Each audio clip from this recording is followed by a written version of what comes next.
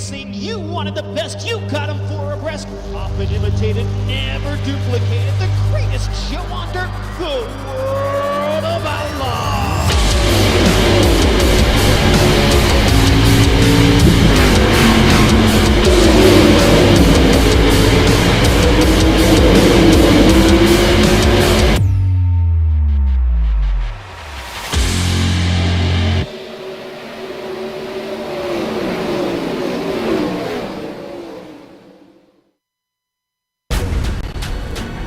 This is the original esport racing game.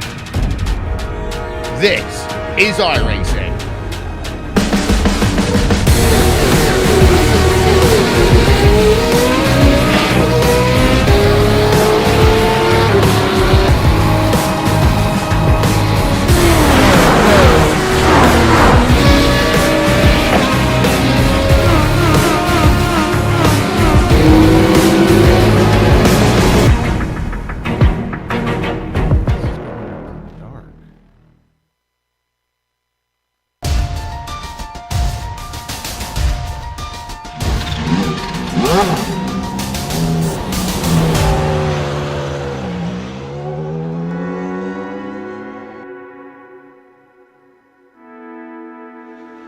The off-season provides a chance to recuperate, to re-energize, and to simply wipe the slate clean. The DGFX series has seen its off months come and go and has since been wrapping up to this very day. Testing is over. Practice is over. Now is when actions start to count. One of America's most popular and historied sports car tracks gets to kick things off with the opening race taking place right here at Watkins Glen. But now we get to the crux of the matter.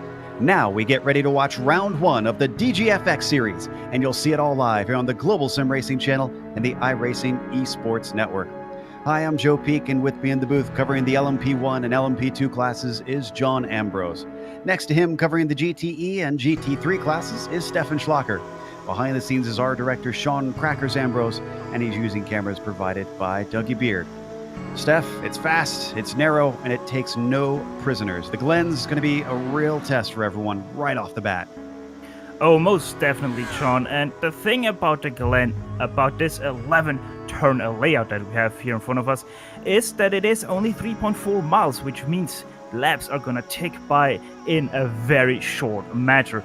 And that is going to be the main point of talking here today between the GT3 classes and the LMP1 classes, because the LMP1s are gonna fly down all of those straights, all of those very fast mid-speed turns, and the GT3s, they don't have that top speed, so that closing rate of the LMP1s will be a very big hassle for them, especially if they're hitting the limiter with their turbos in the form of their hybrid engines. So it is going to be that thing that all of these cars will be looking out for in a GT3 class. When are the LMP1s going to hit us, and how many will those be? Because you don't want to be caught out in the middle of the road when 2 LMP1s are chasing you down. The next thing, those GTEs, they're gonna be lapping and be lapped. Another very interesting point in this track because it is so short. But to really show you the challenges of the track itself, let us take you a lap around it in our GSRC lap guide.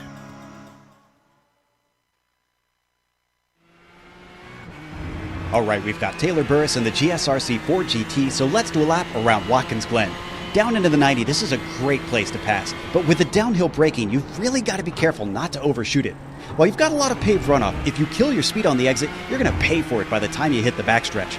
Even though the S's are pretty much a single file affair, it's still easily flat out, so the drivers behind will be catching a huge draft on you all the way up the hill.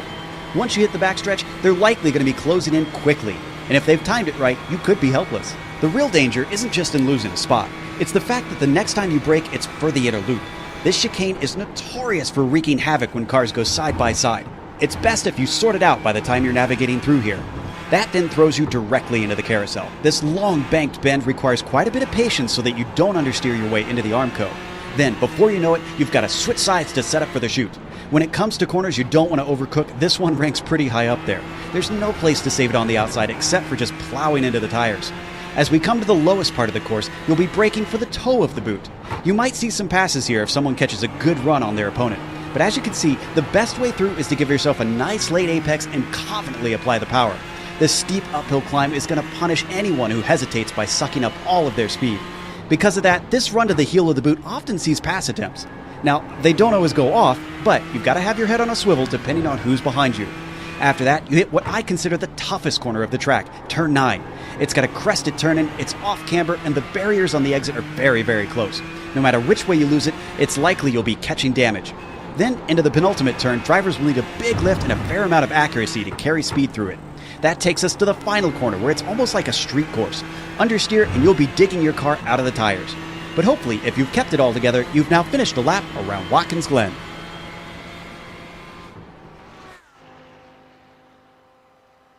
You see a lap around Watkins Glen as we watch the evening continue to get a little bit with the sun lower in the sky. Qualifying continues on its way with the GT3 class out there. The Audi R8 seems to be the call of the day, and it is currently Real Pixel Motorsports up on the top with Jean-Philippe Vide currently in the car.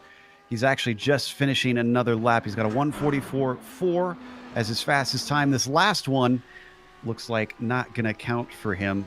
They've got a few more minutes left here in their qualifying. They separate each of the classes in qualifying so that they can get the track of themselves and not have to worry about lap traffic. Team Vikings Midgard holds that second spot, and they are not out on the track. In fact, the next highest car, Steph, out on the track that is running right now, I'm seeing, is in 6th place. That's got Christopher Shorter in Turbium Racing as he's going to get ready to finish his.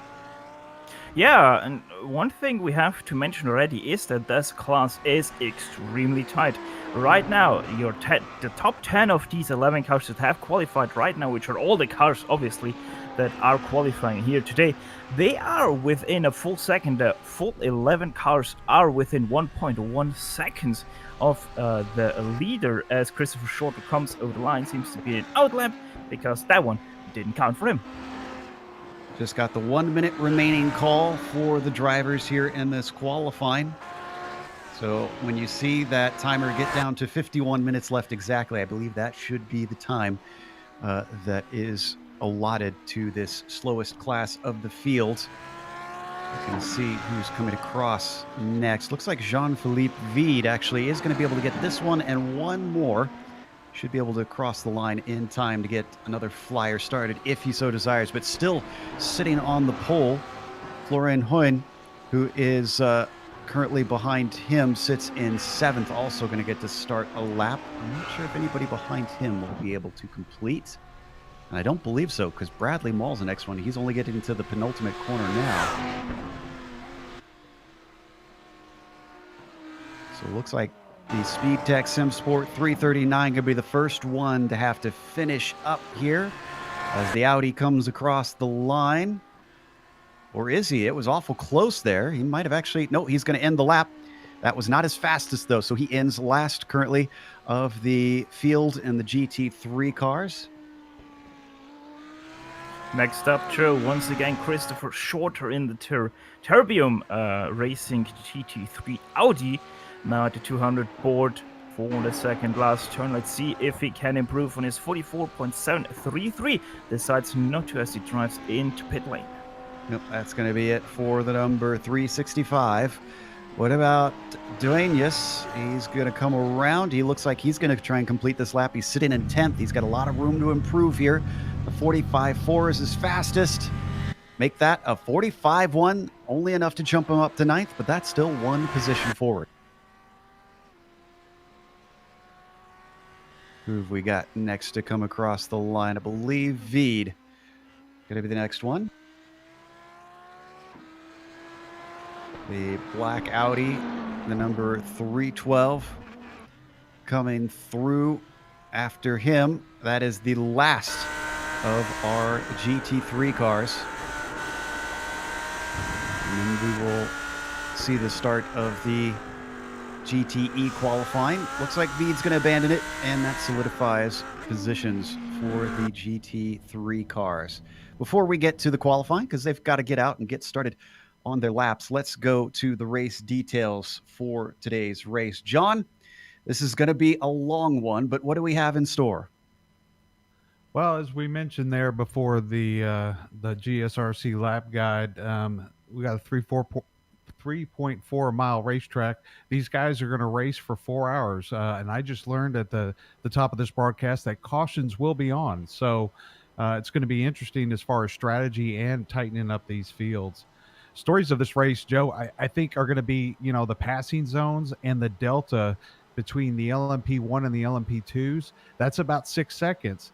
And then you go from the LMP2s to the GTEs, that's about 6 seconds. And then you go to the GTE3s, that's about 2 seconds. So you're looking at a total delta of about 15 seconds, which means this small track, you're going to see those cars get up to the back end of those GT3s within, probably about 10 laps. So passing zones are going to be critical. Obviously, the inner loop, the toe, the heel, the laces, the high speed carousel for some of these high downforce cars um, compared to these GT cars. So passing opportunities through traffic and what that caution actually does, if there is a caution, Joe. Absolutely. You could see the different cars that each class includes. We just watched GT Am, which is the GT3 cars. The GTEs are the GT Pro. They try and give everybody the chance to try and compete amongst those who are similar in skill level as they now get going. And it's going to be Benjamin Fisher to start a lap up there in his 284. A little bit more of a mix in this class as they have the Porsche and the BMW that is competing. Everybody out immediately looking to try and get some times started. Steph, are these GTE cars, do they need to kind of separate and get away from one another in order to stay out of the dirty air, or is that not too much of a concern? Looks like we may have lost Steph for a second, but Well, you bring up, that's a good point, Joe. Yeah, this track, it's so historical. These guys know this track blindfolded, but with that being said, you still want to race the track during qualifying, but you also want to take care of that slipstream, especially going down this back straightaway into that bus stop to see who can outbrake who and get that back into the throttle going through that carousel. See them heading through that section right now. Still being led by Fisher, who's been on a clean one thus far. All right, now, Joe, to quickly finish up on that question, I would be one of those guys who would be a little bit closer to the guy ahead, talking here about 1 second to 1.5 seconds, to still have a little bit of that draft, but not get impeded by the car ahead in case they make a little bit of a mistake, and have a car that you can chase down and really hammer out your own lap times. Well, right now, Fisher has no such help in front of him. You can see the first car out of the pit lane. First one across the line to start a lap. And if he can just make one more corner, he'll be the first one to complete a lap here in the GT Pro qualifying. Around the final corner, nice and clean. This is looking good for the 284. Let's see what he puts on the board. It is going to be a 141.7. That's your first marker.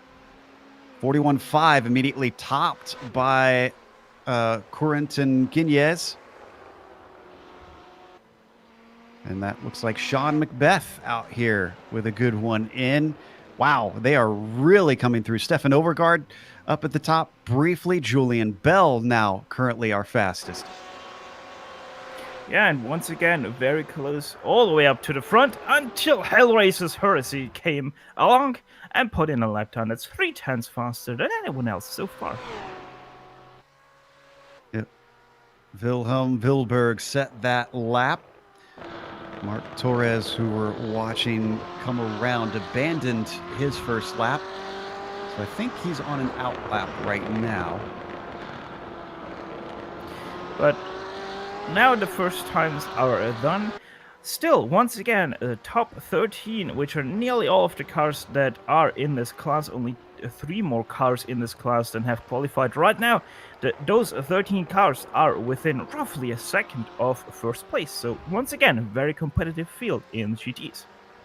Certainly is. And John, I know you've had experience working with getting a car set up before, and we were taking note that the qualifying here, I mentioned it, it's during sunset essentially, and the race itself is going to start in the morning. I mean, I have to imagine drivers are really going to have to alter their setup between now and the race, since the conditions will probably be drastically different. Yeah, you're going to probably see a lot of these drivers, Joe, go from this qualifying event here into the race, you know, taking the air pressures and kind of bumping them up as we are starting in the morning. The track temperature is going to be cooler. You need that extra mechanical grip from that carcass of those tires. So I would imagine some of these guys will make changes going into the morning start of the race. Still Vilberg up at the top, third lap actually, faster. Every lap by has been faster and faster for Wilhelm. Julian Bell, who has now been bumped to third. Sean McBeth has gone up into second since we last looked, so second row for the 292 machine. Let's see if Julian can get back on the front row, maybe even take the pole away from the Hellraisers Heresy team. You know, it's interesting, guys, that this is the first time we're seeing the new BOP balance on these cars. Obviously, with the new release just a week ago, we're seeing the Ferraris kind of pick up the pace here at Watkins Glen, where we didn't see that in the past. So it's going to be interesting, kind of new eyes and a new car, all intent and purposes, with the new model. Bell not able to improve that time by, it looks like. So we see Corinton coming around to complete another lap for him. Currently sitting in fifth in the number 266. This is the Hexa Racing Team Purple. Oh, but he is done with this lap. Not happy with it. Going to come back in and try and get the car reset up.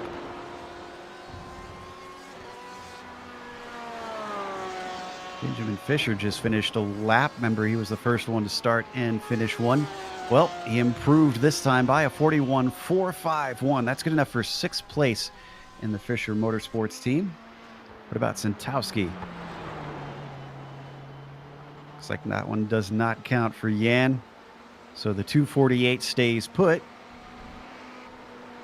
But what can a 282 do? That's Beast Racing in their nice blue and white Ferrari, coming out of the last turn under the sprint bridge. Last short burst over the start finish line. Let's see, sitting in 8th right now. A lap didn't count for them, so they continue to stay in 8th. So far, thankfully, no penalties have been applied here during qualifying. The stewards do watch during this. We should point out, we'll try to keep you abreast of that as time goes on. Should have a clean qualifying, as these drivers know the drill by now. Seeing what Nick can do. As Madsen crosses the line this last lap, not going to count for the 220. He stays put in ninth place. Let's go to Torres now. Mark Torres on a flyer. Did he manage to keep it clean? He did. Nope, he's not on a flyer. That was a 54.9. But he did have a good one the lap before. It was good enough for 13th position provisionally. Benjamin Fischer of Fischer Motorsports going into the pit lane next up. Once again, Jan Sendkowski in the Team Heusingwelt number 248. Right now sitting in 4th place with a 141.408. Coming through the last turn as we have picked him up already. Let's see what he can do with this one. It looks to be slower, and it also was a off-track lap. Yep, so that one did not count. If you're new to iRacing, if the drivers manage to have what is considered an off-track outside of the bounds of the track, then the lap is not counted. Doesn't matter if you lost time or gained time, you got to stay within the boundaries. It is an automatic system, and there's no protesting it. You got to take what you're dealt, as we watch Brock Hopkins finish another lap. Oh, Sean McBeth of SRT Esports East just jumped up to 2nd place with a 141.247. So still only 3/10 now away from 1st place. Used to seeing these SRT cars, these GTE cars, out driving in the the PRL series. So no surprises to see Sean McBeth doing pretty well. Meanwhile, Nick Madsen, very good second timed lap in the 220. Good enough for the second row.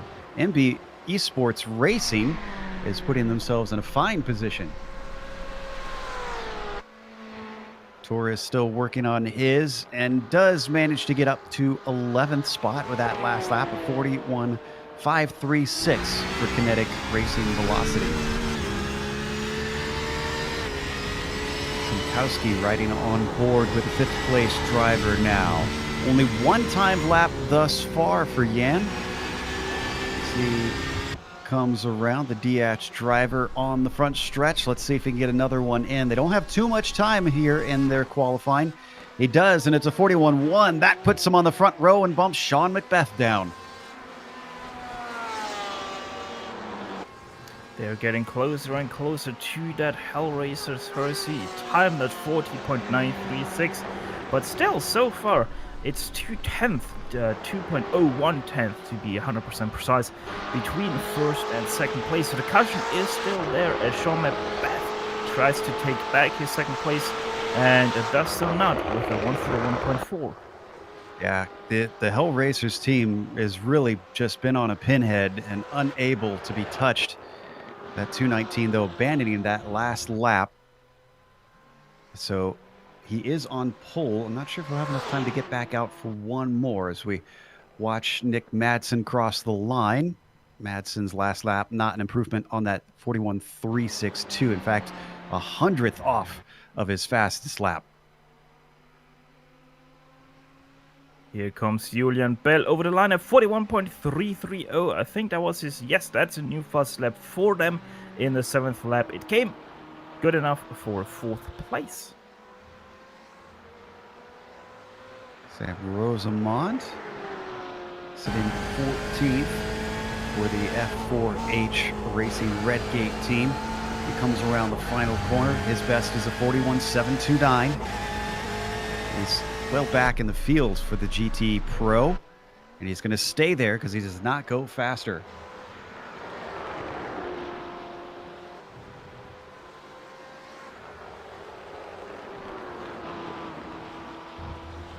Things really seeming to swing in favor of Wilhelm Wilberg, who is still on the pole. Jan Sinkowski's been able to get the closest at about 2/10 back. Let's watch Valverde, though. Oh, Fisher Motorsport just jumped up to 3rd place with a 141.213. Pushing down SRT Esport East once again, a position down by only 3/100th of a second. Sean Macbeth, for a brief moment, was all the way up to 2nd place, but continues to drop as others find speed. The 229 down to 4th place now. This is Wilberg that we see coming around, getting ready to start another lap.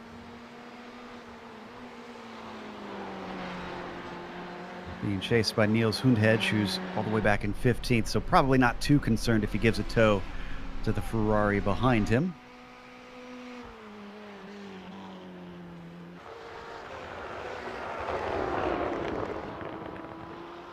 We watch to see if Nick Madsen can improve. No, he can't.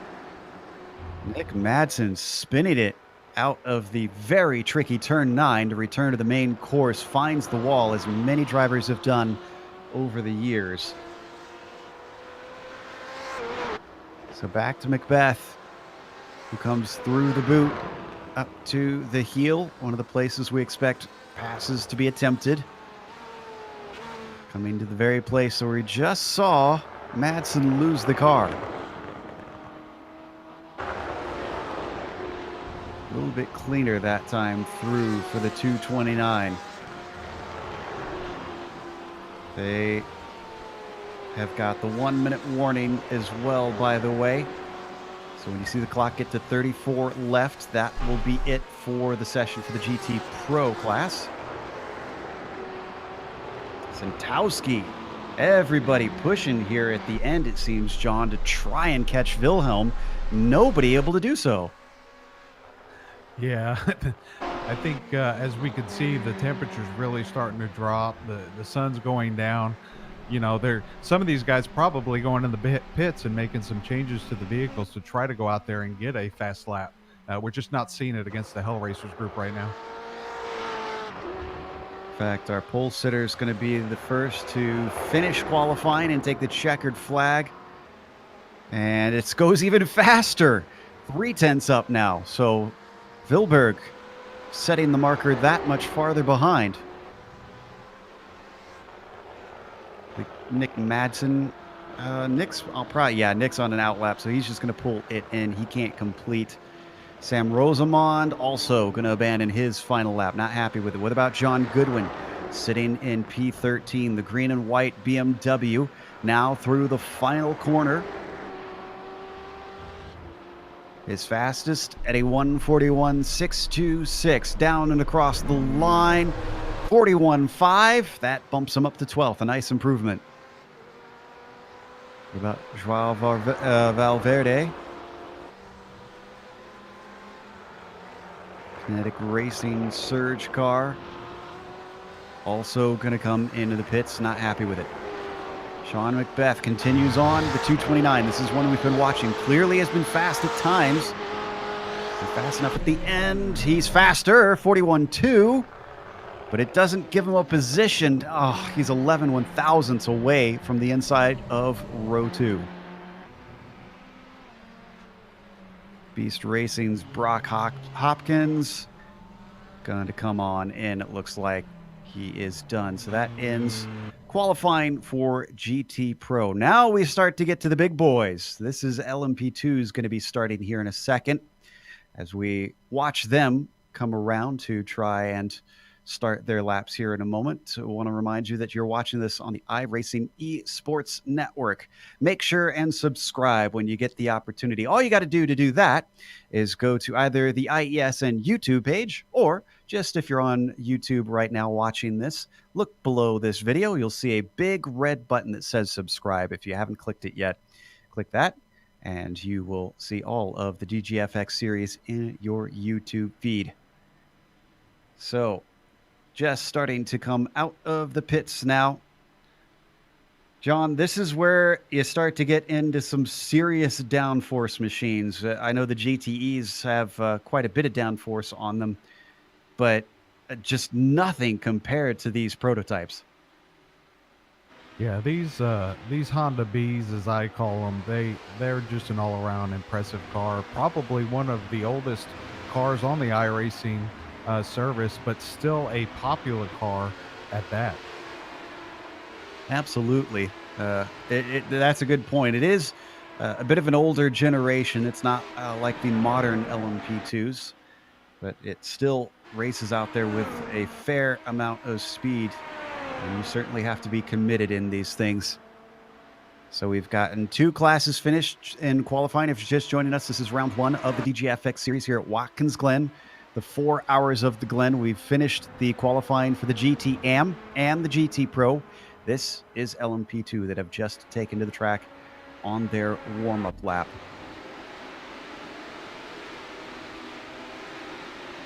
And the other thing, something that you thankfully had experience with in endurance racing, John, that'll be really unique to this series, because I think it's the only series currently that we cover that has cautions on the roadside, is drivers are of course, with it being an endurance race, going to have to be on their toes for strategy. They hopefully have someone up on the box, which you've got the pleasure of experiencing in real life. So, I mean, what kind of things are either the drivers or their teammates or their crew chiefs thinking about to try and or worry about it, actually, in terms of the cautions? How does that change it for road racers watching who've never had cautions on the roadside?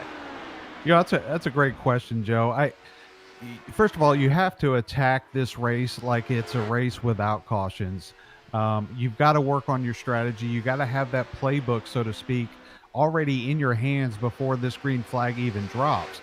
With that being said, you have to rely on, if you have other teammates and driver change situations, to know that it's also organic. It could change literally in a matter of seconds, and you got to be on your toes to make that call. So I'm sure there's guys crunching numbers for these, if a caution comes out here or there or whatever, and what they're going to do.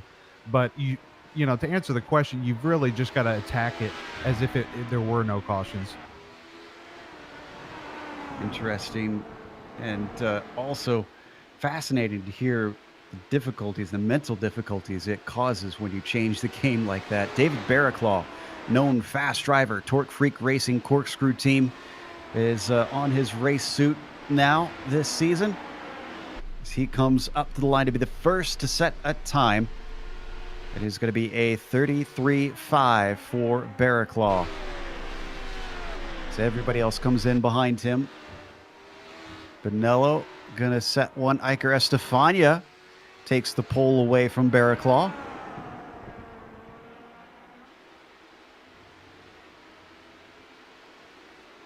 And then Ronald Gross, it looks like Real Pixel Motorsports 1 is up at the top of the board. Benjamin Gregory in there, Pedro Diaz.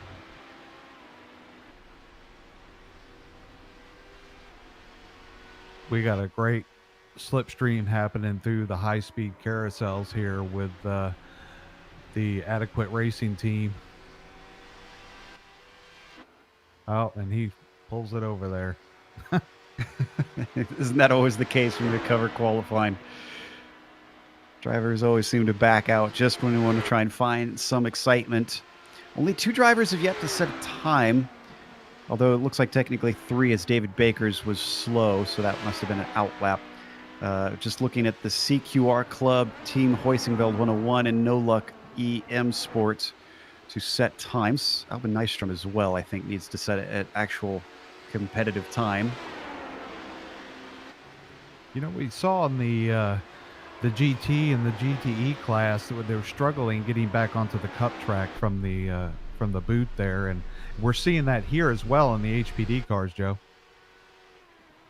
Just watch David Barraclaw improve on his qualifying time by about 0.2, but it's only good enough for the outside of the front row for the moment. Neil Middleton still ahead with that 33.3. Oh, make that outside of the second row now, because Nicholas Helm just crossed the line with a 32.9, 0.3 ahead of Middleton.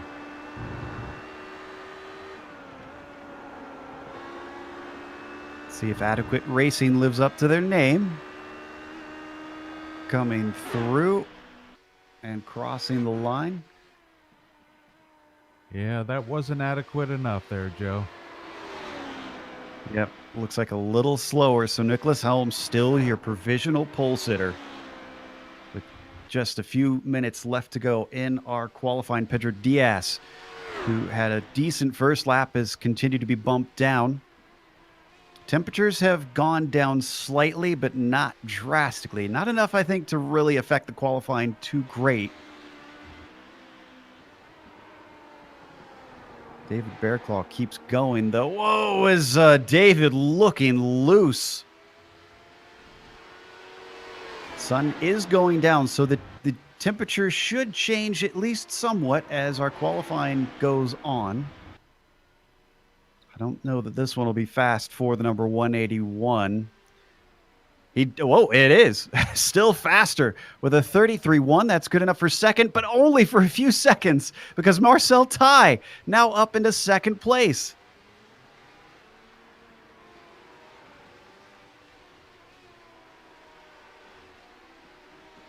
David Baker coming across. Oh, and David Baker quick as well. He now takes second place.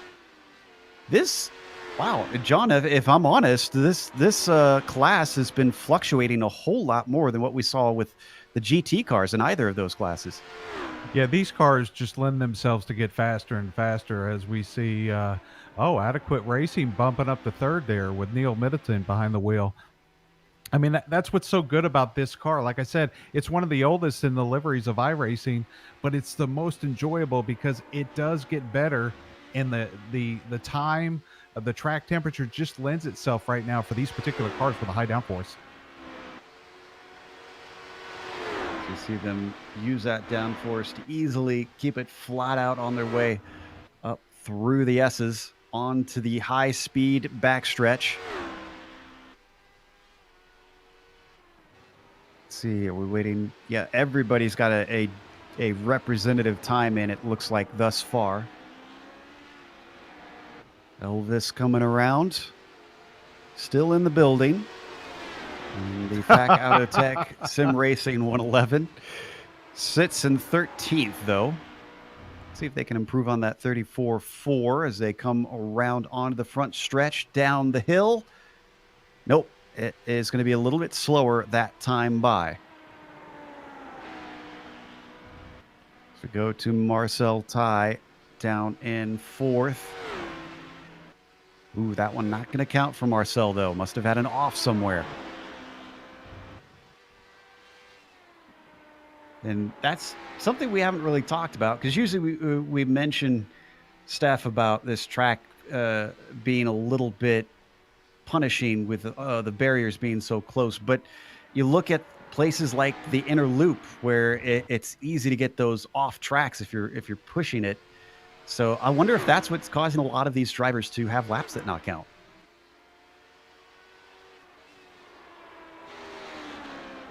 So we watch Albin Nystrom come around, currently sitting in 12th. And that lap, another one not counting, unfortunately, for the Scandinavian driver. You know, Joe, you bring up an interesting fact that, you know, going off track, is it more mental or is it more the car? And I think what we're seeing right now is these guys have so much practice today in this car. The sun's going down, their mental spots for, you know, hitting the brake and getting back on the gas, they're changing. Their perception, their depth of view is changing because of the sun going down. And that may in itself lead to some of these off-track incidents we're seeing. Yeah, I wouldn't doubt it. Let's see what Drew Adamson has, as he's currently 15th, and that was an improvement last time by, but he stays 15th, unfortunately. Oh, and Marcel Ty just took second place back. The 101 up to the front row once again.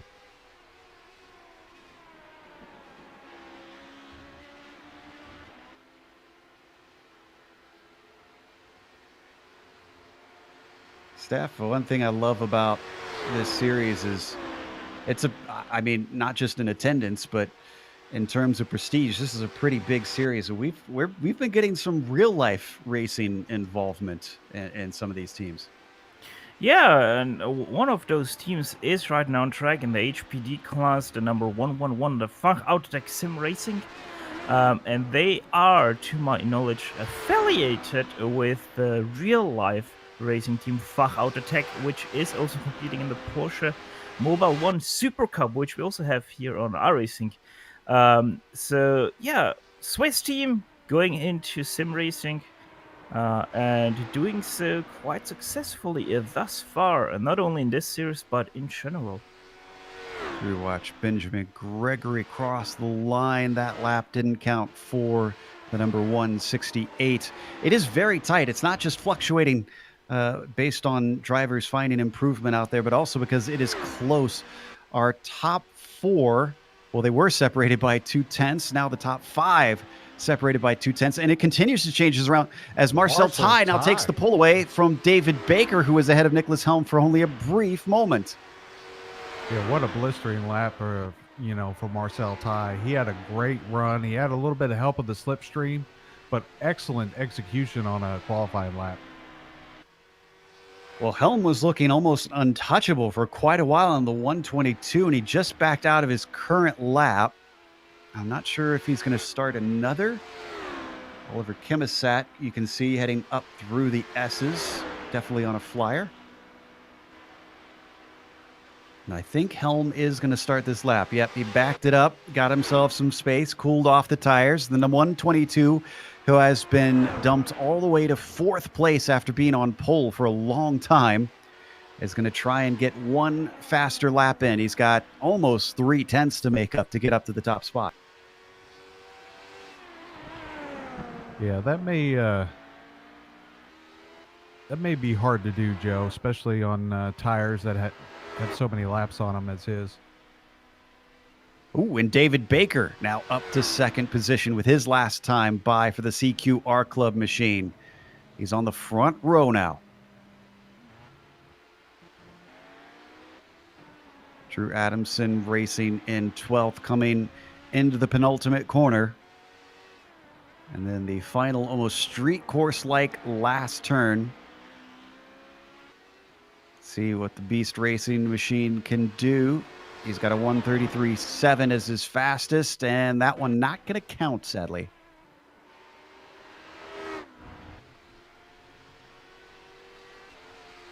Kemasat also still looking to improve, and he does a 33.4, but he only improves in terms of time, not in track position.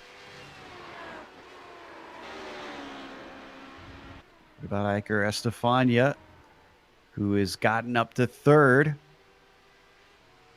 Well, he improves by 0.2, and that's good enough for pole. Wow. I was pointing out Iker in behind the scenes, and he delivers. Look at that, a full 10th ahead of Team Heusenwelt number 101. Just incredible. Top four still separated by a little over 1/10. Our front two rows. That is how close it is. And that's over a minute and a half lap. This is not exactly a short lap for these cars. Yeah, that's extremely impressive. And hey, no slouch for the guys in fifth on back. They have some extremely tight times there as well. Looks like we got the 1 minute remaining on this qualifying session here, Joe. Indeed. So it's coming down to the end. You better start a flyer soon. If you aren't out on track, you need to be. As drivers continue to try and drop the times out here. Again, still no penalties have been applied here during qualifying. We had one investigation into impeding, but it was deemed to not have impeded the drivers involved, so no action was taken. Very good to see things starting off on such a clean note. Checkered flag is now out, so drivers crossing the line are done for the day. Elvis Bonello going to be the first one, sitting in 14th. He's on a 34.4, make it a 34.2, but he doesn't gain positions. Thank you very much. This Marcel Ty also improves and extends his pole position. A 32.5. He is now just about a 10th ahead of Iker Estefania, who is not able to respond. He's in the pits. What about David Baker? A 1:16 getting ready to cross the line. He's in 30s. The best position to try and take this pole away, and he does not improve. See Benjamin Gregory abandoning his final lap. Here comes Pedro and the Funky Pineapple Racing Team. Let's see what he can do. Well, not good enough to move him from 11th. Yep, looks like that unfortunately was not going to be good enough to take him up the order. I think that is it, which means we are getting ready to start at the top of the top, the fastest cars. That will be the LMP1s. Watching Baker work his way around. I believe he's just taken it into the pits. I don't think he is on a lap. I believe he's already finished his. In the end, we kept talking about the close margins. The top four in the LMP2 class separated by 0.184 of a second, so just shy of 0.2. Yeah, and still, once again, the top 10 are within a full second of each other. Heusenwelt with a 32.566, 10th place German Sim Racing LMP2 with a 33.4, and then we have about a 0.3 drop-off down to 11th Funky Pineapple Racing at 33.7, and then we have another about half second down to 15th place, so still very close in the LMP2s. One thing that's really neat to see, John, is the iRacing has recently changed the surface model, the way that it absorbs heat, where now, just like real life, they have the multiple layers essentially underneath it. The dirt is modeled underneath, and it absorbs heat and it feeds it back into it. And I'm seeing that because usually with the sun going down like it is, it's getting pretty dark out there. Yet the track temperature really hasn't dropped a whole lot. It looks like all the heat that's happened during the days is kind of feeding its way back in.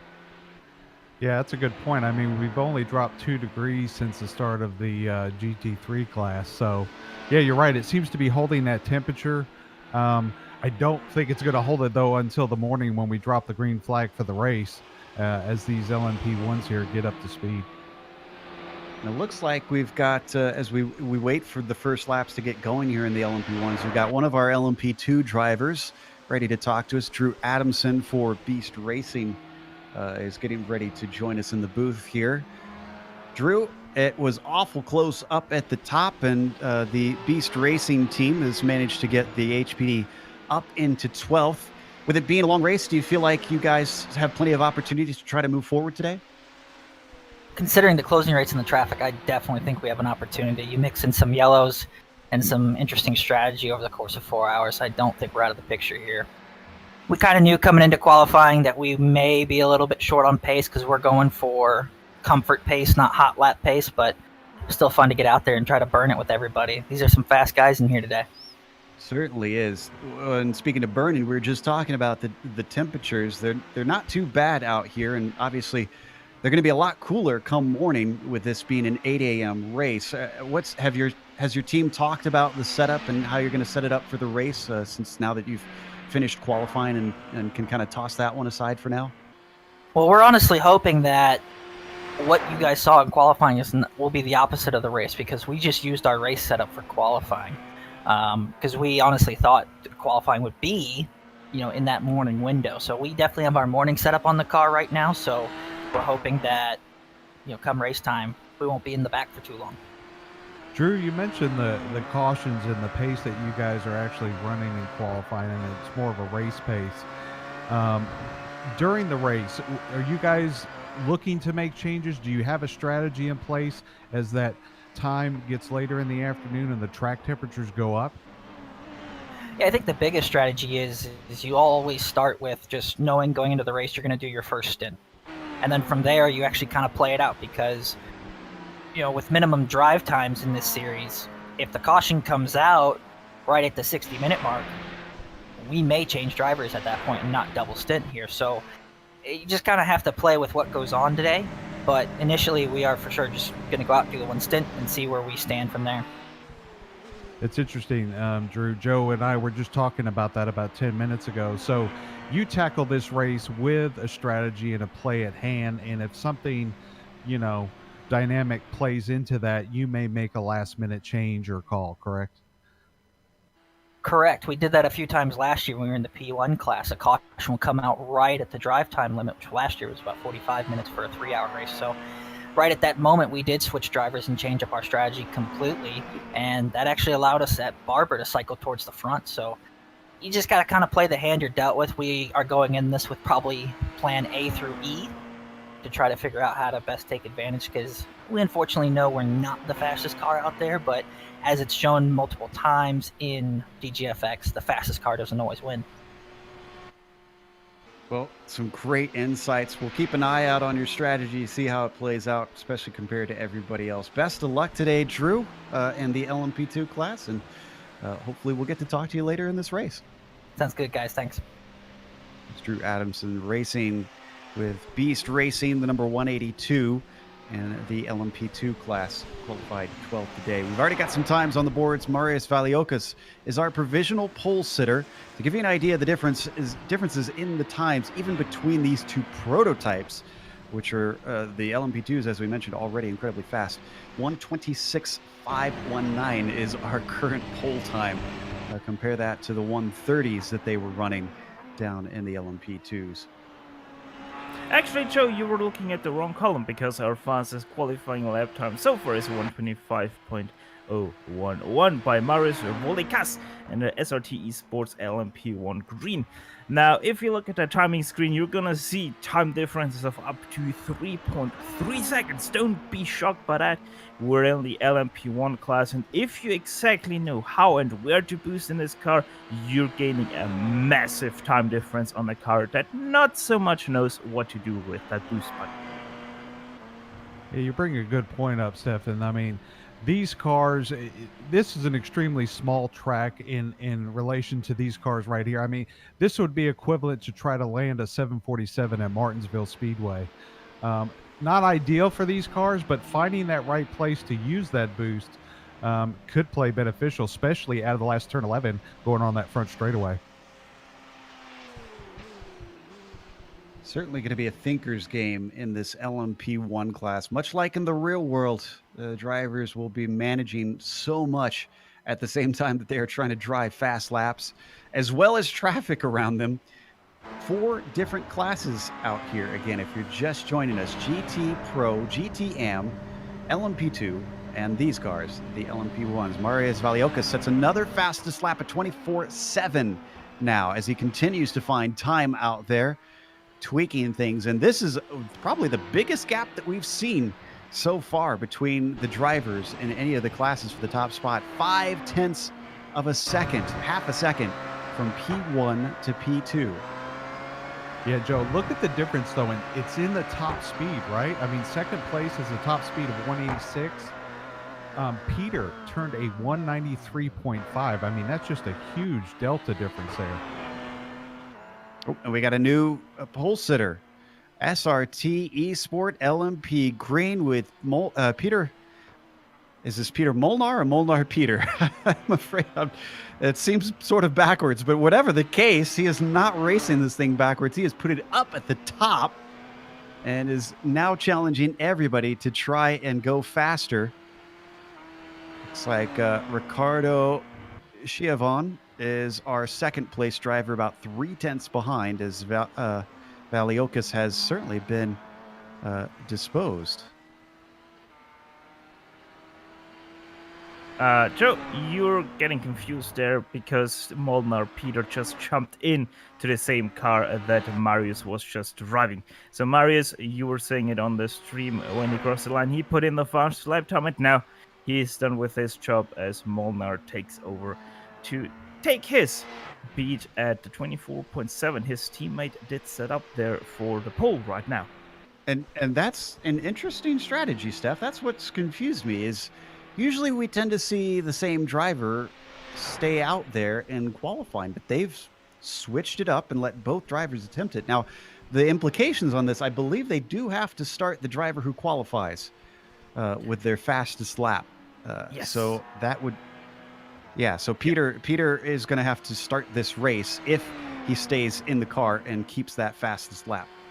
Well, the fastest lap is still by Marius Valiokas. So if Peter puts in a lap time and it's not faster than Marius, then Marius will have to start the car. But if Molnar now goes and puts in a lap that's just a 1,000th faster, so 24.749, he will have to start the car because he put in the faster lap time of that car.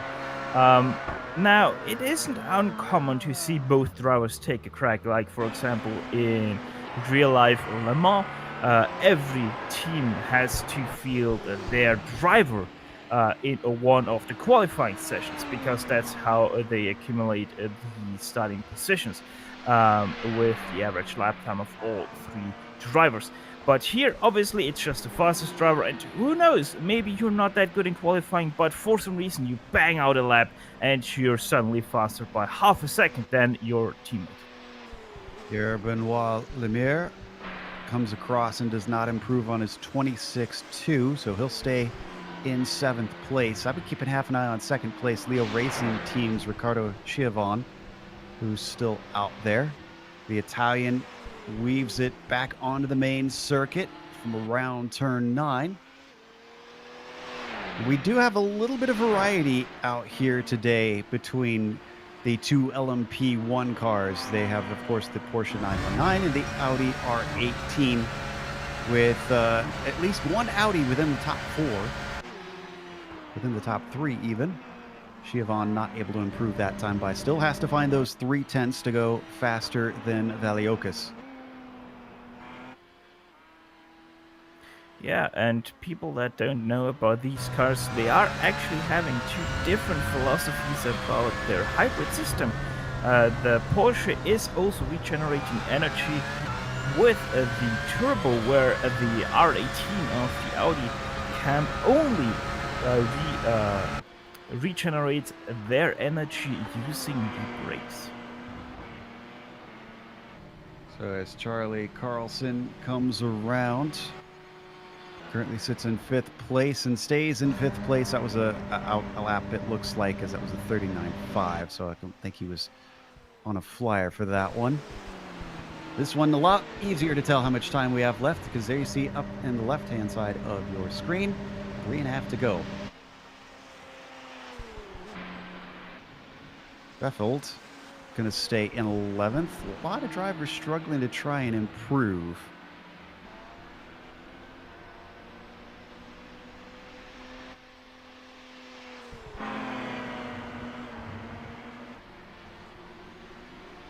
So as we watch more of them continue on, I can report that Valiokas has gotten back into the number 29. So they've now used both drivers, but the second driver not able to go faster, so they're going to see if Marius is going to be able to knock one out even better. Joe, I think you go into these races, you know, with a detailed plan of who's going to start on these cars, and that's kind of what you stick with. Maybe it was just a matter of, you know, giving the other driver some seat time with this cooler track temperature and with the sun going down. But, you know, to your point, they already have a 3.5 lead over second place right now in P1. You know, that's a good point. I think you're right there. It's probably just a case of we're pretty safe on these laps. If we see it, you know, they've got plenty of time to run a couple, and if anybody jumps them, they can always stick Marius back in the car, which they have done. Reffield is around on a good lap, a very good lap, 27 flats, but as good as it is, it doesn't jump him higher than that 11th spot.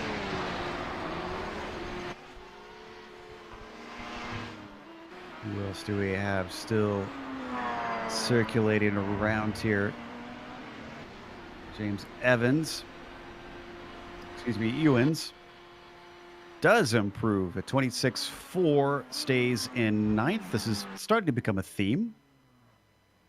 Jungbluth also finding time, 26.8, but also staying in 10th place. What about Wallstrom? Is he on a good lap here?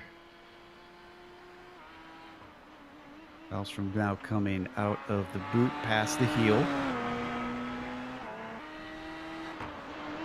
Sits in the 4th place for that number 19. The Hell Racers Gluttony.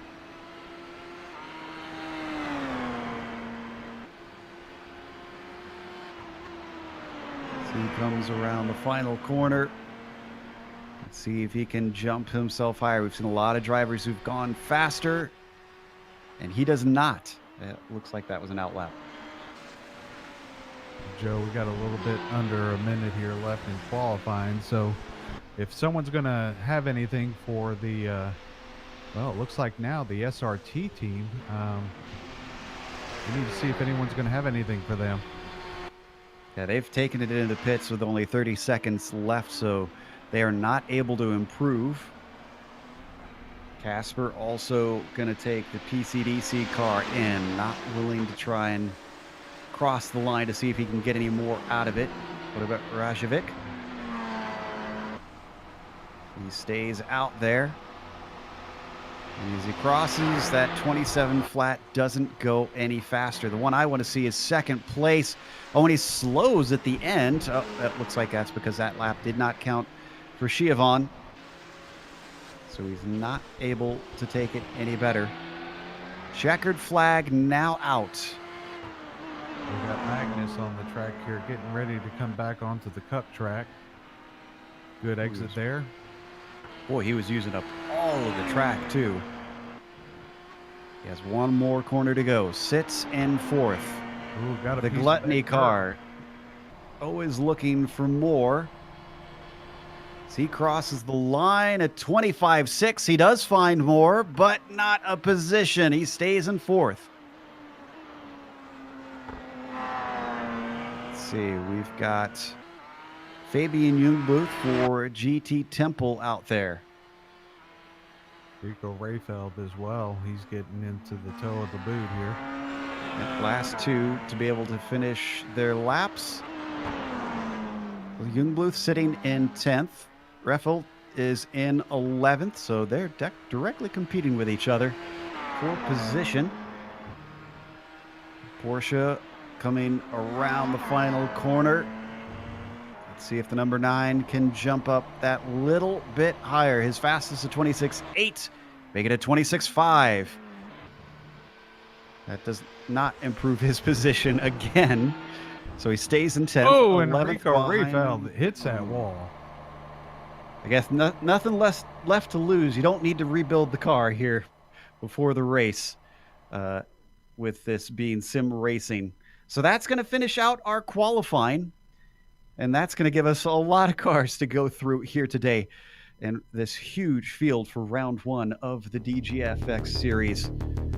Let's go through your starting order, starting with the LMP1s. Our pole sitter is SRT Esport LMP Green, with second going to Leo Racing Team on the outside of that front row. Then in third, PCDC Motorsports Argon will be in third. Hellracers Gluttony is in P4. Inside of row 3, SRT Esport LMP Red in 5th. Satellite Racing starts next to them in 6th. SKS Tribute is in 7th when the green will drop. German Sim Racing LMP1 DGFX in 8th. Boy, that's a mouthful. Torque Freak Racing Sunset is in 9th, and GT Temple Racing LMP1 in 10th. Element Sim Racing Fire will be P11. Then 12th goes to Team Hoisingveld 78. Last of our 13 cars in that top group is PCDC Motorsports Xenon. John? In 14th in the LMP2s, it's Team Hessenfeld 101 in 14th. World of Sim Racing Team in 15th. CQR Club in 16th. In 17th, it's Nomad Sim Racing HPD. In 18th, Torque Freak Racing Corkscrew. Boy, another one there, Joe. 19th, Adequate Racing. And in 20th, Texakense Fitzy Motorsports. Real Pixel Motorsports in 21st. No Luck E Motorsports in 22nd. German Sim Racing LMP2 DGFX in 23rd. Funky Pineapple Racing there in 24th. And in 25th, we've got Fock Auto Tech Sim Racing 111. And finishing out the LMP2 field, we've got V Apex Racing Group Blue. Pole position in the GT Pro class, Hellracers Heresy alongside them, Team Heisenberg number 248. Fisher Motorsport 3rd, SRT Esport East 4th. Graphite Racing Pro, we're already down to 33rd overall. MD Esport Racing, Kinetic Racing Speed alongside Kinetic Racing Surge, they're in 35th and 36th overall. Hexa Racing Team Purple, Beast Racing, Kinetic Racing Velocity. In 40th and 41st, we have the two Moatv cars, Moatv Esport Podcast live ahead of the pink car. F4H Racing Redgate in 42nd, Element Sim Racing Water 43rd, and 44th it will be the Torque Freak Racing Maggots car. Real Pixel Motorsports 3 has the pole in the GT Am field. Team Vikings Midgard will be chasing them in 2nd. S-Rock Racing starts 3rd. Usagi Racing will be 4th, and then in 5th you've got Fresh Pineapple.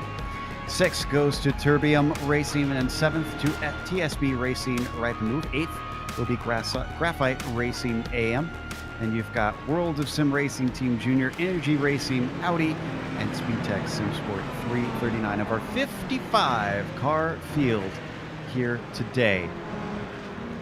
Already we've started off on our pace lap as they're going to work their way around behind the Porsche pace car. Onto the backstretch. You can see even though the LMP1s are on the backstretch, we still have the GT Pros down coming through the S's, just entering the S's for some of them even. We got a little bit of time, so why don't we bring the Autobahn tradition over to here.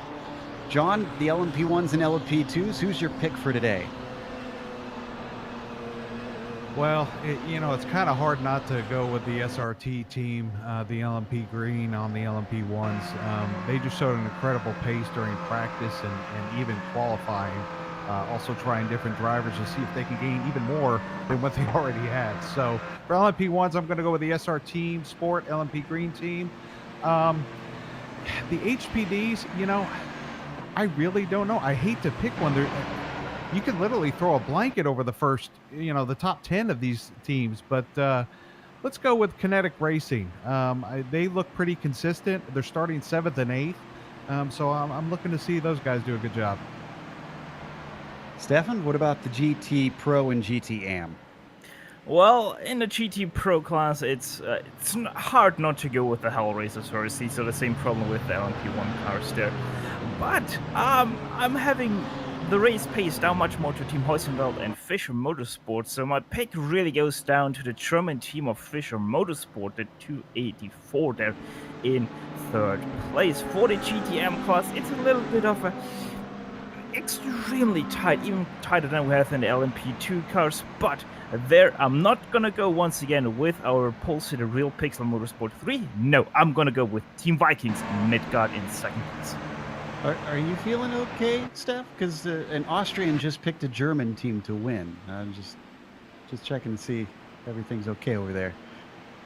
As we come around the penultimate corner, and the pace car just has one more to lead them, hopefully for a while. Hopefully we get lots of green flag racing here at Watkins Glen for round 1 of Season 7 for the DGFX Racing Series. Marius Valiolkas has control of the field now that the Porsche pace car is in. Green flag is out. Very quick jump. 2nd place car, Ricardo Chivion and Leo Racing Team got a horrible jump off the start. He's falling way down the order as they come up to the 90. And in fact, he's going to get tipped around, manages to catch it. Everybody seems to be through. Let's go to the LMP2s, John. Yeah, here they come taking the green right now. We've got, we've got Marcel Ty taking him down into the first corner. Ecker Estefania, he's in 2nd. You guys are going single file, unlike the LMP1 cars. They must have learned something there. Coming up through the high-speed S's here. Everyone seems to be clean. Get a small off down in there. Let's go to the GT Pro, Steph. Yeah, Wilhelm Wilberg with a great start ahead of Jasen Towski already up at the SS. They go a little bit of a side-by-side down in 6th place for that between the 2 Kinetics in that one, to be precise. In behind them, the GTM start also already very clean, as there's already a LMP2 car spun around wherever that was. Just saw the pop up there. There it is, actually just out of the SS. Now the GTMs go past it, as Jan-Philipp Wied still leading Team Vikings Midgard and S Rock Racing in 3rd place. Yeah, that was Drew Adamson turned around. We'll get to that. There's a big accident, unfortunately, in the LMP2s. Down in the GT Am, it looks like Jean-Philipp Wied leads the way with Harry Kjellen and Midgard chasing them. Lee Norris sits in 3rd where things start to get tight because right behind him, Robert Jan de Jong from Fresh Pineapple is applying some intense pressure as they go through the boot.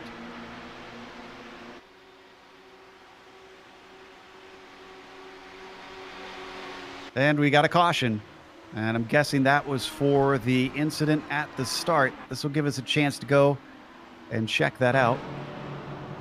Yeah, true. I've already seen that incident a few times now, and it's actually extremely unfortunate there what happened in that incident. So this started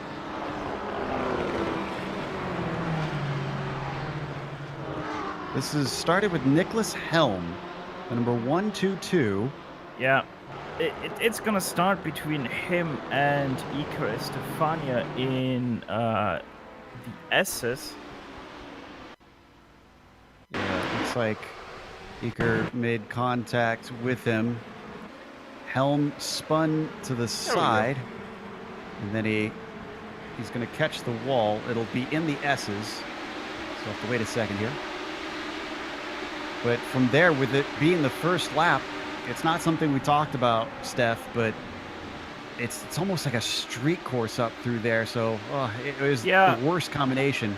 Stefania messed up the start there. He was in second place and went ahead, and then just it's Iker Stefania is going wide there, and then yeah, the spotter says clear to Nico's helm. He obviously turns in, and then all of this very unfortunate happens here. He catches the wall and just nowhere to go for the cars behind, and that is a few cars flipping and crashing. Yeah, there's not many that made it through. I was just looking to see if we could get some onboards.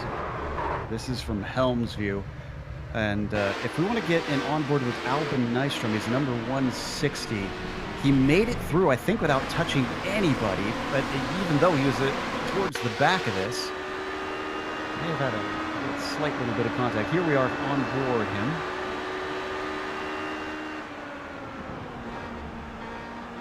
Great heads up. Wow. I need to eat more pineapple. That was impressive. Chunky pineapple got nice and thin at that moment.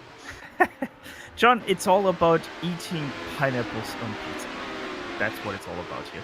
I could do that. Are we going to start that debate? I don't even want to look at the comment section right now after that. You can see the pace cars already picked up the field.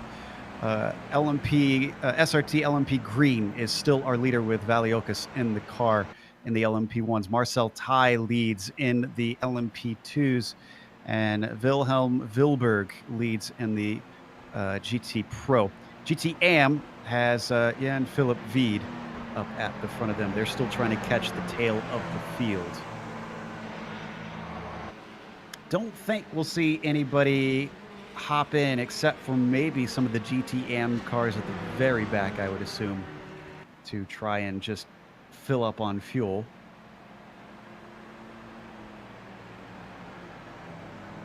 Checking to see if they're investigating anything from what happened there.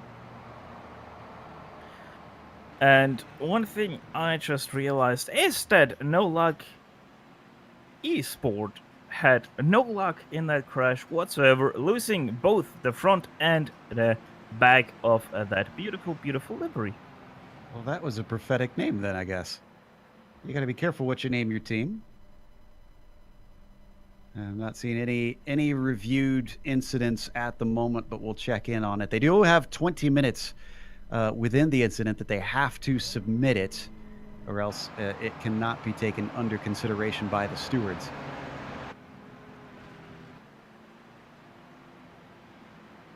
Again, we got 4 hours of racing here, so hopefully once we get going once again with it being a single file restart, maybe it'll be a little bit calmer up through those S's.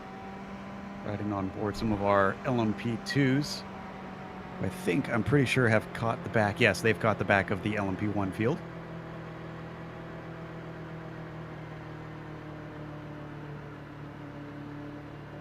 You know, we didn't talk about it. We were busy going down through the grid there, but the track temperature, we started at 10 degrees cooler than what we did finishing qualifying in the evening the night before. So, not that it had any play to do with the high-speed S's, but to your point, I mean, you have to treat that almost like Bathurst. It's a street corner in that high-speed S's, and really you can only go one wide up through the top of the hill. Well, the good news is, with this being at the start of the race, they don't have to do any wave by, so they are going green next time by. Lights are out on the pace car, and the rest of the field you can see just catching up to the tail of them, so they should be good to go by the time they come for the pit entry.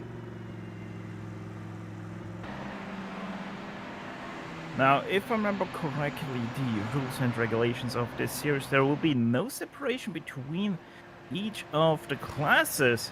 So if something really happens, which we really don't want to see, there might be one heck of consequences for the cars behind that wreck.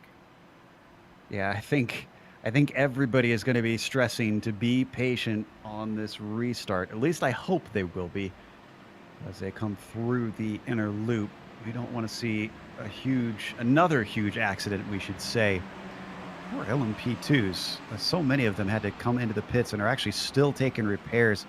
A quick update on that. TechSense, Fitzy Motorsports, No Luck EM Sport, Funky Pineapple, Beast Racing, Nomad Sim Racing and Real Pixel Motorsport 1 are all still stationary and in their stalls getting some repairs to get back out into this 4-hour race, hoping they can scalp some points.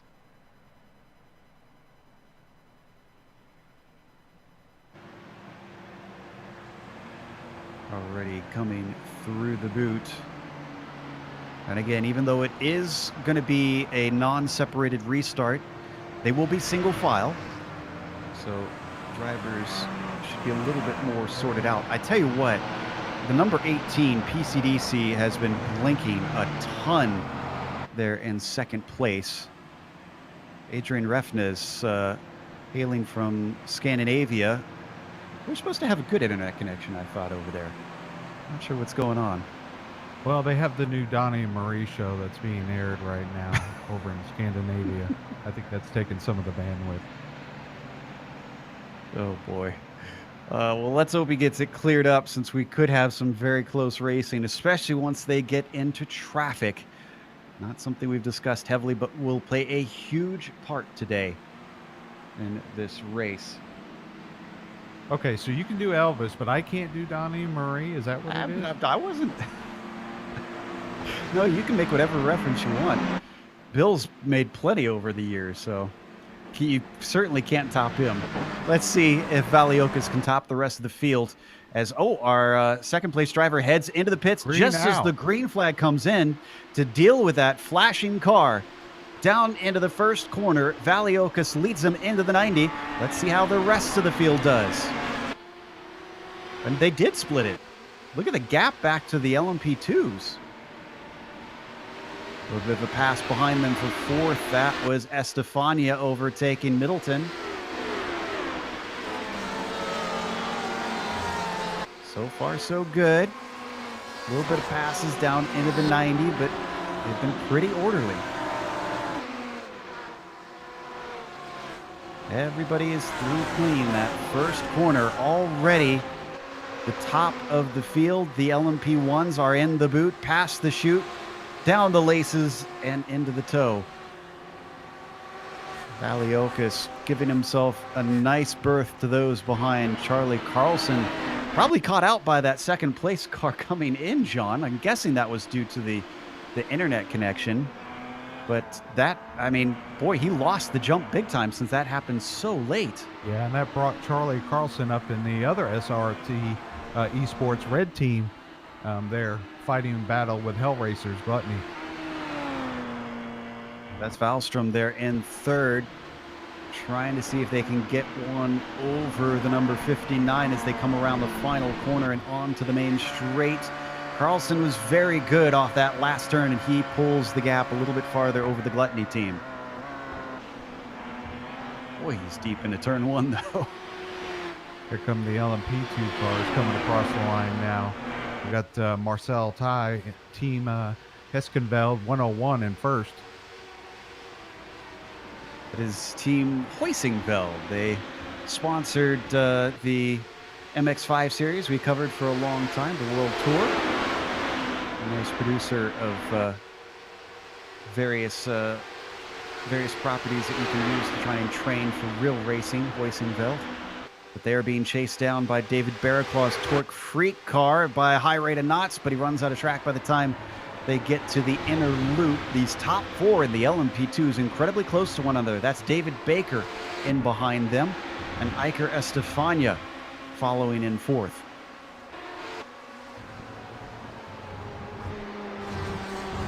Come down to Jan Santowski. This is in the GT Pro lead that we're looking.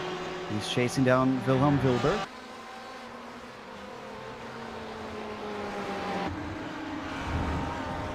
So jump back to the GT AMs as well, giving them a glance. Really haven't had much time to look at them at all so far this race. Jean-Philippe Vide is way ahead. So is Lee Norris for S-Rock, pulling themselves a handy little gap. Robert and de Jong running in third, and then you get to the fourth place, which starts to get a battle going. That is Harry Kielen for Team Vikings Midgard, leading an absolute train. Niskanen, Oysterhouse, Shorter, as well as Hohen in there. And already they're being caught by, let's see. Oh, no, that was our, that's Gianluca Matteo from our blinking car that was in second place, who's trying to get back up to his field. Yeah, We got a battle for third in the LMP1s. Excuse me, no, this is still the battle for second. This is the number 19, the Gluttony team, being chased by SRT Red.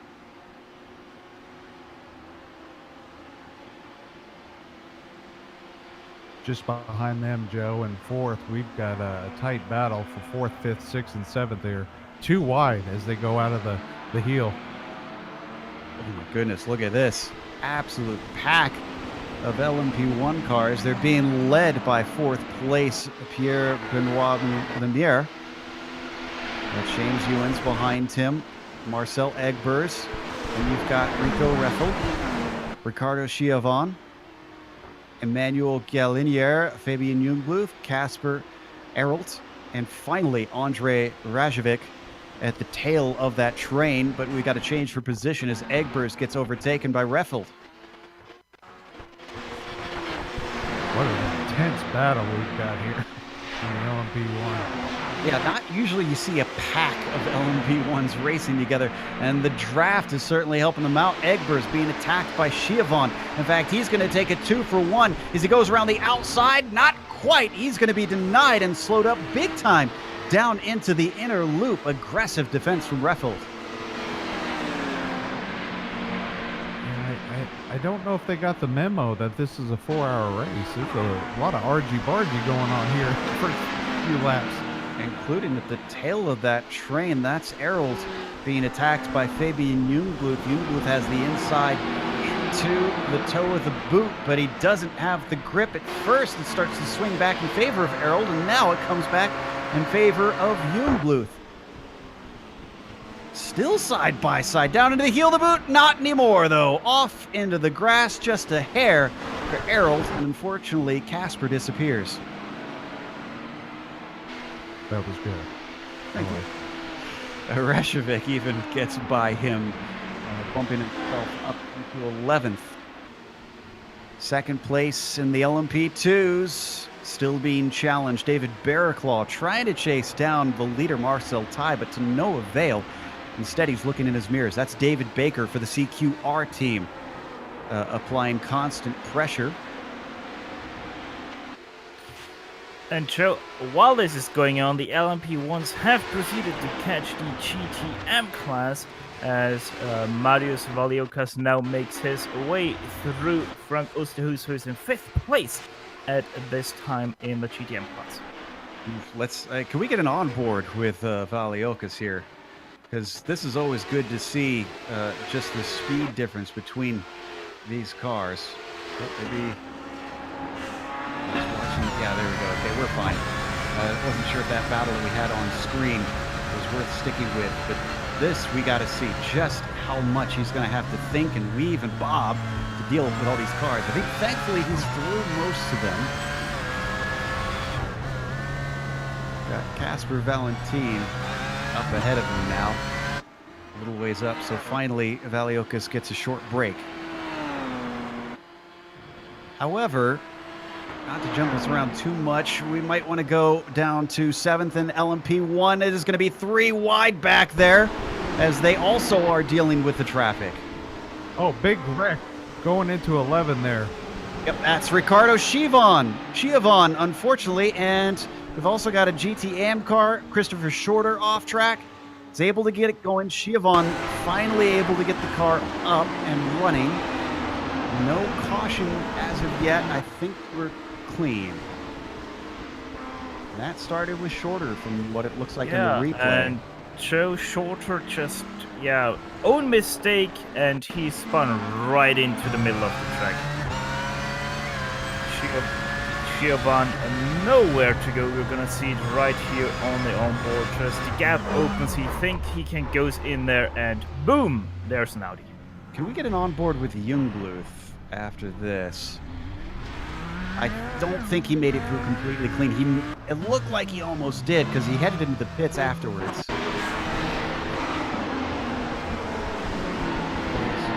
Watch him go off to the left here. Yeah, he actually got quite the shot from behind, which is the reason why he went into the pits. He got hit by Kasper Arlid of the PCDC Motorsports Xenon car. So yeah, very unfortunate for Fabian there very early into the race. Well, unfortunate to see more drivers suffer from damage here early in the race. At least they got a chance to try and get back in it. Watching some of the LMP1 drivers continue through the field of cars as they battle with each other. Joe, you remember that battle we were talking about in the LMP2 class with David Barraclaw and Baker? Well, it's still there. They're coming out of the heel now, back onto the cup track. And they certainly have friends. It's not just Baker now, and they look at Estefania following, as well as Neil Littleton. It's a four-car fight, all for second place in the LMP2s. We're only 20 minutes into this thing. A little bit of a bad exit by Barraclaw off the final turn, but manages to stay safe. Looks like Baker not able to take advantage down into the 90. This is where he starts to get the slipstream, though. Ooh, this is looking very good for the CQR car. If he can stay with it, he might have a chance into the inner loop as they get the speed up. No, he does not. Top speed not looking good for the number 116. Instead, he's going to be overtaken. Down to the inside, Estefania moves himself up into third in LMP2. John, I think we just saw our first evidence of differing strategies on setup. Yeah, obviously we both looked at that and thought Baker had a heck of a run through the S's in the uphill there. But Iker out of nowhere at the top of the S's just caught up and went to the outside in that braking zone into the bus stop.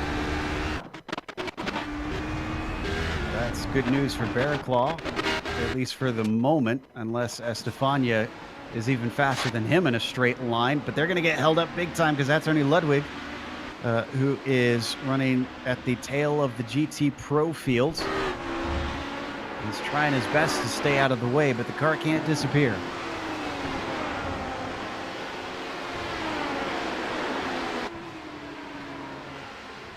Nicely done by the number 369 Audi, letting everybody through.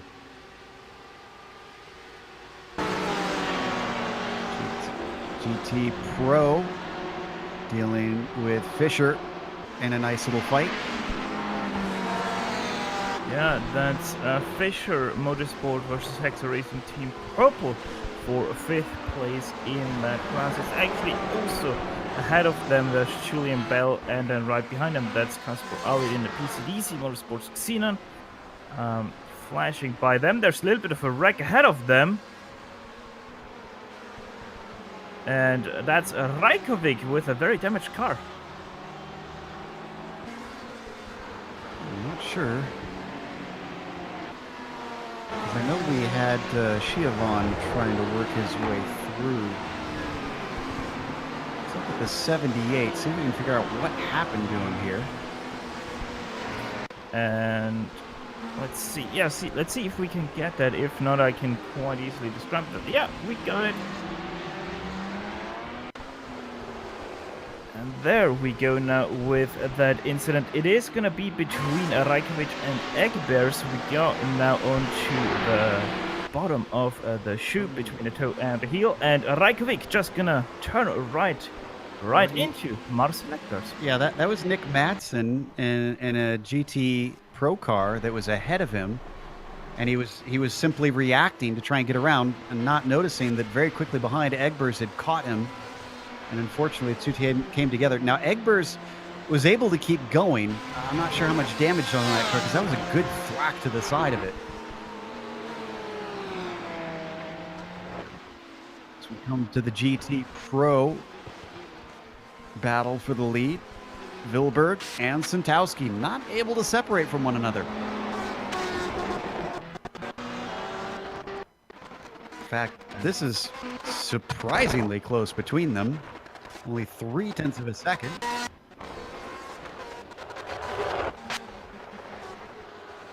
That is Jungbluth who just went by. Apologies for a little bit of a technical issue there.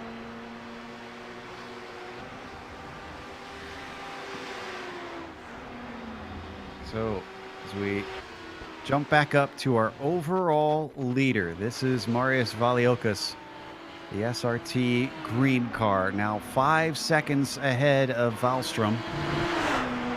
And quite a bit of clean air, so this is certainly a very happy time for the number 29. Tell you what, guys, the lap cars, the slower cars, let's say, are playing a huge factor in the outcome of some of these classes here. Really is. Now that they've gotten into the thick of it, it's playing a major part in the gaps that drivers are getting. For the lead up at the front of the GT Am class, getting passed up by Albin Nystrom down into turn 1.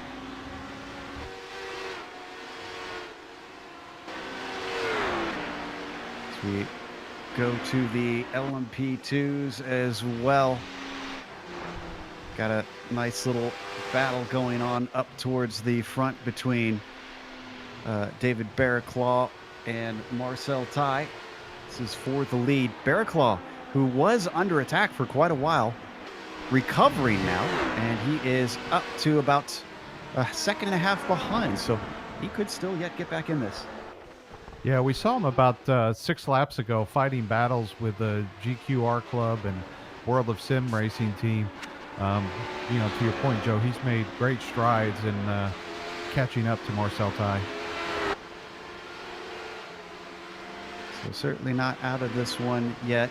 Don't need to go to it. We had a change for position for 5th in the LMP1's Emmanuel Galinier for SKS Tribute.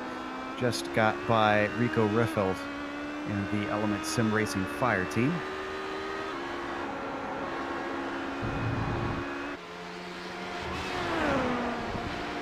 Remember, we heard talk about the 45-minute driver time, and we're approaching that within about 10 minutes.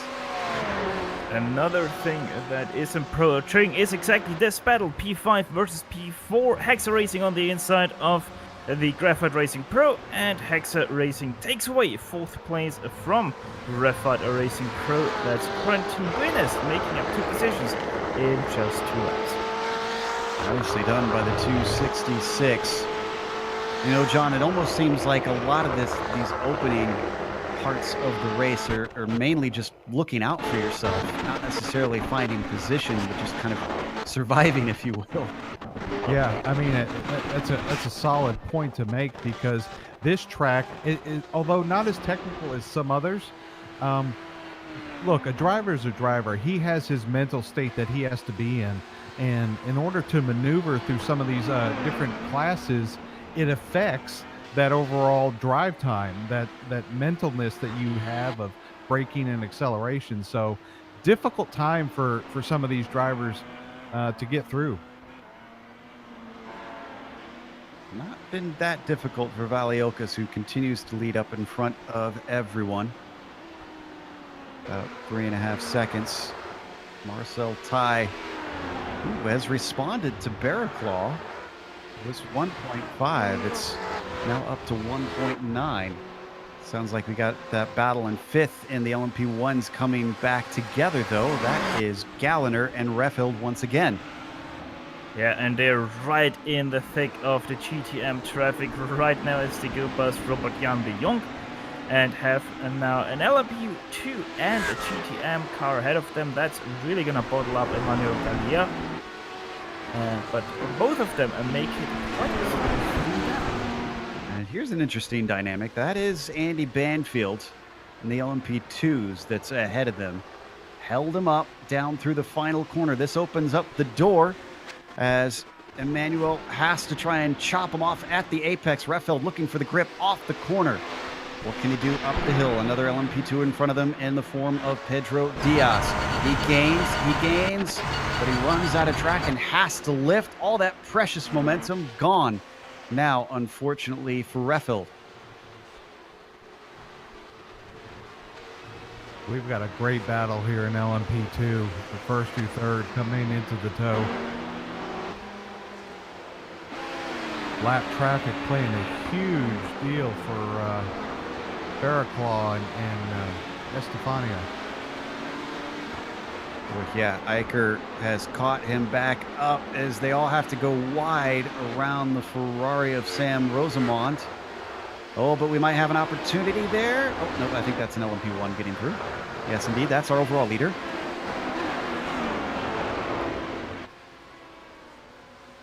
You know, we talk about driving. There you've got 3 intense battles, and then you look in the rearview mirror and you've got this LMP1 coming up, which totally affects the dynamics of your driving.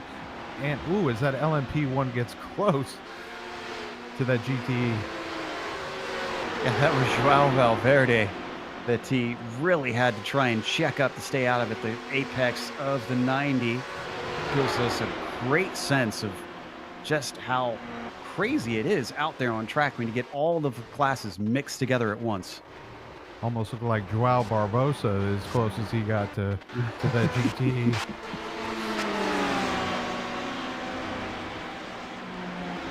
Man, look at them, 2-3 wide going into the boot here, into the laces, or Allegretta corner as I like to call it.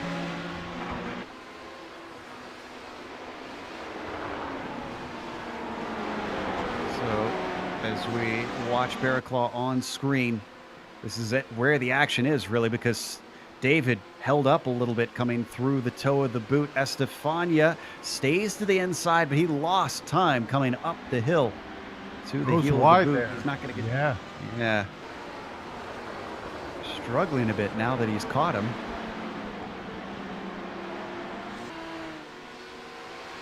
Let's see what happens here out of 11, Joe. They got the slower GT cars in front of them here. Ooh, defensive move there by that car.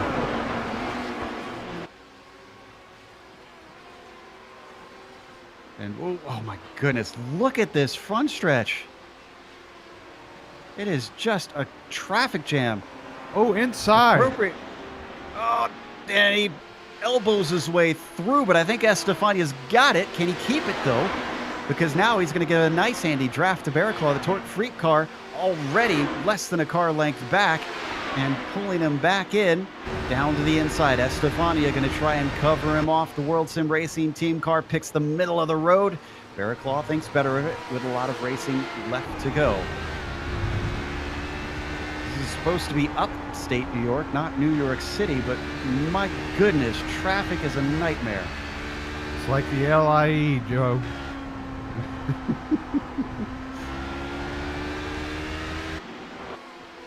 So as they plunge their way downward, that's an LMP1 car. Carlson going around Barraclaw. Tell you what, though, we got a close battle for first just ahead of them. This is the GTE battle for the lead. That's Vilberg still in the Hell Racers Heresy car. But right behind him in the Porsche, Jan Santowski, the Team Hoisingveld 248, has just been glued to the rear bumper. Yeah, but also don't forget we have Nick Madsen who closed into these two. He's just 2 cars behind them. So yeah, really the leaders got held up massively by the latest of traffic, allowing Nick Madsen to get back up to these guys. And the thing I like most about this battle is first is a Ferrari, then it's a Porsche, and then it's a BMW. A good mix on that BOP this season for sure. That's the LMP2 car of Baker, who's going to get by safely. Not sure that he's got a good enough run that he's going to be able to attack Vilberg, so we'll hop over elsewhere.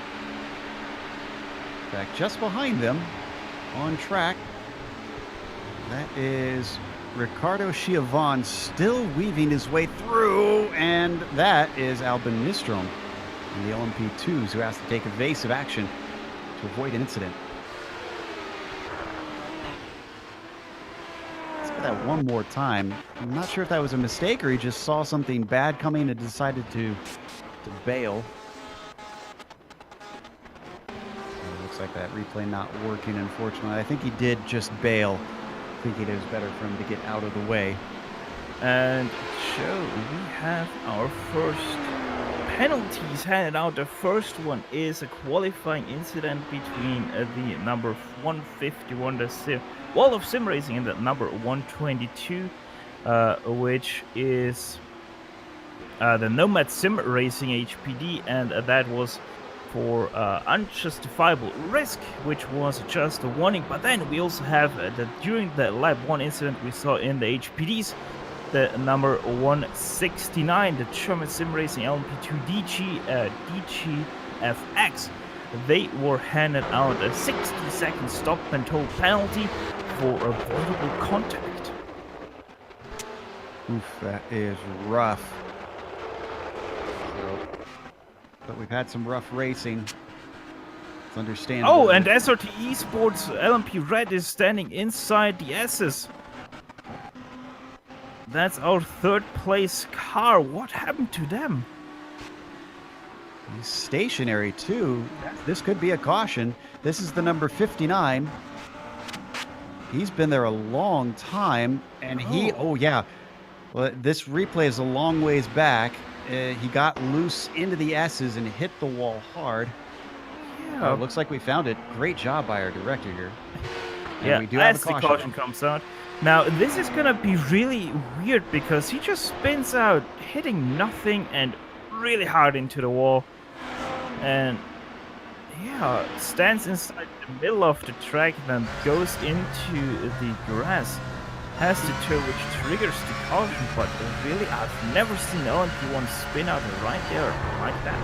You know, he touched the curb a little bit, and though these cars usually aren't sensitive, that is, the car's under high load there, so maybe it just unsettled it just right.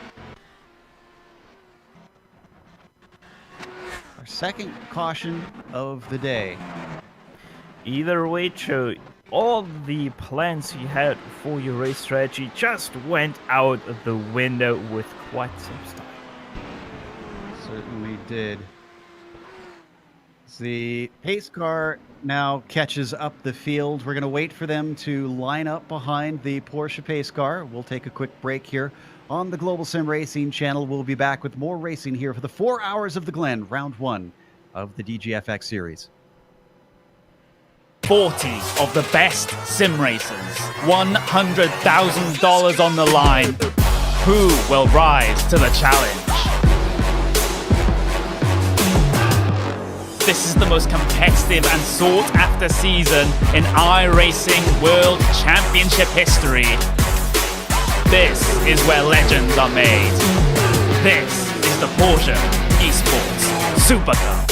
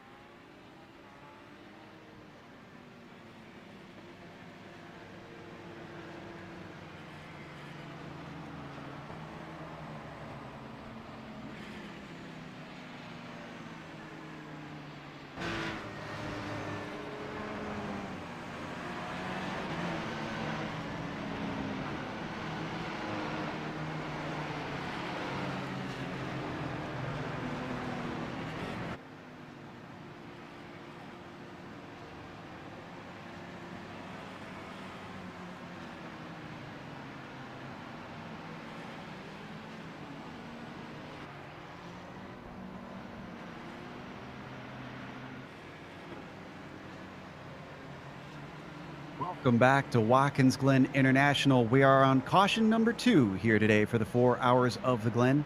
It's round 1 of the DGFX series. Thus far, our leader overall has been pretty much the same the whole way, Marius Valiokas. But will that change? Because the pits have just opened, and we are waiting to see who comes in with the timing, Steph, you were mentioning, being very good for our LMP1s. Yeah, they were only able to go like 5 laps at the maximum. Further, as pretty much everyone in the LMP1's stream into pit lane, first one not to take the pit stop is Ricardo Chiavon, but that was to be expected as he had an unscheduled pit stop quite early in the race already. Let's see if any of them are staying out. Looks like only one, Casper Arlid, who is it Arlid or Errol? I think it's Errol, actually, it looks like, checking his name. The PCDC Motorsports Xenon team, the number 54, is the only one of the main group that stayed out. There are some that stayed out, but are many laps down that were involved in early wrecks.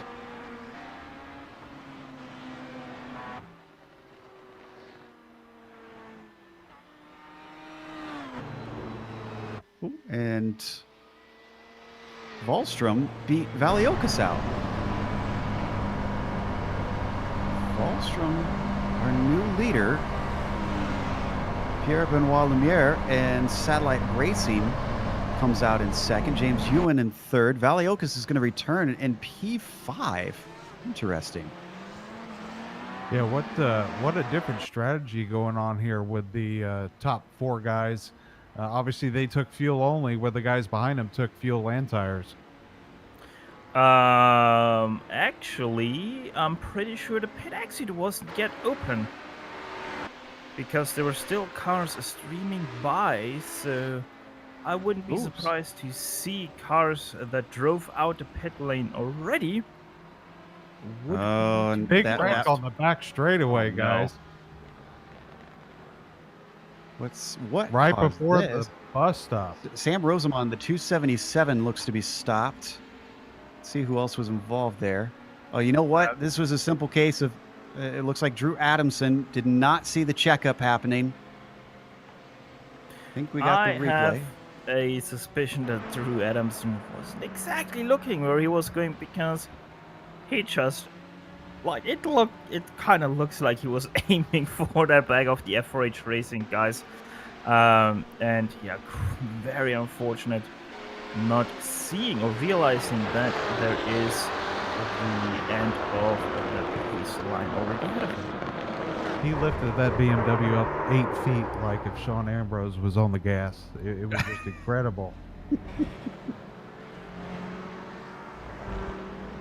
Man, as much as we laugh, though, Sam Rosamond probably not laughing about that one. You're also right back to before that happened, Steph, is that I think we're going to get some penalties because that was a big sticking point last season is they do hold you at the end of the pit lane. That's not something within the iRacing service. That's something that the stewards themselves manually call. And I think some drivers are going to be told to head on in to serve a stop and go at some point. Yeah, because all the cars that were in pit lane that we wondered about why they're still in pit lane, like our former leaders, they were sitting there and really waiting for the last cars to stream by. So yes, there was a gap in the field because of all the pit stops that happened, but still the last car off the line wasn't yet past the pit exit. Thus, the pit exit wasn't open yet, so wouldn't be surprised if we're gonna see 4 or 5 cars, especially in the LMP1s, to be penalized for exiting closed pits. We saw a great example of it right there. They closed the pits once again now that the train was going by, and that was Elvis Bonello in the 111 HPD that you saw having to sit and wait for everyone to go by. So this hurts if you get caught out by that. You definitely need to be aware of exactly where the pace car is so that you can get out before they close them. Well, one team that will avoid that is the PCDC Motorsports team with Casper driving. They they decided to stay out of that pit stop. So currently in first right now, they won't have to serve a penalty. Indeed. But how much longer can they go? Because we heard Steph talking about the limits of how far these guys can stretch their fuel. Now, granted, with the LMP1s being hybrids, there's a lot that they can do trickery-wise to try and extend that, I would think, Steph. So maybe he's just been saving since day one? There are tricks to save fuel under green flag conditions, really. But the main point is that it is quite a lot that you can save if you do it right, which seems to be the case with the PCDC guys. Now, the biggest question is, how much were they able to save?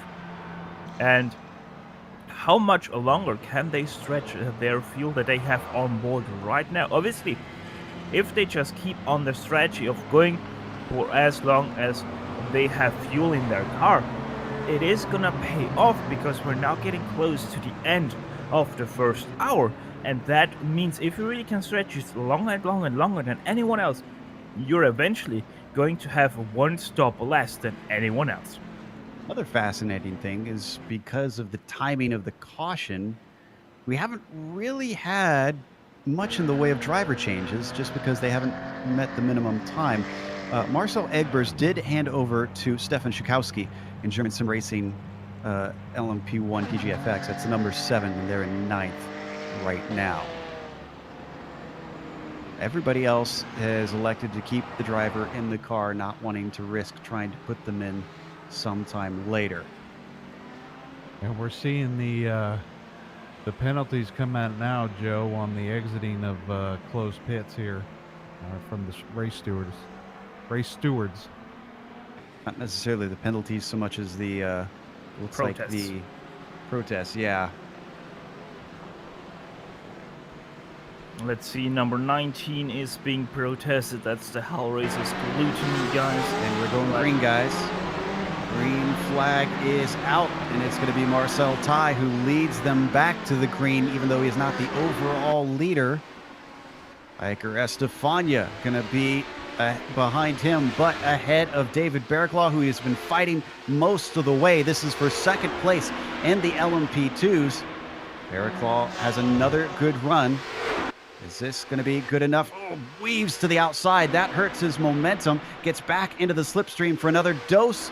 Once again, forced to go the long way around as they come up to the inner loop. He's not as late on the brakes as Estefania. He stays in third for now.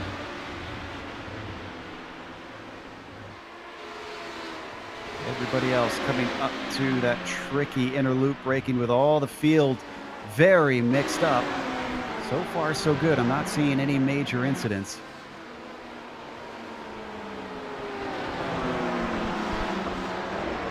So we check out to see how Errol is dealing with this new lead. First time that he's been up at the front at any point in this race. Wallström quite a ways behind because he was caught behind a lot of cars on that restart. So he's going to have to hope for some clear air soon. See if he can chase down the 54 PCDC car. Yeah, what a huge game changer here with these guys starting in the middle of the different classes, as you said, Joe. At one point, Casper had a 7-second lead over Magnus. Let's check in on those GTEs, though, the GT Pro. It's Vilberg up at the front of that. Now, he's been dealing with Santowski for much of the way, so naturally Santowski on this restart was still with him. Now they got another hanger-on. That is Nick Madsen, who looked great in qualifying. Oh, as the two of them get held up, that was Benjamin Gregory in the LMP2 just squeezing through. And thankfully, no harm, no foul.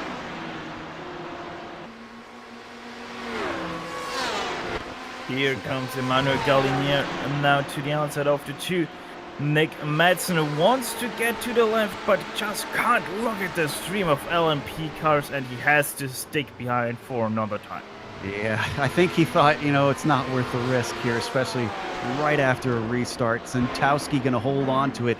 Tell you what, coming through the carousel, Nicholas Helm and Reffield certainly held up Vilberg.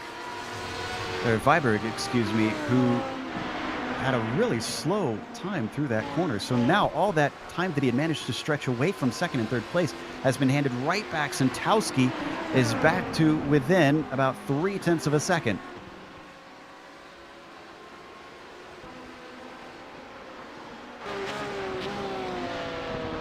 Oh, and once again, Santowski just not getting the brakes in traffic.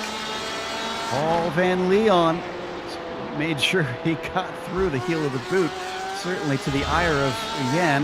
The 248 continuing to be held up, and yet again traffic plays badly against Madsen. That was Gianluca Matteo, who had to squeak through in a narrow portion of the circuit, denying Madsen another opportunity.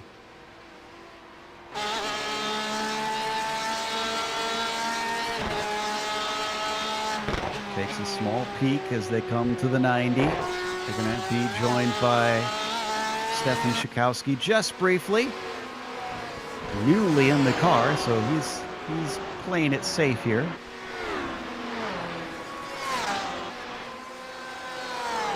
This battle continues up the front stretch. This time a clear track and a lot of steam. Nick Madsen's number 220 tries it, but can't quite get past him as they hit the inner loop. Watching from on board Madsen. Porsche versus Porsche. Middleton rocks up in the mirrors. That's the HPD that you see in the rear view screen. He's going to get one. Is he going to get two?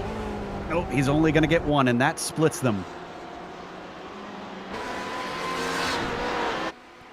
Yeah, we got a battle here on the LMP2 side. Marcel and Iker, they are just staying neck and neck, and we've got some LMP1s coming up behind them. This is going to affect their entry into one. And that's Bearclaw. Or no, that's not Bearclaw. That's his teammate. Excuse me. You're right. Sorry, that is one of the LMP1s getting through there. Similarly painted car.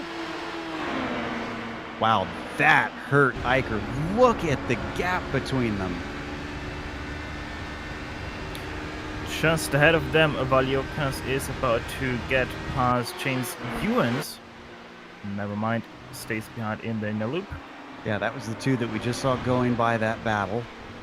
It split it up. Valiokas, having just stopped, for just joining us, handed the lead away with a longer stop from those around him. Also, though, he paid attention to the rules compared to those around him, which certainly changed the position there he goes. on track. Now, through the two, he just passed James Ewens forward at fourth place. Nicely done. So the SRT number 29 into the top four. He's got about 5 seconds to reach Satellite Racing ahead on the podium. Let's look at that one more time.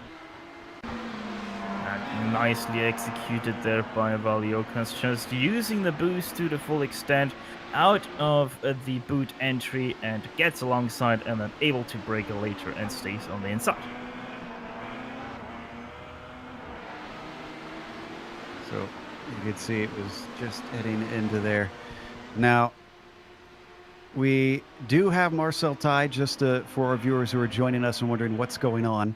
He is leading the LMP2s. Wilhelm Weiberg is leading the GT Pro, and Frank Oosterhuis is leading the GT Am.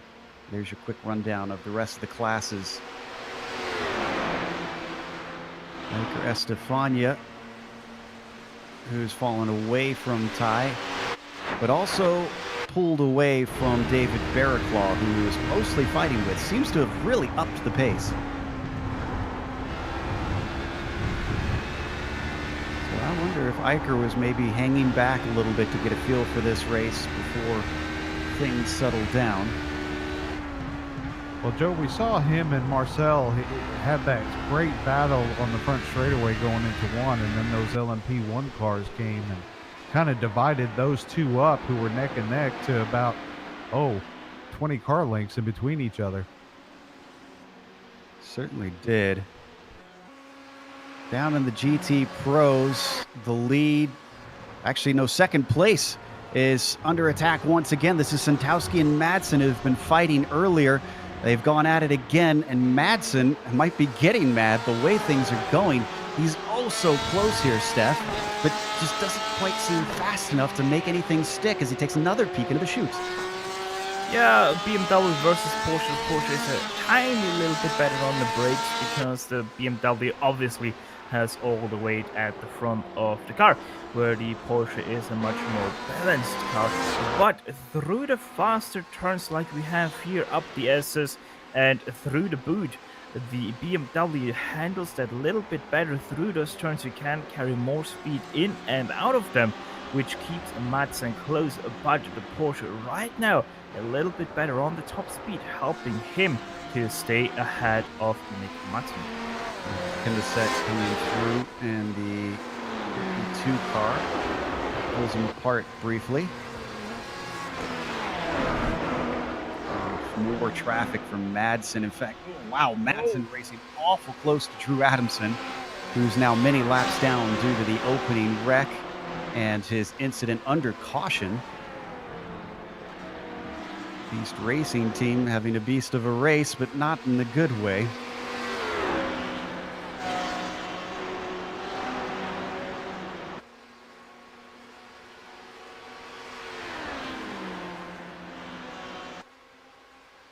Looking to see if we have some problems in the field.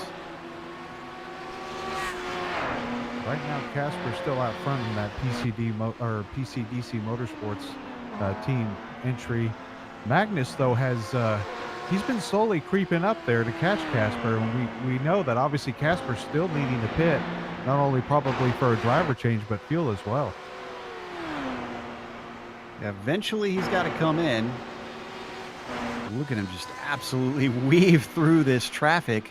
I believe that is GTM, is it not? Is that all for position? That actually, that's for the lead, it looks like. That is Frank Oosterhuis. Oh, no, excuse me. That is that's a GT Pro car. Mark Torres stuck behind him. Very similarly paced cars, so not a surprise that he's rather close to him. Meanwhile, Marius Valiokas already up to 3rd place in the LMP1 class. Obviously, that is because someone ahead of him pitted already. Once again for a little bit of a penalty, I think that was. No, he just managed to catch Satellite Racing. Yeah, he's just that much faster, my bad. But he's able to catch them that much. Next up on the list, that is already Magnus Wallström of the Hellraisers Gluttony, the number 19. And remember, that they still have a protest against them for exiting closed pits. And the stewards have popped into the booth. John, they've handed you a note. What's going on?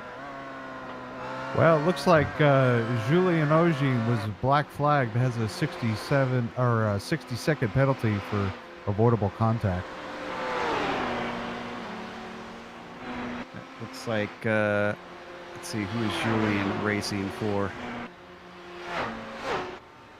I'm looking as well. Well, you're looking for that. That is German Sim Racing LMP2 DGFX. That is the 169. That was once again that lap 1 incident where they just drove right into the wreck without lifting. Also, looks like our leader, who we're wondering how long he could go, we got our answer. Casper's brought the car in. They're not going to change drivers. PCDC Xenon is just taking their fuel and tires. Well, possibly tires. We're not sure. I didn't see the car go up on the jacks. Joe, one thing we now know is that these guys do need 2 full cautions in the LMP1s to make it an hour long on the pit stop. So PCDC Xenon, they're hoping now on 4 more cautions. Oh, we got a caution. Caution is out! CQR. Number 116 stopped on the inside of the last turn. What happened there? Oh, and that's a major one. Yeah, it looks like I see a GT3 car involved in that. That is Lee Norris from the GTM class. Oh, this is almost similar to what we saw for the very first caution. Or no, was it the second caution, actually? Yeah, I think it was the second caution there.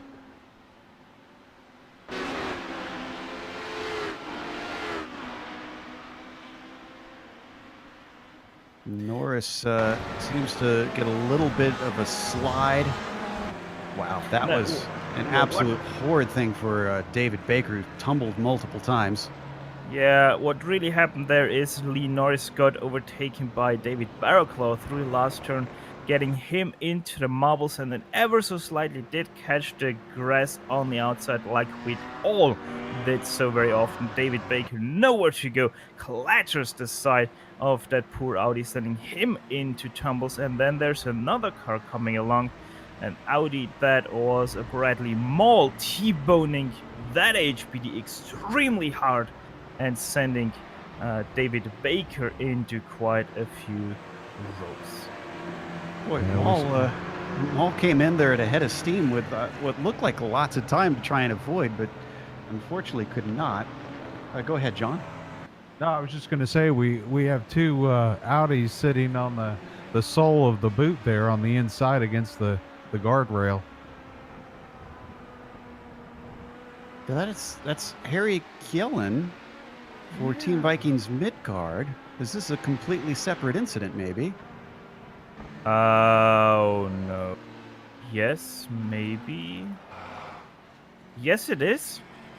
Let's see what happened there. Oh yeah, this happened in the toe of the boot. It was a long time ago, so That was already when the caution was out. Marcel Ty just ran right into Christopher Shorter, sorry.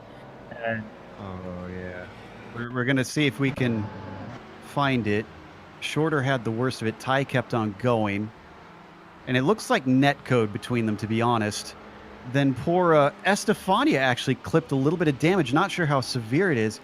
Kielen got it the worst, where it damaged his suspension, and he's waiting to be told he can tow. He's by a marshal stand. I would think by now they would have told him he could take a tow. And you know, the thing with Kielen is so unfortunate because he was traveling at the mere 50 kilometers an hour, barely grazed the rear of Christopher Shorter. Netcode did the rest, and Kielen is extremely crabbing down the boot until his holding spot. Stewards have got their work cut out for them. I'm looking at their sheet, and there's a lot of protests that are awaiting determination. So we could yet still see a lot of drastic changes in this race.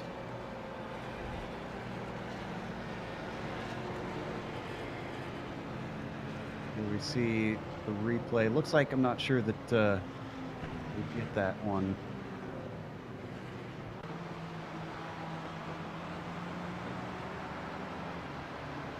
We're now past the 1 hour mark, though, so we're a quarter of the way through round one here at Watkins Glen. We're waiting for them to open the pits for the field. Since we've got a little whiles before they get around, why don't we take a quick break here on the Global Sim Racing channel. We'll see if anybody takes it, comes on in to get that last little bit of service before we go racing once again here at Watkins Glen.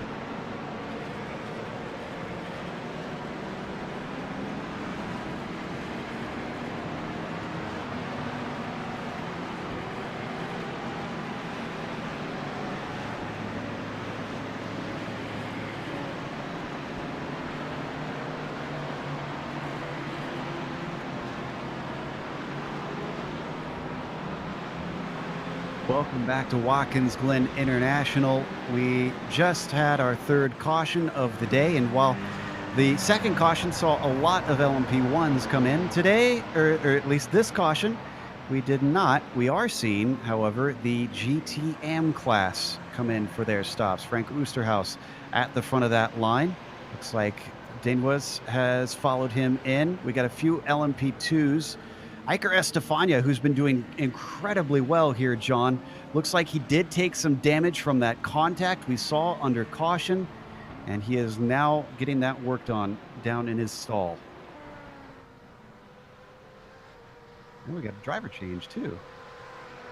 Yeah, a lot going on here, Joe, on this caution. And now that pits are open, we see that some of these drivers are taking advantage of that to swap out and put some fresh blood in some of these cars. But right before we went to caution, it was interesting that the PCDC Motorsports team had just pitted, Joe, literally seconds before that caution pitted out. And I thought, man, what a move they probably wish they hadn't have taken.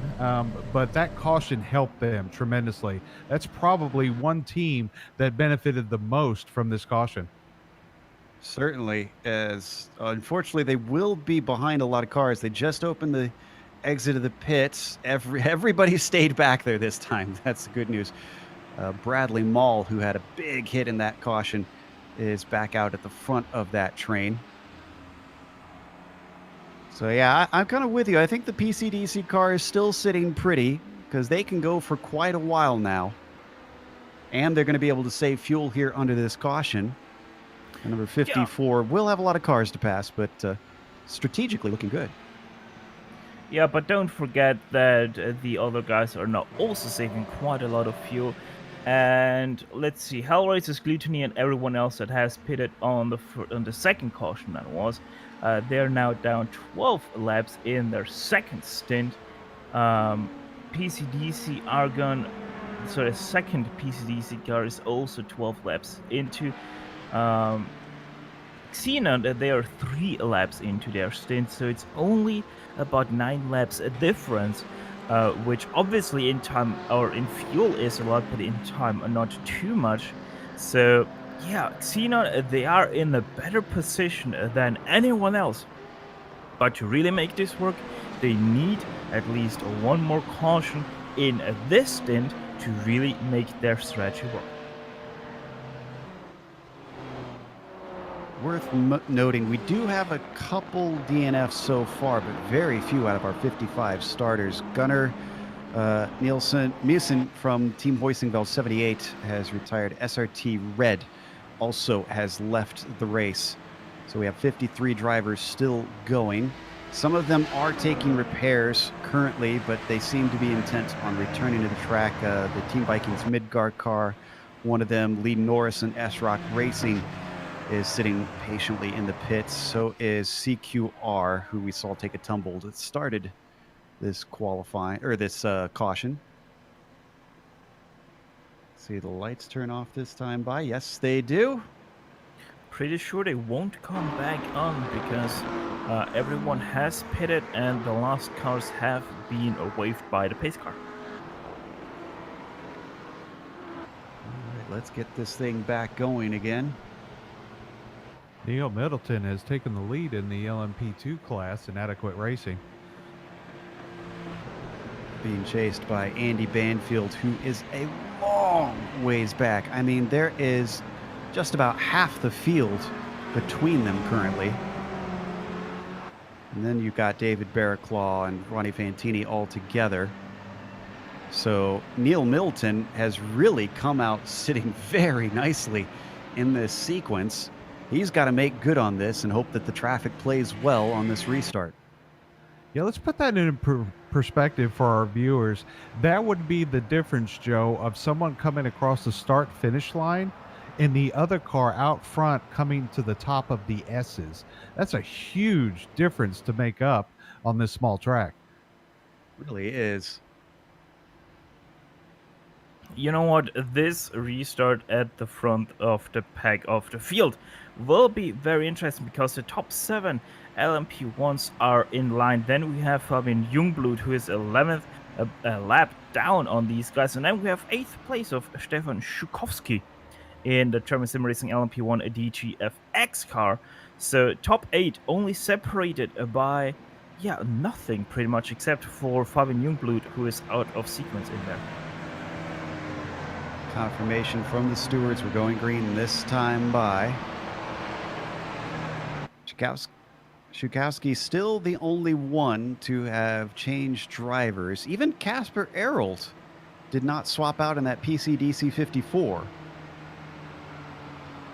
So, not entirely sure why we're getting so many drivers that are just sticking through it. Maybe they're looking to split it pretty evenly. Tell you what, temperature-wise, we've got a great track, great weather, good racing conditions for these gentlemen.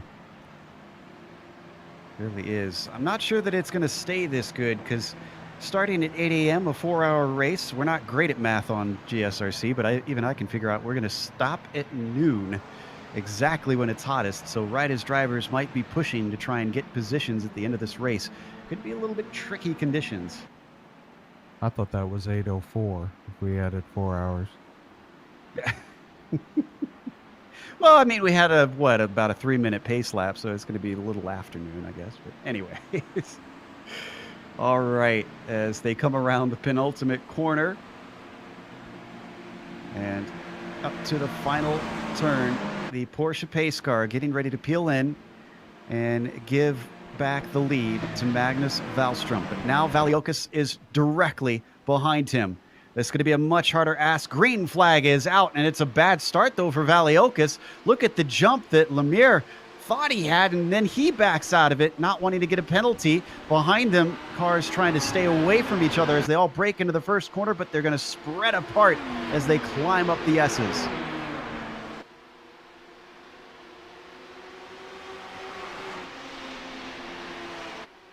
We got the leaders in the LMP2 class coming up behind some of the GT3 cars here, going down the back straightaway. Neil Middleton, yeah, he is clear of them now, and he's got clear track in front of him, a lot of clear track in front of him with nothing there. That is such a beautiful sight, I'm sure, for him. Just as Kemiset, who is a lap down, clears all of them as well, so he's no threat. Same thing with Elvis, who also clears them.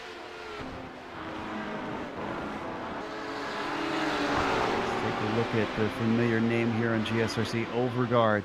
Stefan racing in second, and the GT Pros and fighting hard to try and stay with João Valverde, who is up ahead of him. While also dealing with all kinds of traffic coming through.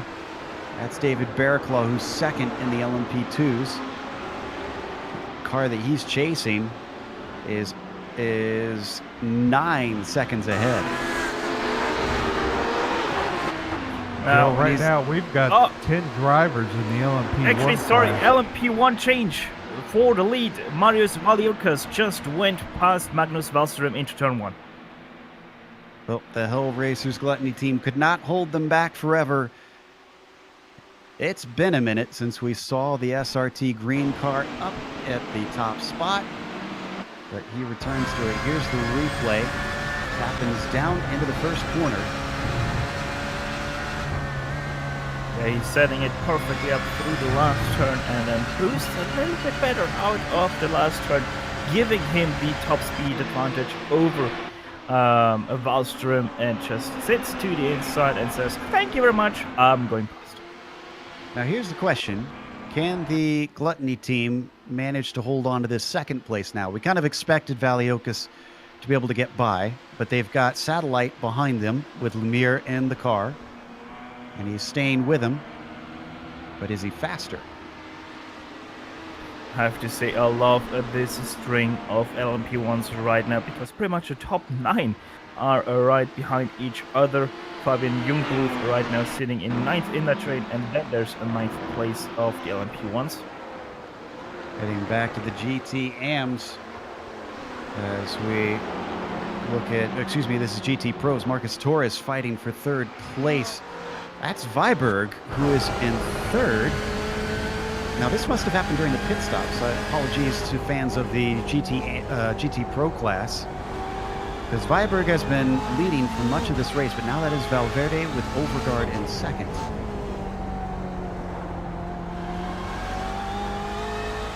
Yeah, pretty much all of the GT Pros did pit under the last caution. As I just saw Satellite Racing trying to take second place away from Hellraiser Scotland in the LMP1s. But Mark Torres is still very much on the heels of Wilhelm Wieberg.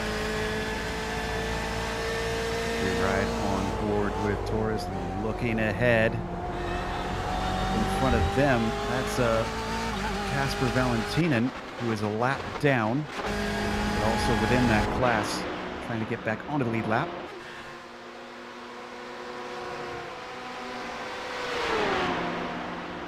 Oof, and this is a good demonstration. That is a GT Am car to his left, but look at the speed difference between them in a straight line. You'd think the GT Pro would be able to outpace the GT Am, but in a straight line, things get a little wonky.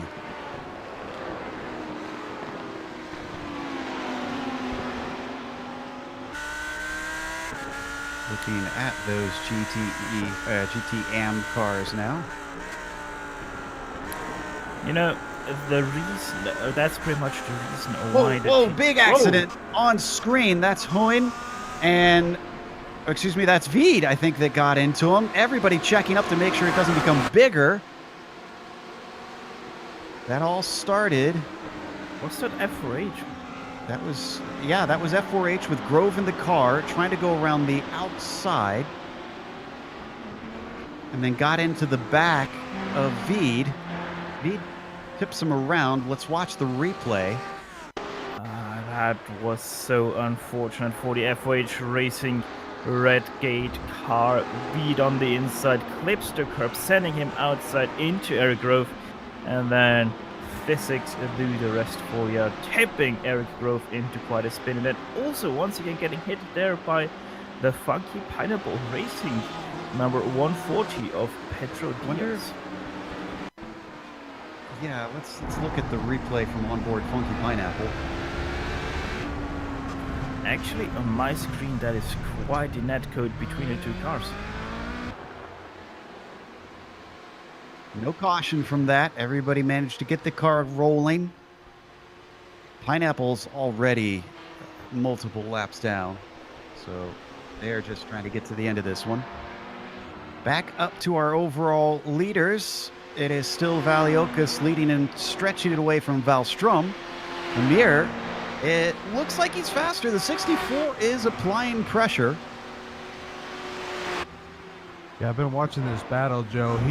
He's right there. It looks like he's going to take the wide line in and try to get him out through the high-speed carousel. Let's see if he can make it happen.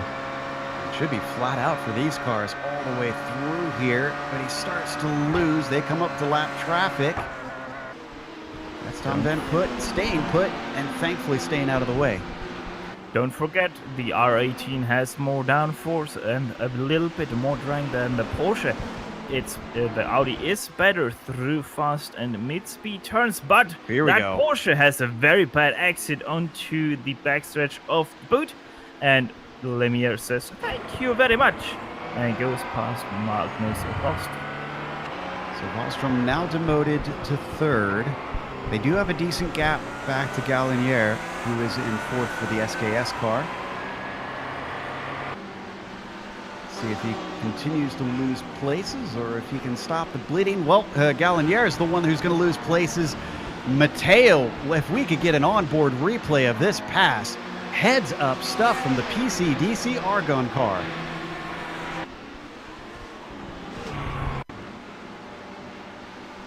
Hot traffic, that was Ross Bartle for Terbium. He saw the checkup, said thank you very much, here's a gap, and he is through. Speaking of the PCDC car, the other team, the Xeon car with Casper, we talked about it at the start of the green, 13 seconds back from the leaders. He has caught this pack and currently is in 7th position. Moving his way forward too, the number 54 looking pretty handy in 7th spot. So actually ride on board with the Audi. Yeah, and now Look at he's this getting traffic. exactly. He's now being boxed in. Actually, that's Pierre Lemieux ahead of him who got boxed in there. As we're following Kasper Ali, who is a few cars back in the PCD Xenon car. And look at that traffic. This does not look good. Oh, as he gets into the back of Stefan Schukowski, but thankfully nobody goes off course, just a little touch. Everybody keeps their head. It's starting to thin out a little bit, but not a lot. Mostly single file and double file as they continue to weave by all these GT Am and GT Pro cars. Wow, magnificent effort by everybody managing to get through without any major incidents.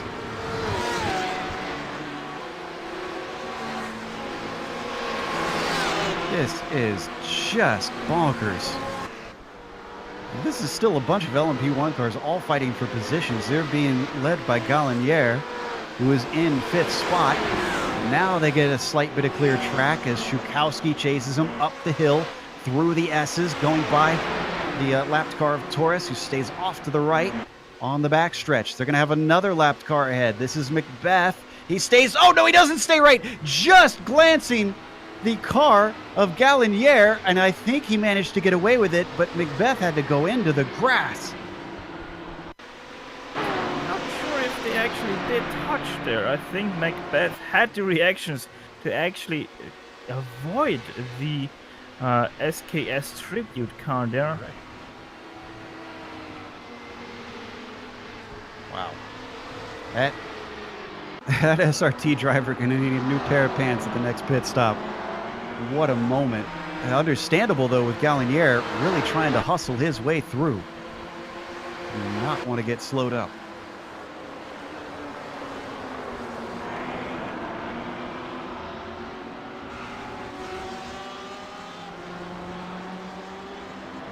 We are now halfway through the second hour of this race.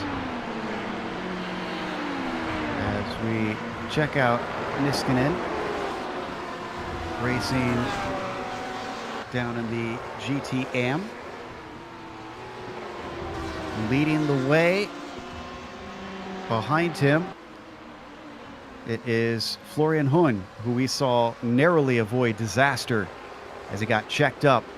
He's got to be kicking himself, thinking he could be that much closer, as it's a 5-second gap right now. That one slow up could have meant he's within maybe even 2 or 1 seconds.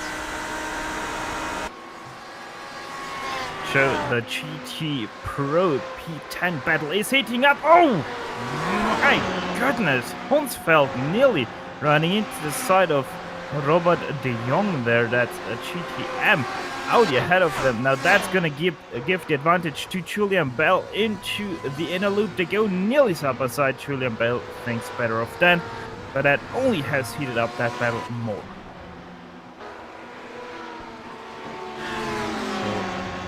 Like they'll fight another day, but De Jong a little bit slow. This is for second place. All of them closing in down to the inside, and Huysfeld has managed to get by, but that's not for position. This still opens the door. De Jong unfortunately has to let Julian Bell through. Excuse me, De Jong not racing in the GT Pros. Oh, and so we have another penalty coming in for the number 78. That is Team Huizenveld number 78. That is the incident we saw between Reykjavik and the German sim racing LMP1 when they tried to dive out of a GT Pro car.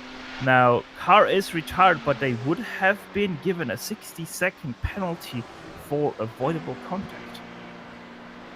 Hey guys, real quick, go ahead. In LMP1 here, we've got a heavy heated battle between Hell Racers Gluttony and PCD Argon going into the toe of the boot here. Yeah, this is for third place. Wallström definitely seems to be trying to hold the flood back. He's down to third after he restarted in first. And this is going to be fourth if PCDC gets by, and they are aggressive looking right now.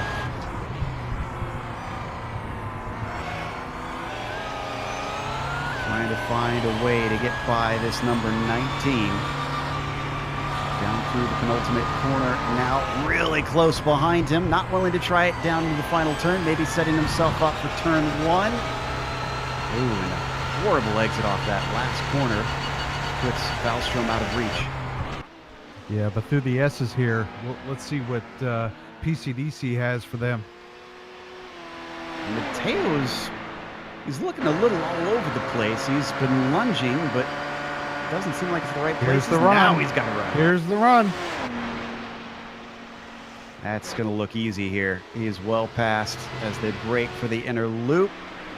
Bump PCDC onto the podium in the LMP1s, and Valstrom outside of it after restarting this race at the point of the field. He's still got a little bit of a gap back to Galinier behind him in 5th. But so far the pattern has been that cars one by one have been catching and passing at number 19. Problem is this one of the GT classes? Valverde. Ooh. Now, Valverde is blinking a little bit, but Stefan Overgaard is staying with him. That's not good news for Stefan if they find themselves battling side by side. Look at the gap between them. 0.3 of a second currently for the lead in the GT Pro.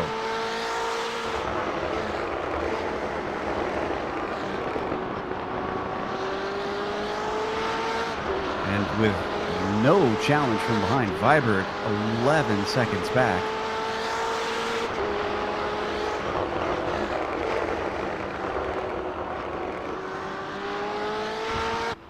Working their way out of the boot back onto the Cup course.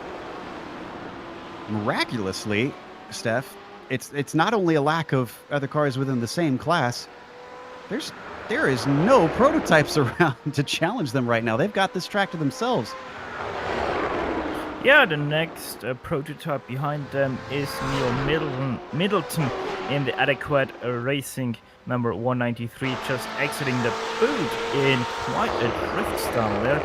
So yeah, as they enter turn 1, they have quite a ways back to the next one who will challenge them. Where's actually the next LMP1 even much further back. So yeah, they have a clean sheet to fight about. And I think Overgaard's going to go for it here. He's got the inside. He's got the run. Valverde does not defend. In fact, he lifts and brakes a little bit early. So, move the number 260 up to the top spot.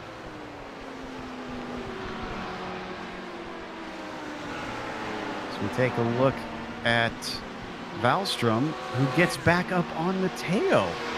Wonder if some traffic has held up the number 18. In fact, yes, that is exactly the case. He was dealing with some slower cars. Wallström nearly lost the car there on the inside of Eric Grove, the FRH Racing Redgate car. Let's see with the boost. He boosts closer to Matteo, but not close enough to make something happen there into the He really wants to get back into this one. Riding on board with Wallström, looking ahead. Again, this is there's the car spot on the inside. And both of them managed to avoid it. That is Florian Hohn in the 305. No harm, no foul. Everybody gets out of it, no caution. Yeah, just a little self spin there into that one. And yeah, just stays on the inside. A few cars managed to avoid him. The closest one that was Magnus Wallström. But yeah, great heads up driving by everyone to avoid the standing car there. Something I'm kind of noticing from a couple of these shots, especially in this part of the track, we're starting to see a fair bit of marbles start to build up. So I wonder if traffic is going to hurt people all the more as this race continues on. Going offline to try and get around someone. really cause you to have a sketchy car. There we see Hoyne now coming into the pits with that damage on the rear wing. Back to the battle for now second place. Something happened to the Satellite Racing that they've been caught by Matteo. Mateo's pulled away from Wallstrom. Oh, we got a big wreck. Stefan Schikowski in the LMP1s is on his lid. This has got to be a caution. It's out of the S's, and this started with Robert de Jong losing it.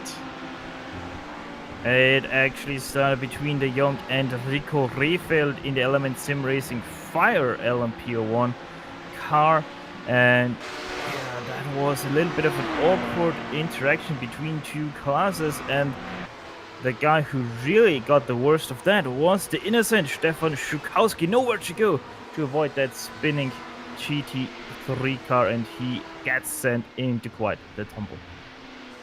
Jason Hodgson as well actually went over the guardrail and disappeared. So he was automatically towed.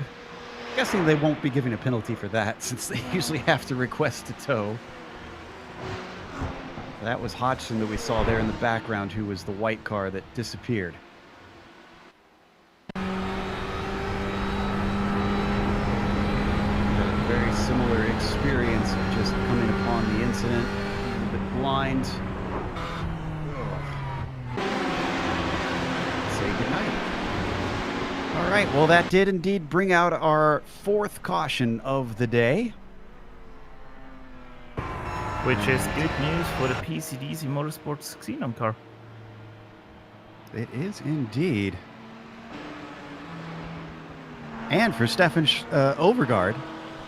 Almost said you, Stefan. The 260 has now got the caution as he's in the lead just recently. That'll be handy. Let's take a quick break here on the Global Sim Racing channel while they pack up this large field and then open up the pits. It is getting fascinating strategy-wise as the smattering of cautions have been at odd times here for most of the cars. Don't go away for round one of the DGFX series here at Watkins Glen.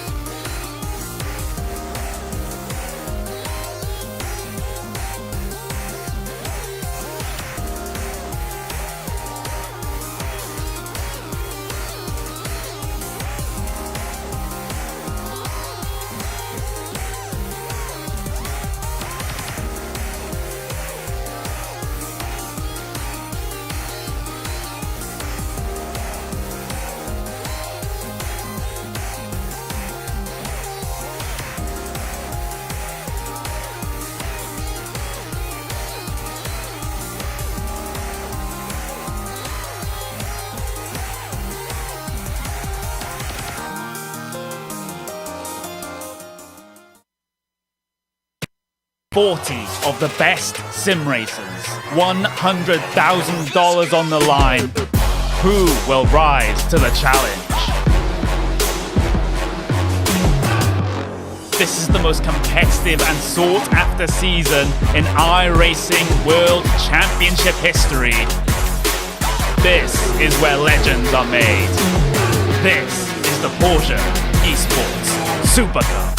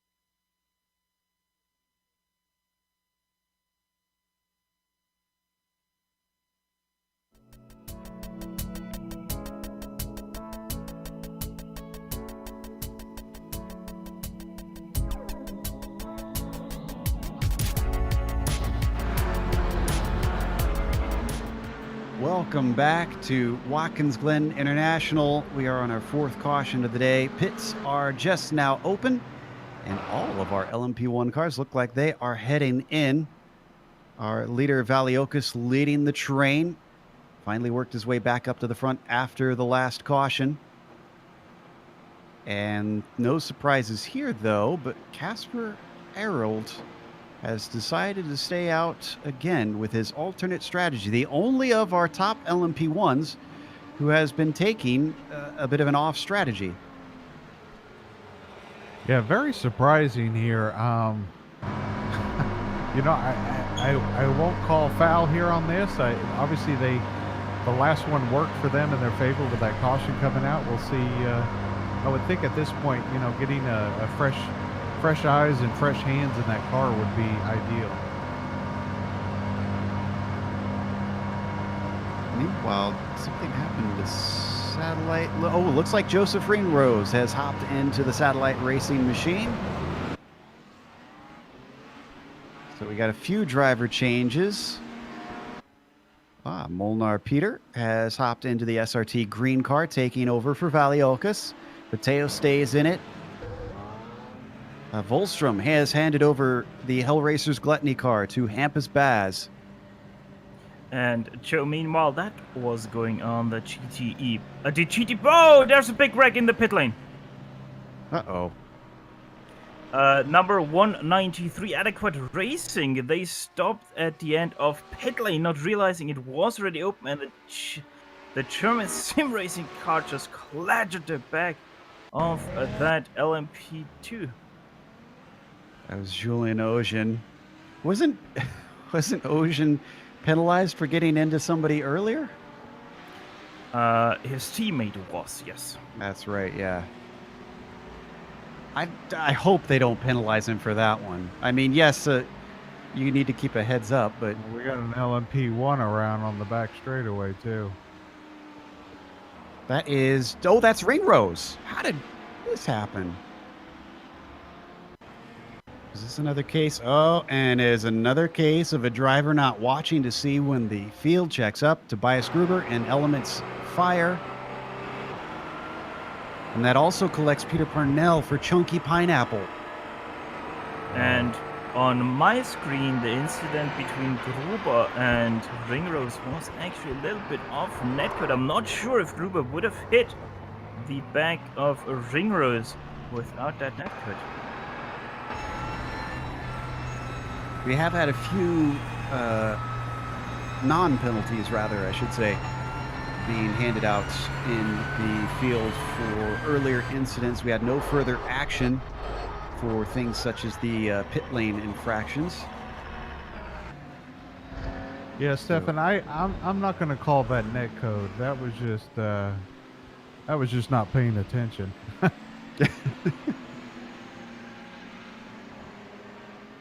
This is Obviously.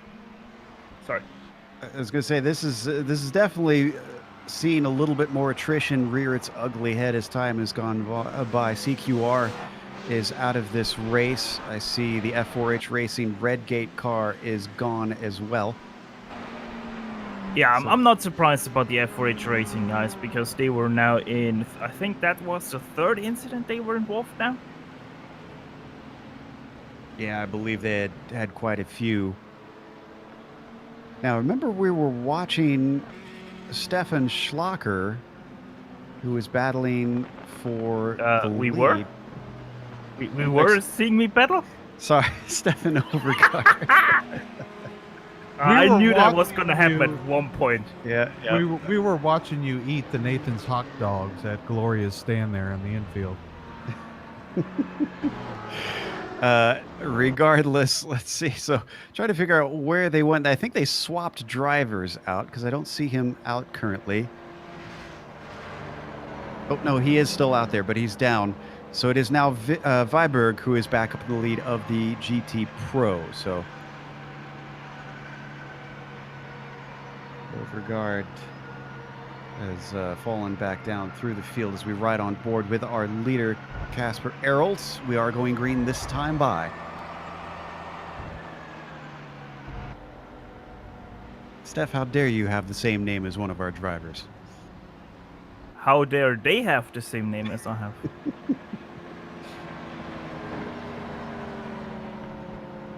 We're getting close to the halfway point in this 4-hour race. We're starting to see driver swaps come into play.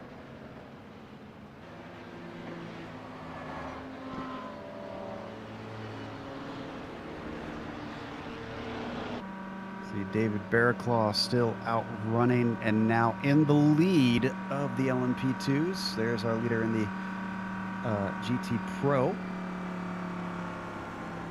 By the way, on my rough calculation of how this goes, we're about a 1/3 down into the race already.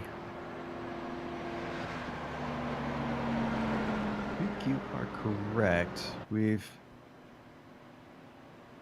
got a lot of cars between Errold and the next one down, Molnar Peter. You can see all the lap traffic that is going to separate those two.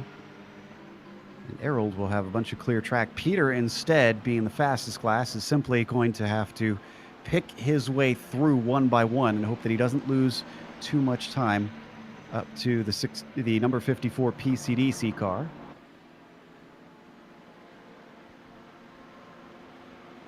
Casper currently with a 13-second distance between him and second, the SRT Green Team. That's under caution pace, though. We'll get a better feel of it once they get up to speed. Sweet. Watch from Molnar. Let's see how this restart goes from his perspective. Green flag is out. Errold is off like a shot. Molnar waiting to get through while he's also being challenged from behind. Doesn't lose a position to Mateo, who is in third. In fact, he is off like a shot, taking multiple cars down the front stretch, being aggressive here to try and catch up.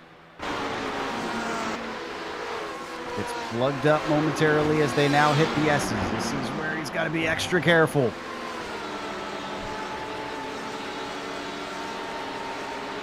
More GT cars pulling out of his way. LMP2 pulls off to the left. That is Pedra and the World of Sim Racing team who lets him by. Still more cars up ahead, though.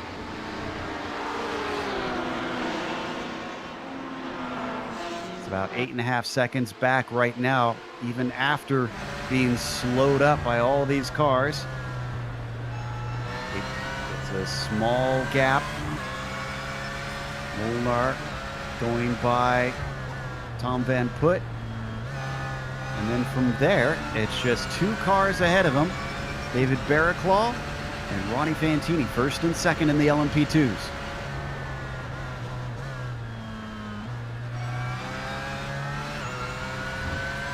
This is a battle for the lead in this LMP2 class that we see. Does not really want to interrupt them too badly. He's going to get one. Splits them. Ronnie following that LMP1 car here. Let's see if you can get some help coming out of 11. Nope. Looks like Peter is not interested in helping him out at all. He is gone. And now there is nothing between himself and Casper Errold. That 8.5 seconds is up to 9 seconds. Not too bad of a loss.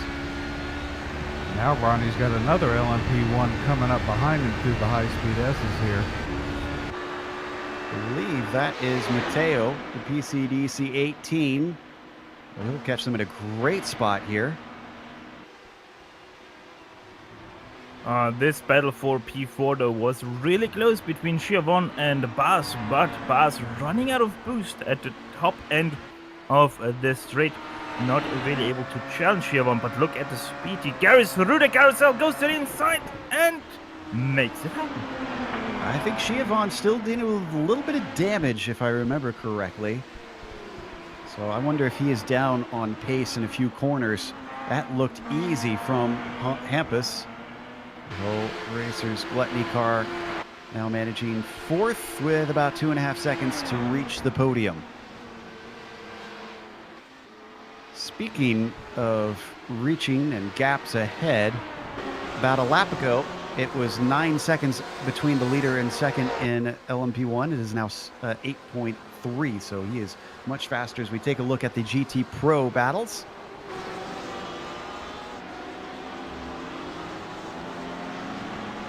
Speaking about GTEs, Casper Record spun around in the turn. Right now in 12th place because of that. That was the number 292. He actually got a little bit of a help by LMP2 car. That was Jack Stiles. Yeah, Graphite Racing Pro car. Wow, great job by everyone weaving through there.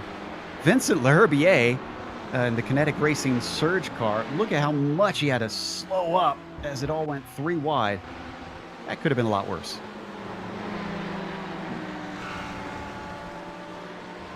Court with the car going once more.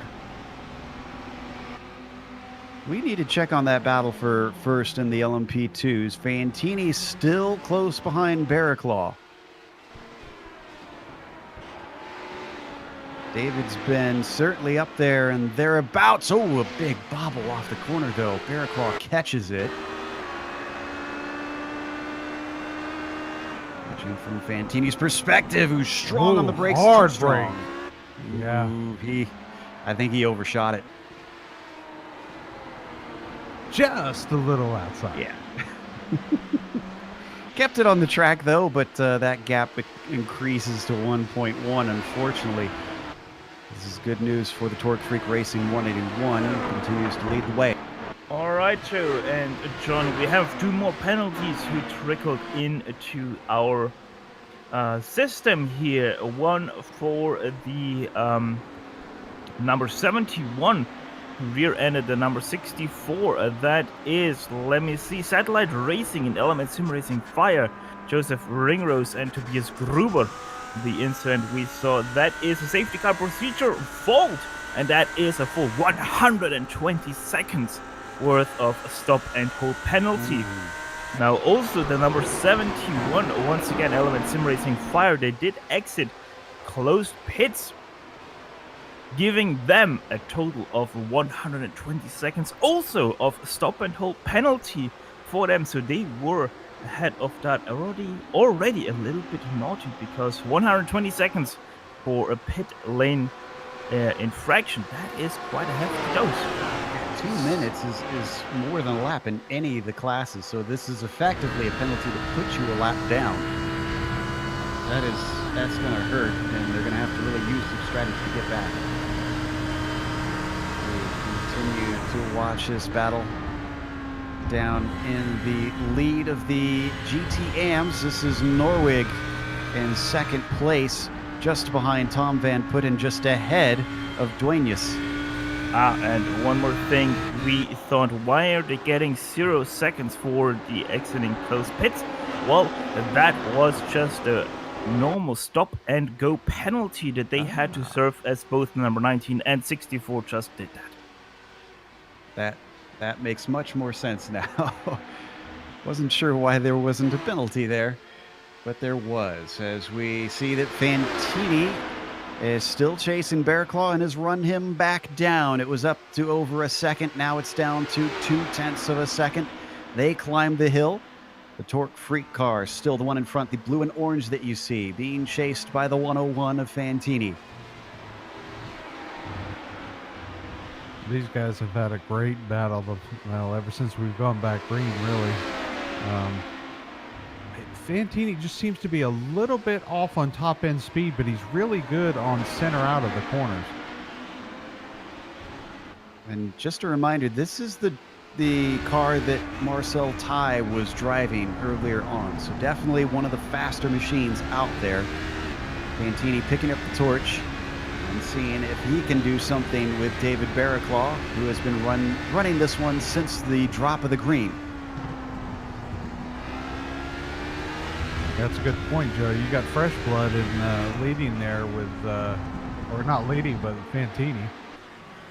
And we got a pitter in LMP1. Hampus Baz comes in for the Hellracers Gluttony. Now, did he pit? Didn't he pit on this last stint?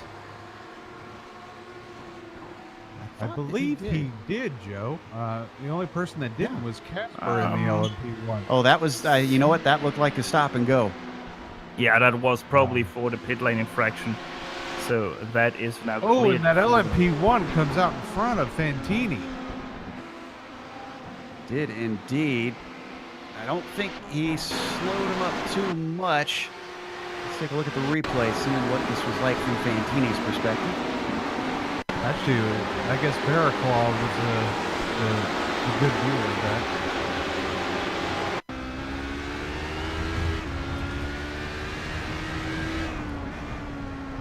Riding on board in the 101. This will be exiting the pit lane.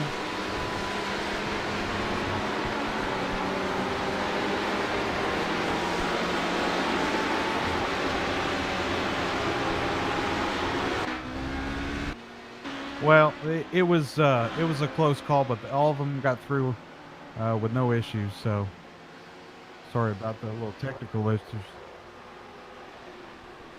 And was that a pass for the lead that we just saw there? Molnar getting by Casper.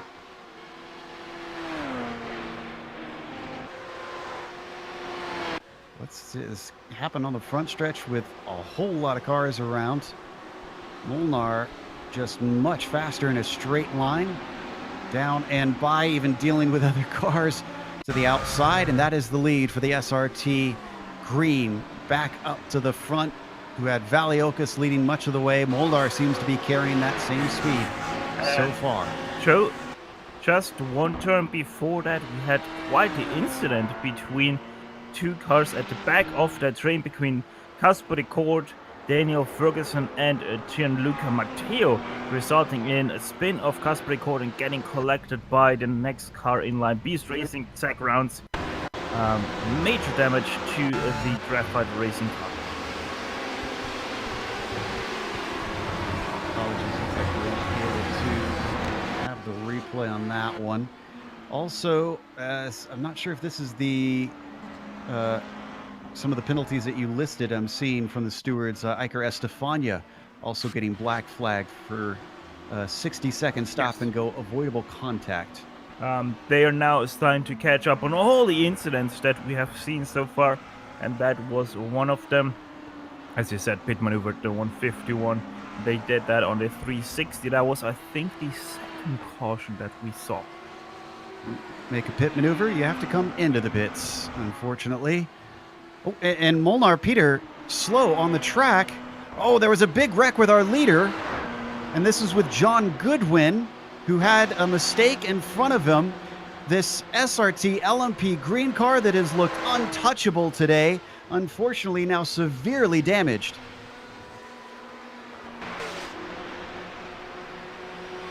See if we can get the replay on this. I know we weren't on it at the time. You're going to see Goodwin start to lose the car and just weave into him unexpectedly. Oh man, that was a tough one there. And Peter is so damaged that he's actually cutting the course in a few places just so that he can get back to the pits. Now, one could say the first time Molnar Peter gets touched, he gets touched in two. That onboard really shows you how horribly he slammed into the right side. And it's not Errol who re-inherits the lead. It's Matteo now. The number 18 PCDC Argon is up at the front. So your new leader now, Gianluca Matteo, who has not led a single lap, if I'm not mistaken, until now. Yeah, great qualifying run. You'd think he would have the lead at some point, but you're right, Joe. This is the first time they've been out front.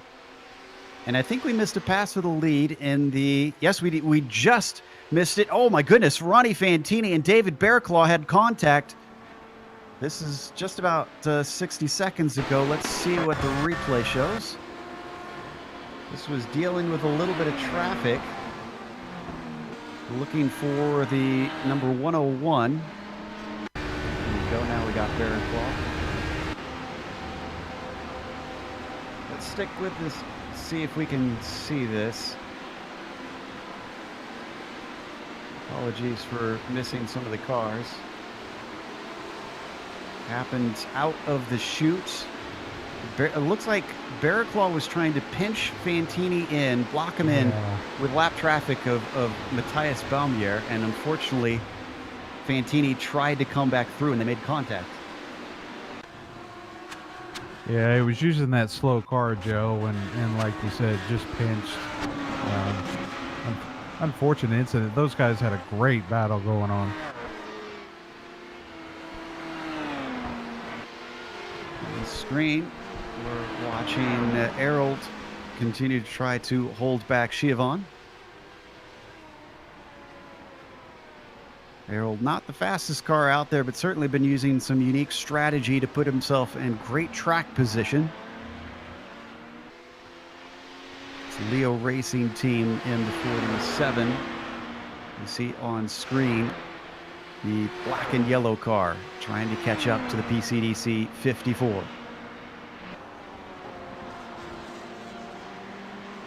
What about the GT Pros? Because Dali Yankovic in the MB Esports racing car certainly has Mats Hors Husfeldt and Team Hoisingfeld, the 248, relatively close behind. They just got overtaken by Jonathan Dance and the Adequate Racing Machine.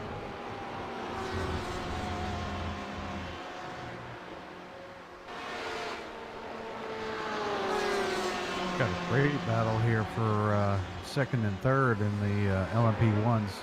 The PCD Motorsports and the Leo Racing Team coming up here into the cup track out of the boot. Have that slower LMP2 car in front. I think you mentioned it earlier, Joe, that Leo Racing, did they not have some damage to their car? Yeah, that's the car that I mentioned that I want to say they had contact at some point during this race. Looking really good, though, on the front stretch as they catch up to the PCDC car. A lot of straight line speed there, at least. Yeah.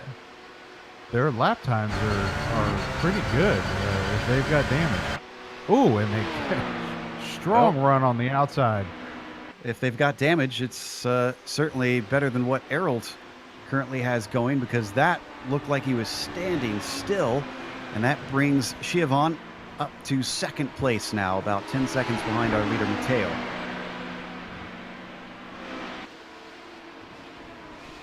So I've been keeping an eye on the SRT green car. It's back out after a 2-minute stop for repairs.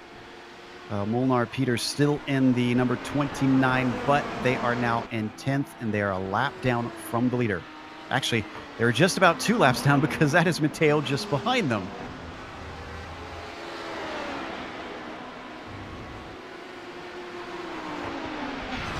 How quickly these endurance races can change complexion.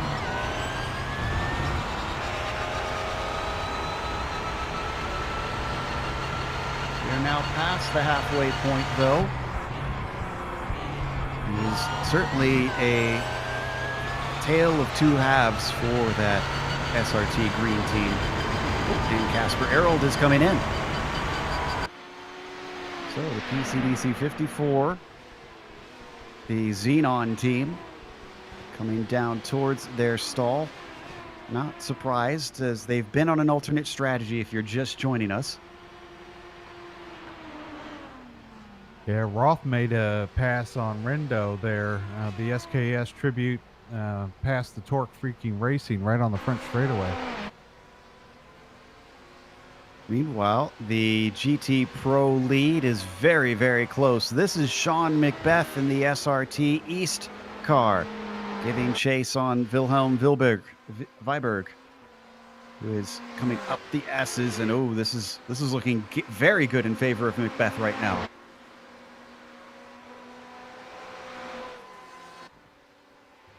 Swings it back to the inside. Wilhelm doesn't defend.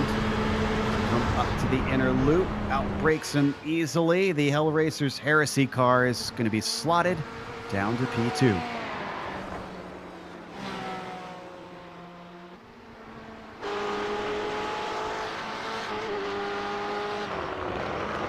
We got another pit stop in the LMP1s. This is Tobias Gruber.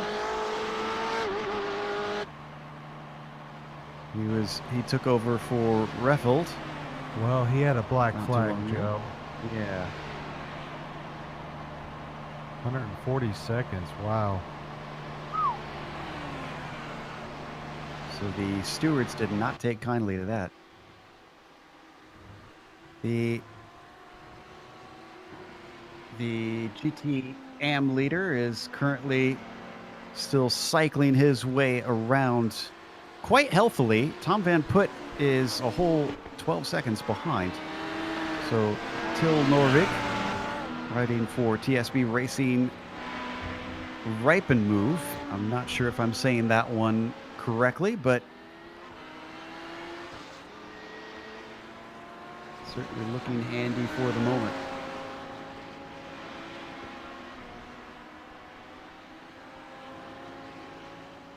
Sure haven't seen a whole lot of action down in the GTMs. And in fact, if we want some, let's go to second place, because that is Tom Van Putt being challenged by Duenas with about a 10th between them. He looks to the inside into the heel of the boot, and he's giving space there. Tom Van Putt, though, not going to be able to be overtaken.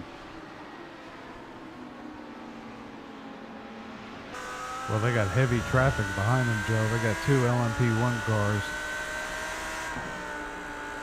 And don't forget, Lyndon Swaby for Energy Racing isn't too far back. So if they get slowed up too much by this traffic, or they start to battle, as we go 3 wide with all different classes in one place. In fact, that was Ringrose fighting. Nope, that's not for position between himself and Rendo that we saw go by. Oh! Rendo spins out on the curb. That was the LMP1 car of Francisco Rendo, the 81, coming through the S's. This is not the first time we've seen this. Curbs in that portion do not seem to be your friend. Just a short period of not concentrated enough. Spins around and crashes hard just after the marshal post. That's for sure his race done for today. He does get it going, but the car is Oh, got a hard. turned car going into the boot, a GTE car, or a GT3, I'm sorry. That's the 392 of Tom Van Putt. Oh, and that was the driver that we just watched fighting to hold on to second place. He clearly does not have it anymore. And this was due to, I think, contact with Pedro Diaz. Yeah, and after that impact with the tire barriers, the thing he now has is quite some headache. You know, I think this was some net code that started it, and then they actually did come together on the second part. And that's the safety car out now. Caution, fifth one of the day.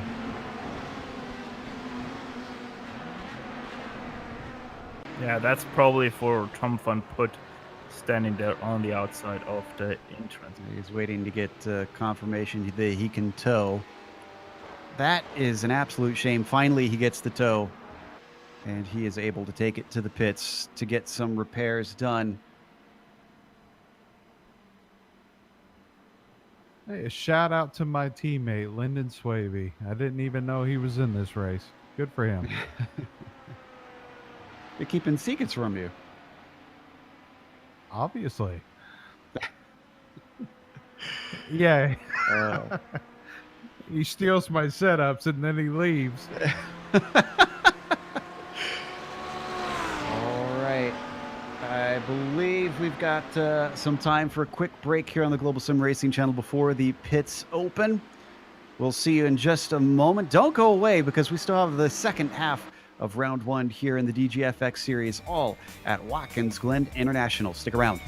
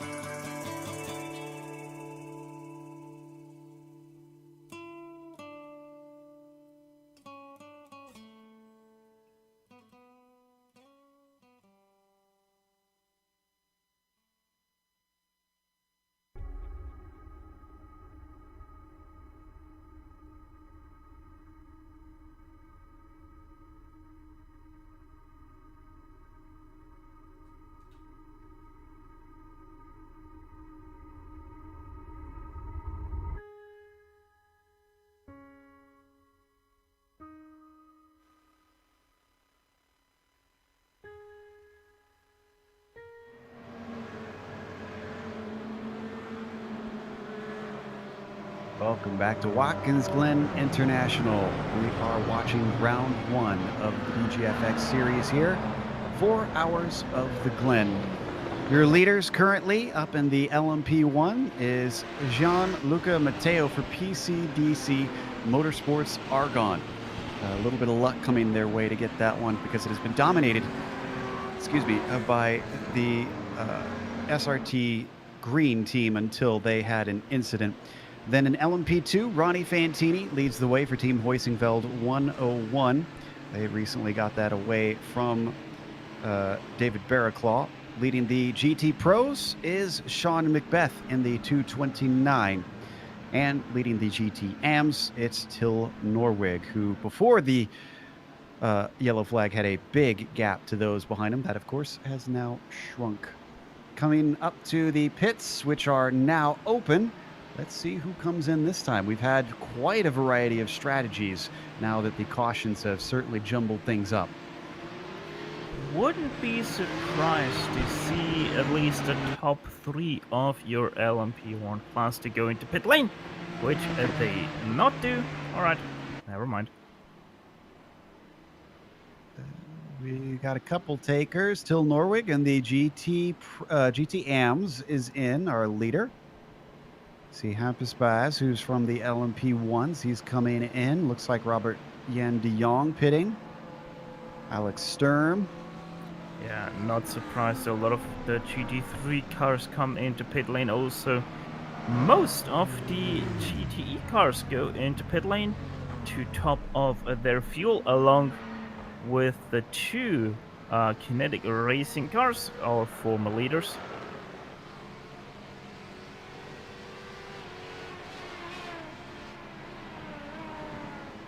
Looks like Hell Racers is in.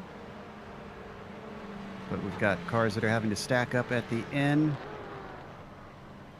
Looks like Schakowski's already waiting and ready to go for the pit lane exit to open.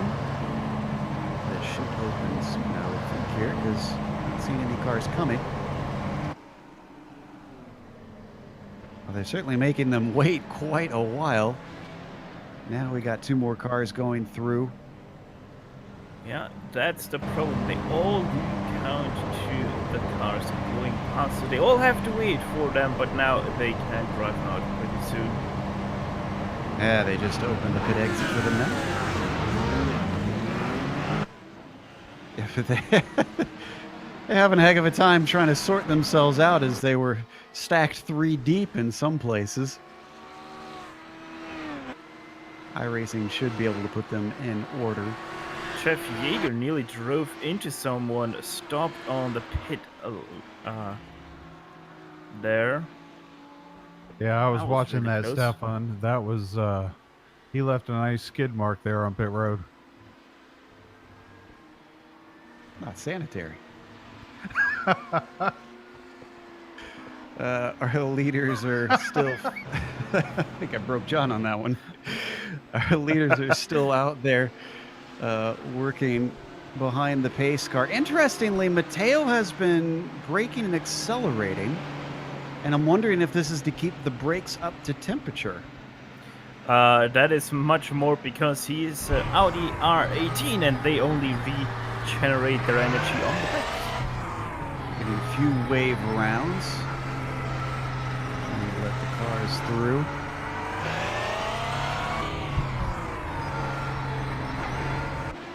By the time we get going green, we'll be pretty close to an hour and a half left to go, 90 minutes. So we're getting towards the end of this thing.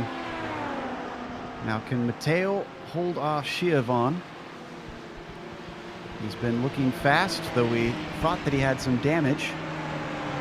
He's made his way up into second with the Leo Racing team. It doesn't look like he'll have anybody between himself and Matteo.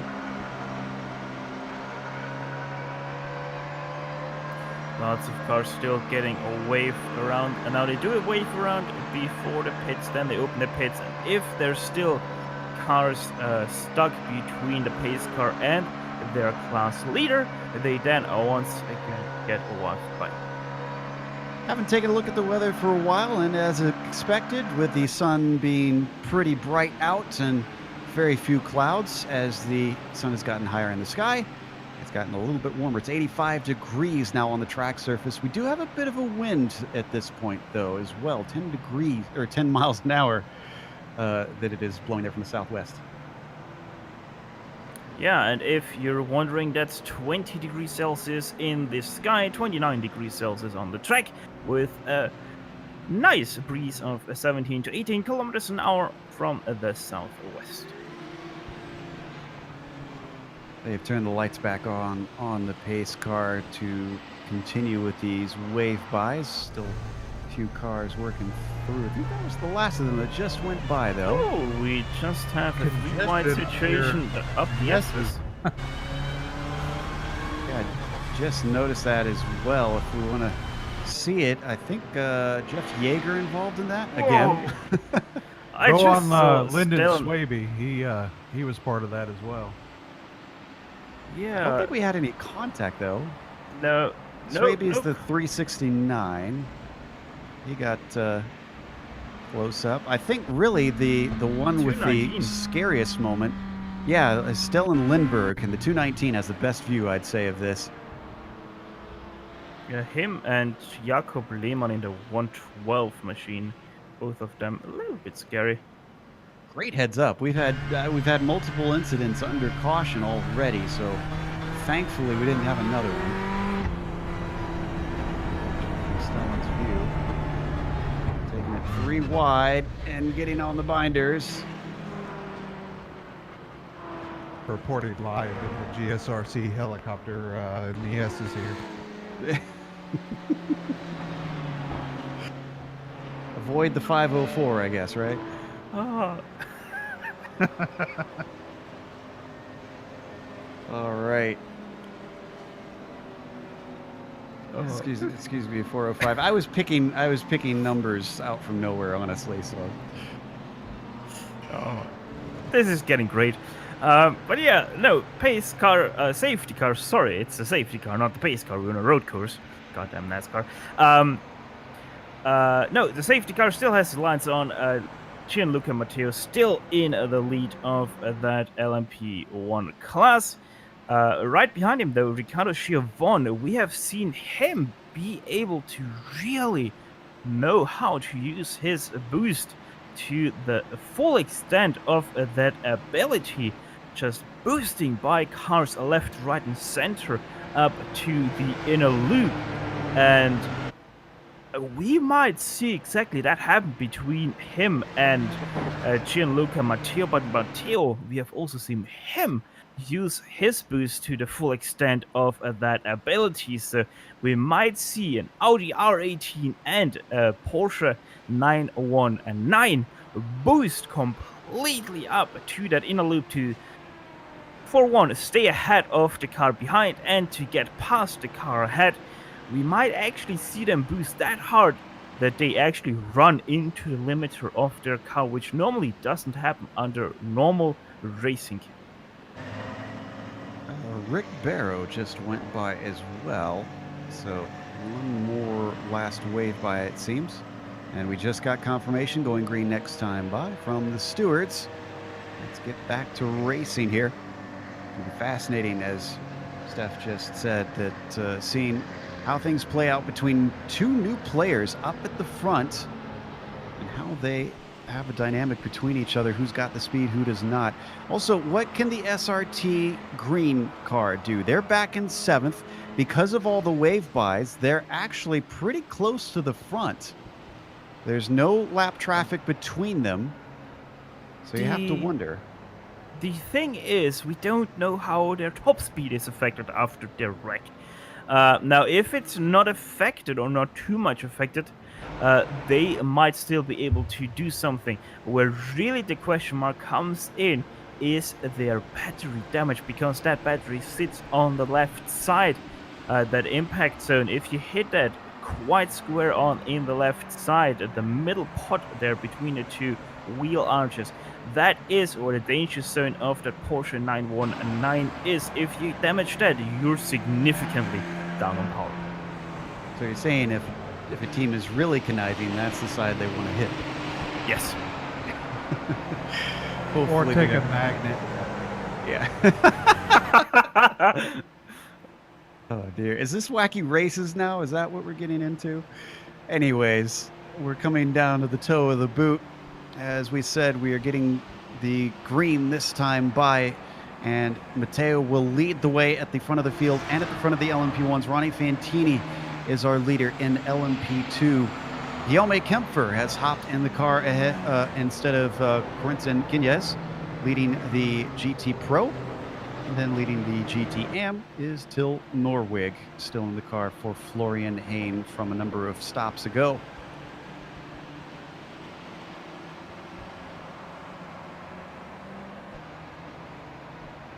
I've got We've- a nice pair of boots. I need to shine them. We've come out of the boot and we are getting ready to go racing once again. We've only had 5 cautions thus far, so not too bad of a count for this race. Let's see if we can get to the end without too many more. Into the final corner now. Porsche pace car leading the way ahead of the Audi R18 of PCDC Argon. Peels into the pit lane. Matteo gets the green flag and he gets a great jump on those behind him. But then immediately putting the boost button on, the Leo Racing team with Ricardo Schiavon trying to catch up to him. Little battle for third place as drivers try to jockey for position. That includes Peter. Peter trying to get back in and get his lap back. Well, Joe, you talked about that SRT Oh, green oh, team. here comes Schiavon. Hold on, we got to look at the lead because I think Schiavon has got a good run. He's using that boost button yet again, and he just doesn't have enough of it. Sorry, John, I thought we were going to get a lead change there. Well, we questioned whether or not the SRT green team had enough top end speed. Obviously, they showed their cards there on the back straightaway. Damage doesn't appear to have affected them, or they got it repaired. We still got to get this lap back, though. They need to get in front of our leader and hope for a caution. So we ride on board now with Peter. This SRT green car that we are on board has led most of the laps of this race. He's going to get one more as he comes up alongside Ringrose. Is Ringrose aware of the situation? He knows that this car is a lap down, but does he know that he this is a himself fast is car? also left down. Sure. Joseph and Molnar are fighting for position here. Oh, that's true. Good catch.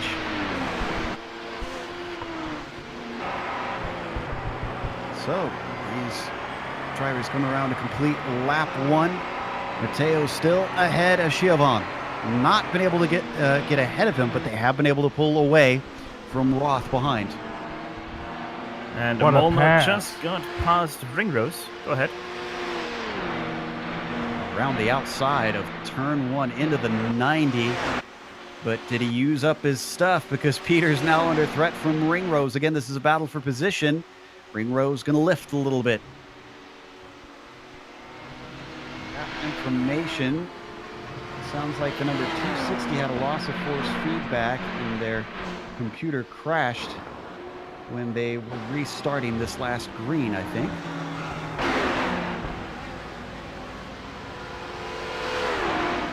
Gabriel Roos teamed up with Stefan Overgaard and the Kinetic team.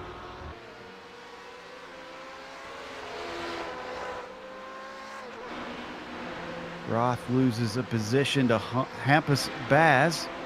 Keep wanting to call him Humpus. Meanwhile, the Hell Racers Gluttony car now onto the podium.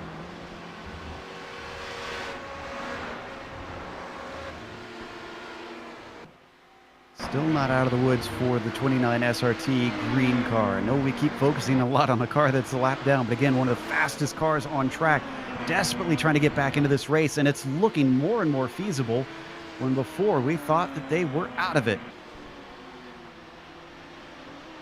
Joe, he just turned a 127.8. Our leader turning a 127.5, and he had traffic too. So obviously the green team is back on top if they can just get that lap back. And now we got to pass for the lead. Leo Oh! racing to the side by side, down into the inner loop. And Mateo says, we are not giving up that easily. The PCDC Motorsports Argon holds on to it, but just barely. Yeah, and the flash of the lights indicate how upset he is. As we see here on the replay, they go side by side through this bus stop. Unbelievable. Well, he was Yeah. fully ahead. Well, not fully ahead, but he was about half a car length up and still was not able to seal the deal. Schiavon clearly has the pace, but just needs to manage to get it done.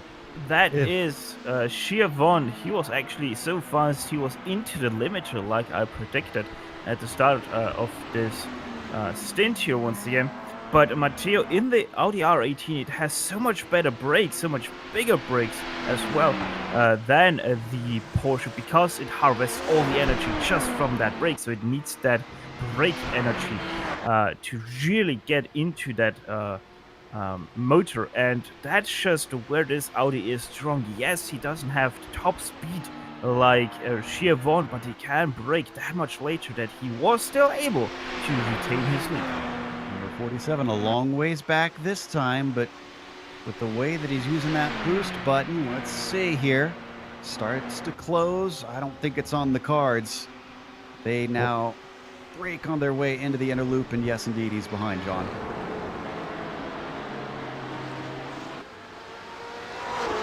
Also got a battle in the GT Pro lead, and that is Kempfer in the Hexa Racing purple car. But looks like traffic certainly going to get in the way as Vincent Leherbier and Kinetic Surge unfortunately held up as the LMP2s try to squeak through. That was Julian Ogen who had to go around the outside as they came into the final turn.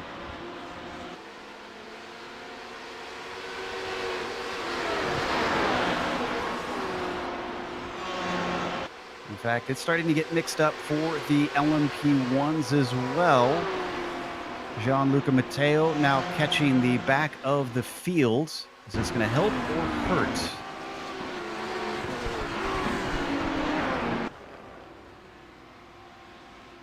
Watching from Matteo's perspective, the Argon car looks like it's helping. He's up to over a second ahead. I'm pretty sure that what we saw from Schiavon, him boosting all the way up to the inner loop, he can only do that about every 2 to 3 laps if he's close enough to the car ahead, and that really gives enough breathing room to Matteo, as it seems like, to stretch little by little away from second place. You're saying with the restart, he was trying to make hay while the sun shined, while he was close. Well, now he's close again now, so maybe he wants to get that battery recharged soon here, Steph. Yeah, I think you're spot on there with what you said. Schiavon, no, he knew that he has the first lap. That's his best shot at getting past Matteo, but he wasn't really able to do much because Matteo himself had the full battery. But now the battery is starting to level out to where it is under normal racing conditions, and that is where the Porsche seemingly to be stronger. We had an incident with both Sam Roth in the SKS Tribute car and Joseph Ringrose in the Satellite machine. Big net code on their way in to the inner loop, and Roth got the worst of it. We saw it on the replay there. So Roth able to continue, Ringrose able to continue. Ringrose was a lap down, and I'm not sure that the stewards are going to take too kindly to that happening. I'm not sure if that even was on Ringrose there behind, as Schiavon is... No, he's getting held up so much. Wow, he just lost extremely to Matteo up the S's. Yep, and this brings Molnar up to his rear. If he could get by him, all he has is one car that he has to manage to overtake, and he's back on the lead lap, and then it's time to pray to whatever racing gods you want to pray that he gets a caution, and he could be back in this thing the way we've seen him weave through. Hampus Baz in third, sits behind. We've got the Peter Roth and Ringrose in the LMP1 car. Obviously, we got that lap car in the middle of these two, but man, what a battle they have with the slow GT3 car in front of them coming out of the booth. That is going to allow Ringrose to start to sneak away a little bit.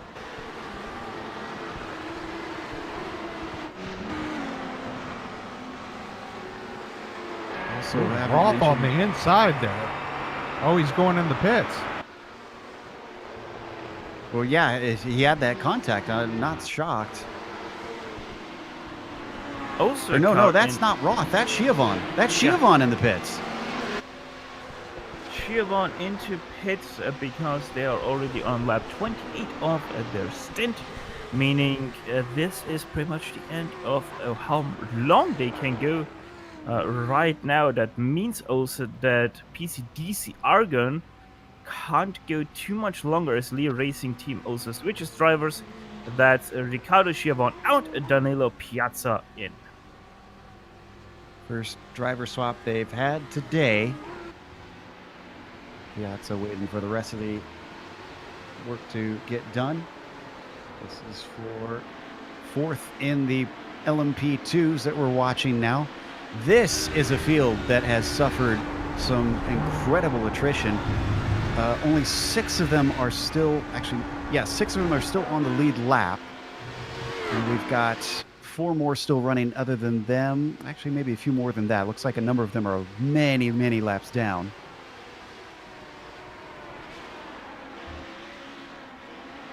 So effectively, really only 6 cars have a shot at maybe taking the victory here in this field with an hour and 20 left to go.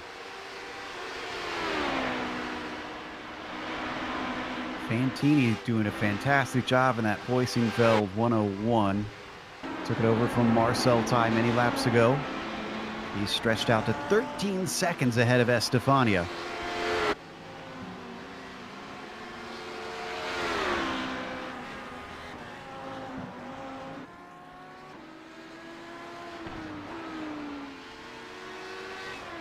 And while Steph, this has certainly seen its fair share of incidents and we've had some cautions, I'm honestly quite impressed with the improvement from last season that we're seeing here in this first race. This has been some really good racing. Yeah, no, there's nothing at fault for what we have seen thus far. Now, one thing I have to say is I'm really surprised how little lapping incidents we have seen between the GT3s and the LMP1s, because obviously they don't race together. It's normally LMP1, LMP2 and GTE that race together. So yeah, GT3s and the LMP1 drivers really have to take off their hats because they are doing a monstrous job of not getting collected with each other. Battle that we're watching on screen is for first in the GT Pro. That is Kemper up at the front for Hexa Purple, and then Vincent Lirabier for Kinetic Surge. Very close together. Only 2 tenths and dealing with lots of traffic. That is impressive. Gruber. Gruber was not sitting around for anybody. Cost a few tenths, but not the end of the world.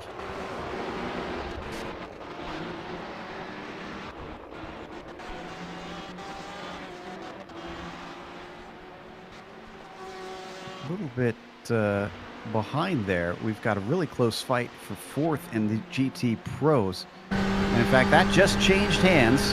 Hellraiser's Heresy has Lindeberg managed to overtake Hutzfeld. Fourth place with a nice run out of the 90. A little bit of traffic looks like that helped as well.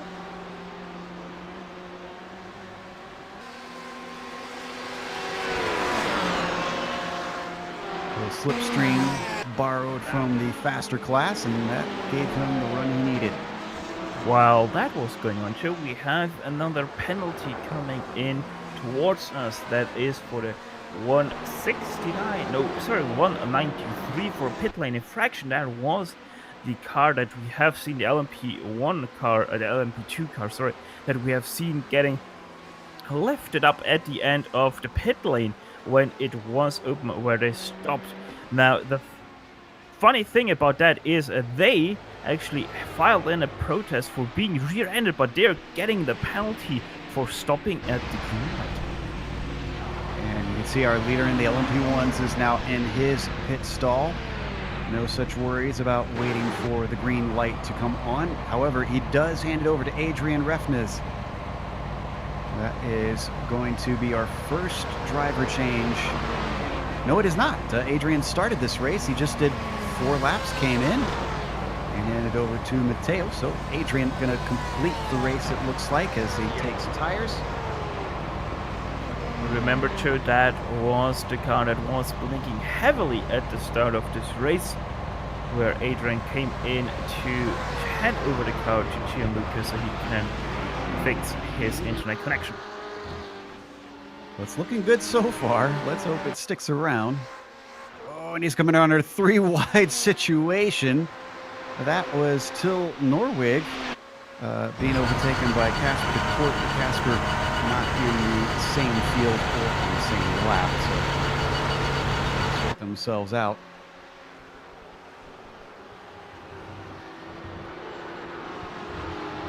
Yeah, glad to see that Adrian not blinking as much thus far. So looks like despite disaster at the start of the race, they are still in this thing for potential win. It just depends on how the cautions fall from here on out. An hour and 18 left to go. About Hell Racer's gluttony, though. Boz still in the car in the number 19 with a 13-second lead over the next car back. You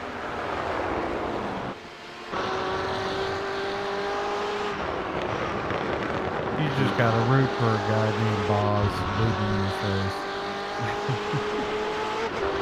Look at this battle though, guys. It's Kempfer holding off Libier and Zach rounds of Beast Racing for that first place in the GT Pro category. But the question is, how much longer can he withstand the pressure from 2 cars right behind him? GT Pro lead. And I'm not sure if it's going to be in the same position for much longer, but he's held up. Momentum interrupted for Le Herbier.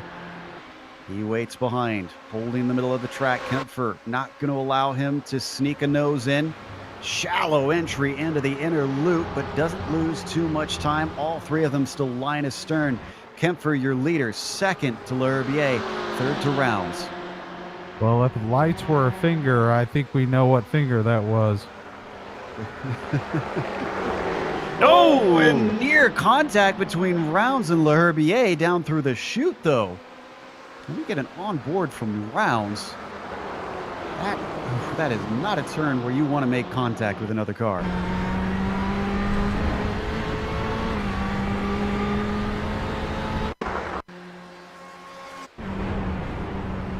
Got the replay.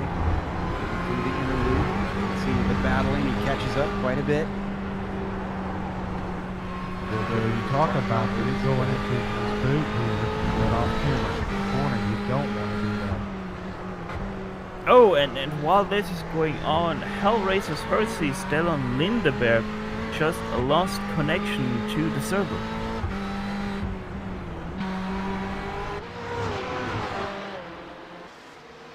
In fact, as we come back live, Zach Rounds had another go at Le Herbier into the final corner. It didn't come off. But Vincent's gone from the attack to the defense just because of that beast racing machine. Now, Danilo Piazza is going to try and weave by without interrupting. Oh, boy, that was tight. Nice heads up and nice patience. Fortunately, that keeps things as they are. Herbier tried to take a wider line down into the inner loop. Didn't work out for him. Julian Ogier now going to swing around the outside. You know, Joe, if you can stick a paper in between, there's still enough room between the cars. Exactly. Watch watching from grounds view. Oh. This is the best opportunity for L'Herbier with a lapped car, causing Kempfer to go offline. But it switches to the inside through the toe of the boot. Can L'Herbier carry his speed a long way around? He tries to. This causes a drag race up to the heel of the boot. Behind them, Rounds backing off, letting them try to settle this out, see if he can pick up the pieces. Still on the outside through the heel of the boot.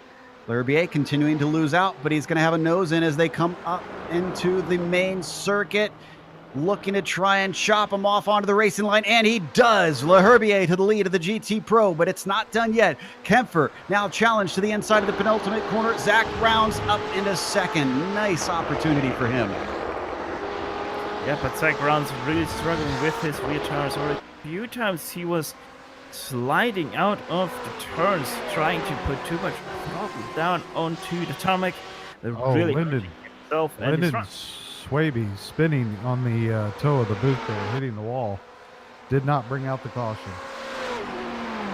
Car number 369.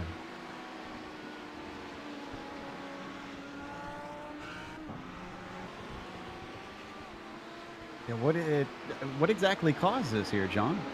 Looked like he got on the curb and just rotated the car too much as he got on the gas and went right into the wall. Not too hard, but obviously lost good track position there. And probably some dignity. Okay, we've had a long stop for Nicholas Domino in the PCDC Xenon car. This is the one that had Errol, who is leading on alternate strategy. I suspect there's some damage or a penalty or something going on here. Oh, that car is done on the rear, Joe. Checking to see if I can find it. Oh, yeah, it was quite a while ago. It was a lap and a half ago in the final corner. And actually, he got run into by Joseph Ringrose. This is the second car that we've seen the satellite racing car get into.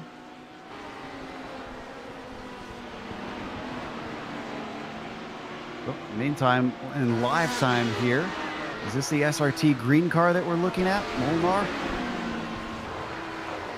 And I think that's not our leader ahead of him. That's Ringrose.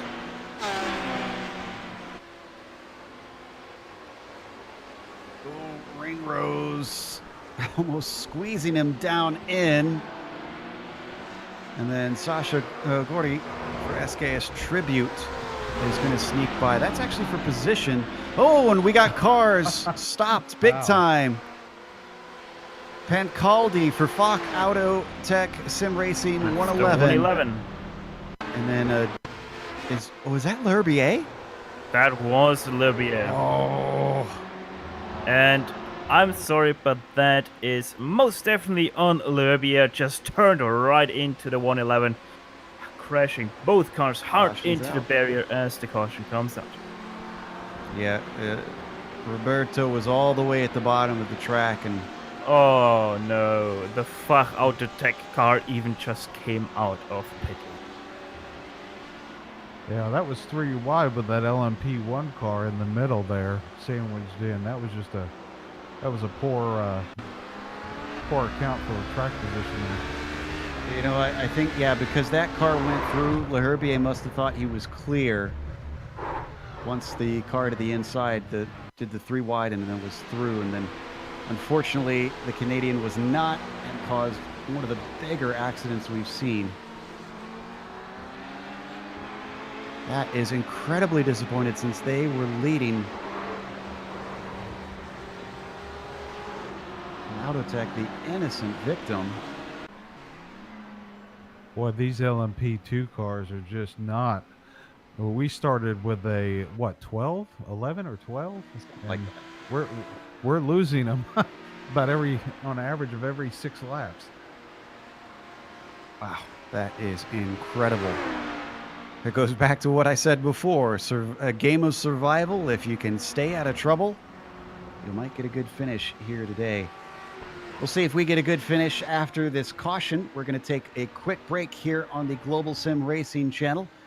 We'll come back, hopefully all the way to the end, in the final hour. Here are the 4 hours of the Glen.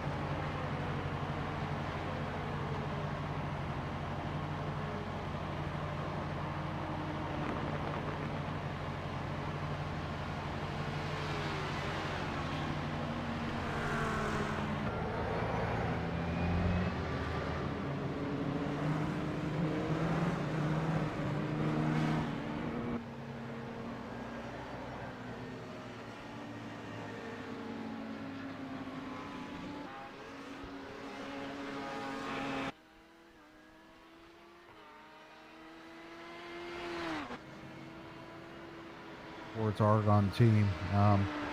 In theory, you know, especially if they have another caution, they could finish this race on that pit stop there. They got fuel and tires. I'm kind of with you on that one. It's not too long ago that they were last in. This stint only on 8 laps, it looks like.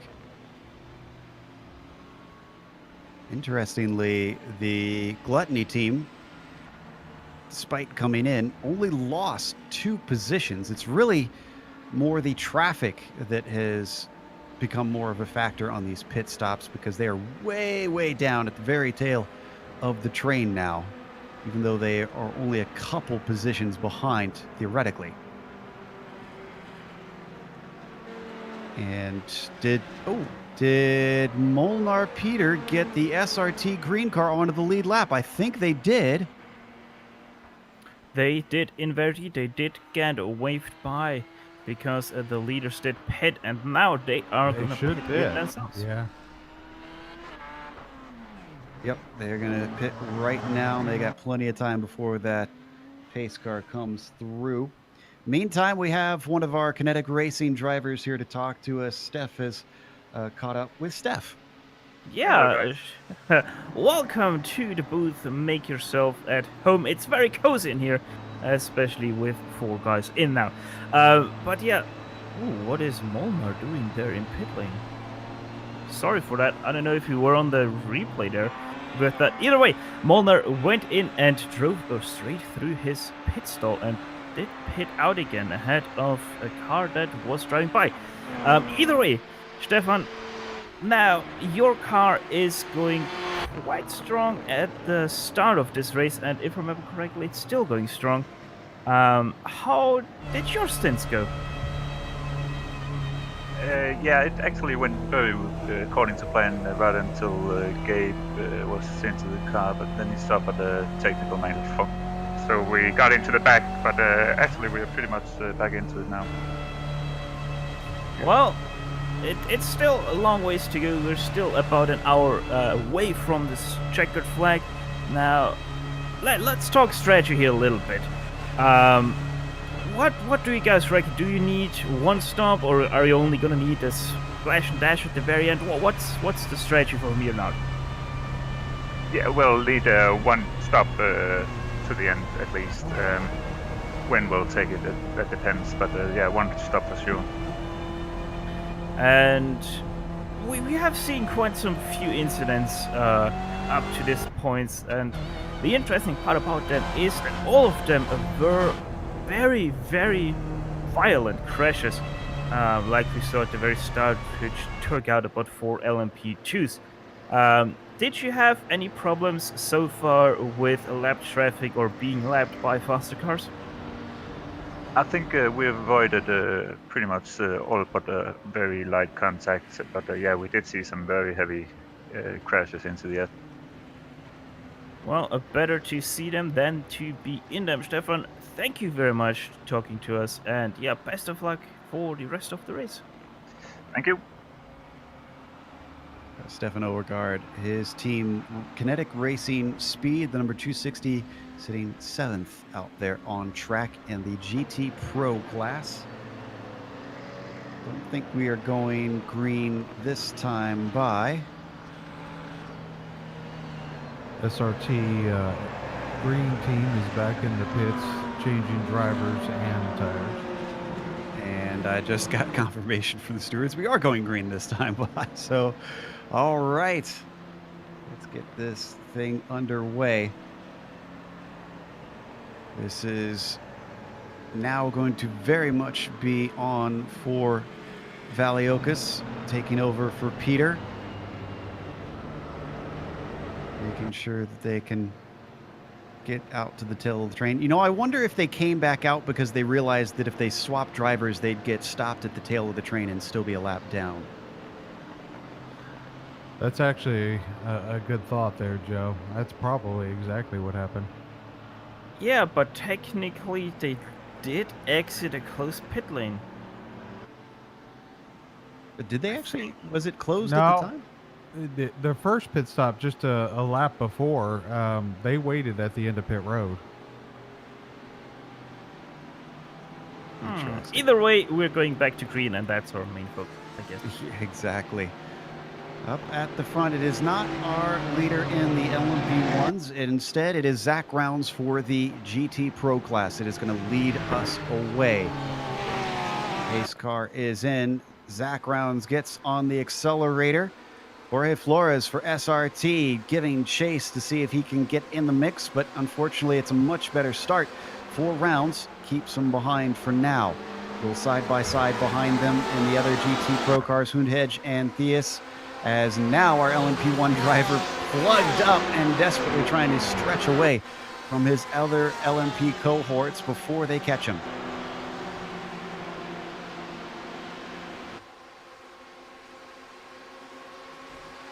That is Danilo Piazza in second place. Really hustling to try and get through. And PCDC cars only now ahead of him. He's just about through all this traffic. Zach Rounds, the only one separating them. Weaves on by, and now it's going to be a race on pace until they get to traffic the next time around. There's nobody in front of them. Speaking of which, Valiokas did not catch the tail of the train. Still has quite a bit of work to do. 24 seconds up the leader. Not impossible with the pace we've seen from the 29. Not impossible, but he's going to need another caution to kind of tighten that group up and get him into contention here. Yeah, I think he'll need a little bit of help, but even if it doesn't, I would not put it past him to be able to try and chase down some of these fast cars up at the front.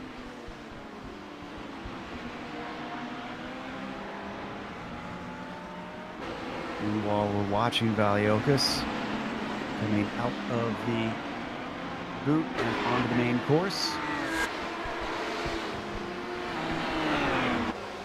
we're watching at the start Rounds and Flores. Flores still within half a second.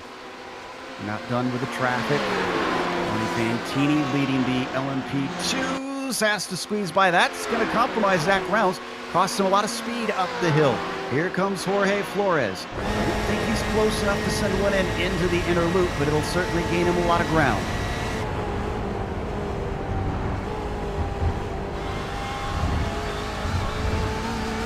Again, this is for the lead and the GT Pros with less than an hour left to go. Estefania, who's second in the LMP2s, now splits the pair of them. I've been watching the GT-AM battle, which is still going on. Jorge Lara down there. Giving chase on Ben Gregory. Excuse me, Hannes Pitkinen, rather, leading the way. And ahead of them, there is a big traffic jam with a lot of LMP1s, LMP2s, and GT Pro cars. Quite a mix in among there. That is Joseph Ringrose going by and trying to squeeze down the inside. A little bit of contact between Lara and Jonathan Dance for adequate racing. Nobody spins out. Nobody's damaged from that one.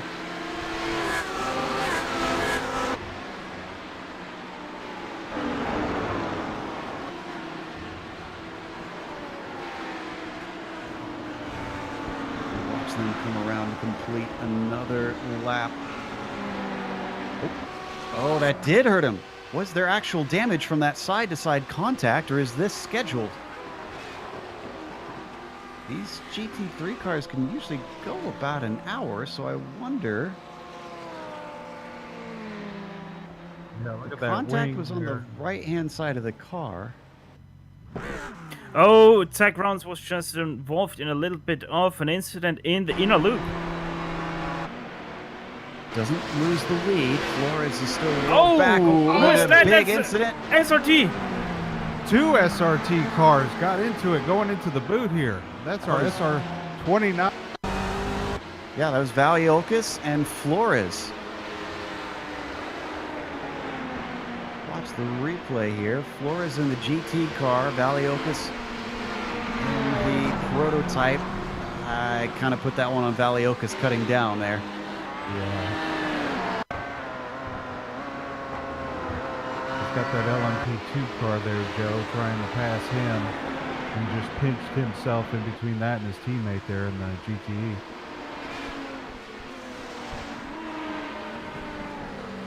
GTE car hit the wall hard, though. Flores still holding second.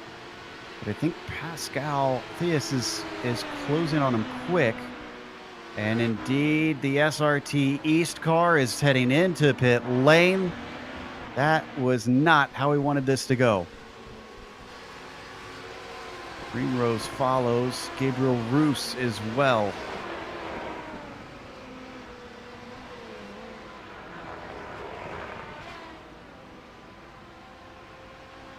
Race is never over until that checkered flag falls. You have to keep the car safe the entire time. So going back to Pascal, who's now bumped up to second place, being chased by Niels Hundhedge.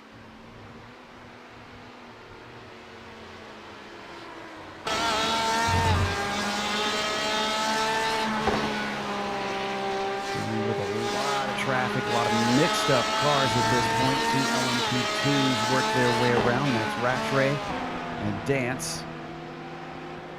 Not for position. Green and white machine you see on your screen. That is Theus. Followed by the number 271 of Niels Hundhedge.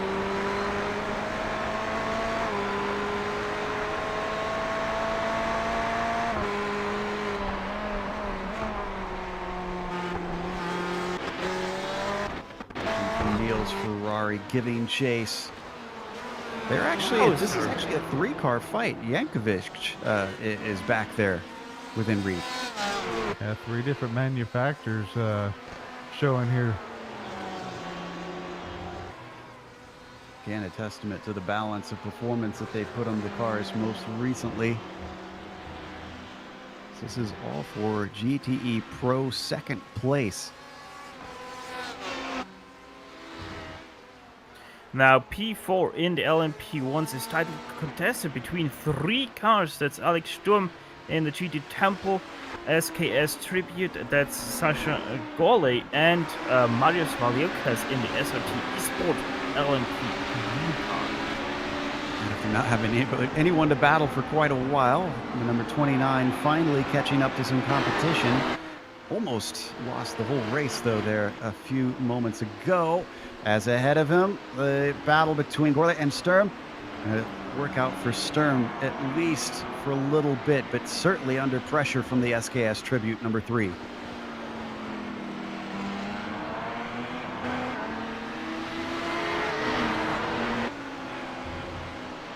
Benelux driver giving chase on the Diaz driver coming out of the final corner.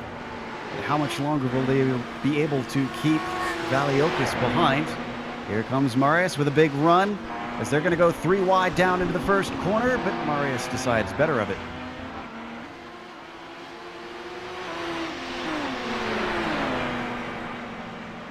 I think his opportunity will come with the pace we've seen from that number 29 thus far in this race.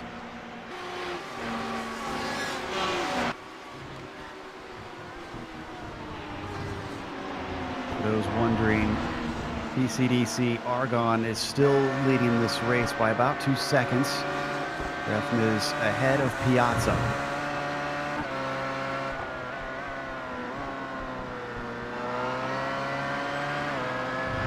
Forward with the SRT green car with a good run, and he's got a nose in. Does he want it? He's given space at the apex. Gorley kind of sees the writing on the wall. He's going to let him through.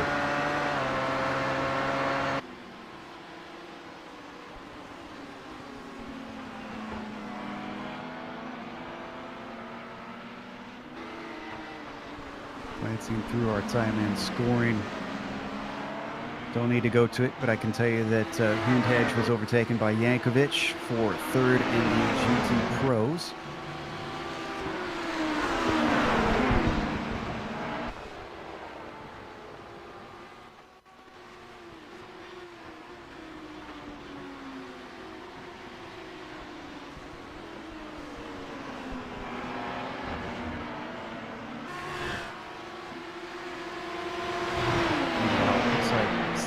Racing's had some issues. Number 64, Joseph Ringrose in the pits.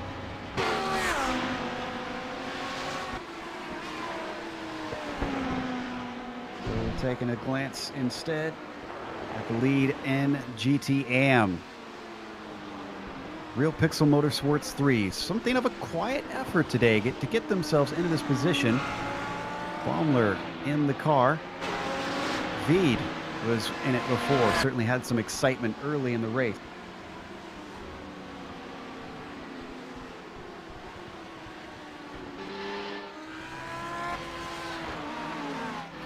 Now, one battle that is also close, it actually got split by Danilo Pianza just 2 corners ago, was the battle for P2, a 3-car battle. Now it's a battle for P3 in Class 4 GT Pros. That is between Dali Jankovic in the MB Esport Racing and Niels Hunhegge in that Element Sim Racing Water just behind, getting around but not enough to challenge into the doing for the moment. But the time is starting to tick down. 45 minutes left to go. Still opportunities to do things. Still strategy left to play out. Sturm, we were watching hold off Gourlay before Valiokas made the pass. I think Marius has got a good run here. I'm not sure that he's got enough racetrack. They are going to come across some lap traffic in a very slow part.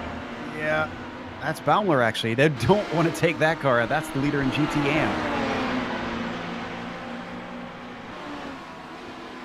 Looks like they're going to have more here, Joe, going into the toe. Shorter up ahead of them.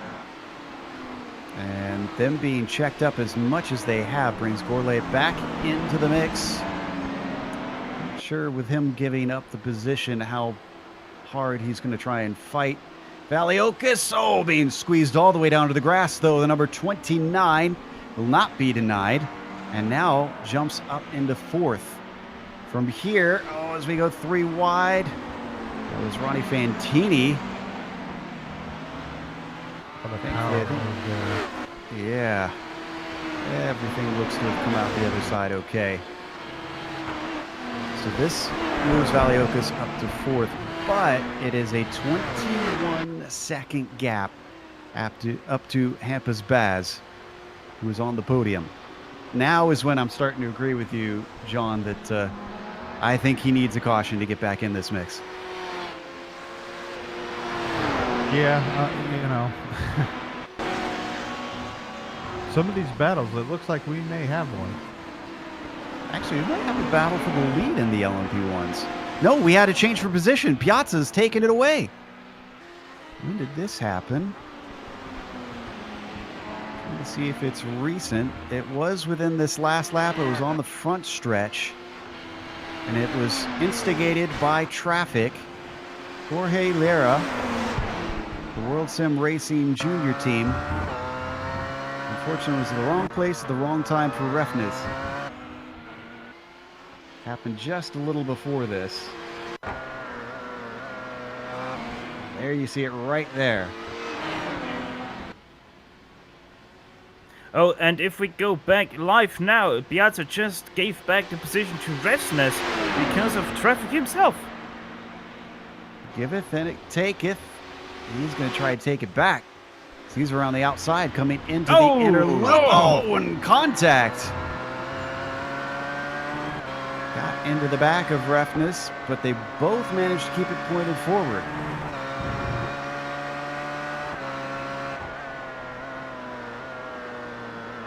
And I can report that Sturm has come into the pits. Is that going to be able to take them to the end? That is... Needs to go. Yeah, that should be plenty.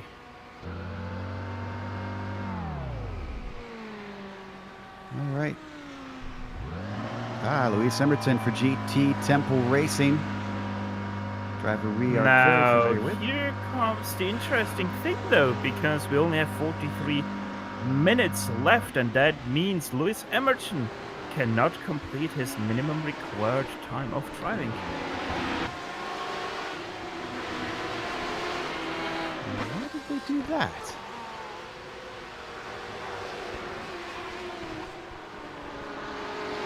That will be a mystery that we'll need to ask a little bit later. Let's go back to the battle for the lead in the LMP1s as Piazza tries to keep touch with Refness. He's had a few good breaks until now. Look at this. And here he's coming with a huge head of steam. This could be bad depending on how they manage to weave their way through. He checks up just as he gets up to him. If he really wanted to be aggressive, I think he could have maybe stuck it in the middle.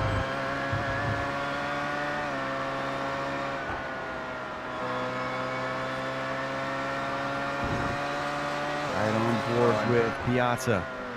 Refness is blinking a little bit right now in the PCDC Motorsports Argon car. That's not really gonna help the Scandinavian. Up and out of the toe of the boot. Who would have thought after over 3 hours of racing, still this close for the lead in the LMP1s. I can report that Valioka seems to be losing time. It is now 37 seconds that he is back from the overall leader. So though he has pace, does not seem to have pace on the top car. Refness got held up there behind that Audi. Yeah, and there it goes once again. Boy, that's now 3 times that the lead has changed hands simply because of lap traffic. Oh, but it goes right back as Piazza goes way too deep into the 90. Make that forward, Joe. We watch the replay. It changes hands yet again. So we'll stay on this. I don't think this one was And due to traffic. I he think it just should went deep. stay on the replay because Refness lost the lead again. Just afterwards. There's an echo in here. Yeah, just, man, that Porsche in a straight line, the energy recovery is just phenomenal. Not a track where you want to be up against that because of those long straights.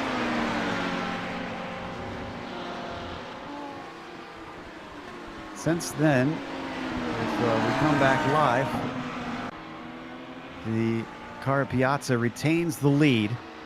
Refness, the number 18, still holding on, but he's got to start pushing and try and do something to get himself a gap if he wants to retain this lead.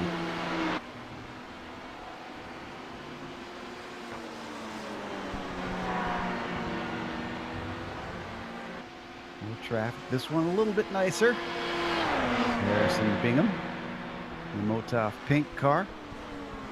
Let them through. Here's where Refness seems to really gain up on him, Joe, is coming out of turn 1 up through the S's. And then it kind of just plateaus off. Let's see what it holds here. He does have the slipstream, and that seems to be helping slightly. Boy, he's got to be really careful that he doesn't lose that. Now, one thing we're not allowed to forget is that the hybrid system, that really gives a lot of power, and actually if they release the boost button, they're actually starting to lose top speed because they only now get the torque from one engine instead of 2. That's true. So, I wonder if that's also what's affecting this. Trying to keep an eye on any other battles potentially going on, but really this is the best one we've got for one of the top spots. This is for the lead in the LMP1s. These are both teams that have done their due diligence, with the PCDC Argon car starting in 3rd and the Leo Racing team starting in 2nd. Oh, and PCDC drives to the pit lane. This time he makes sure to get it off to the right side. So, PCDC should be able to make it from here.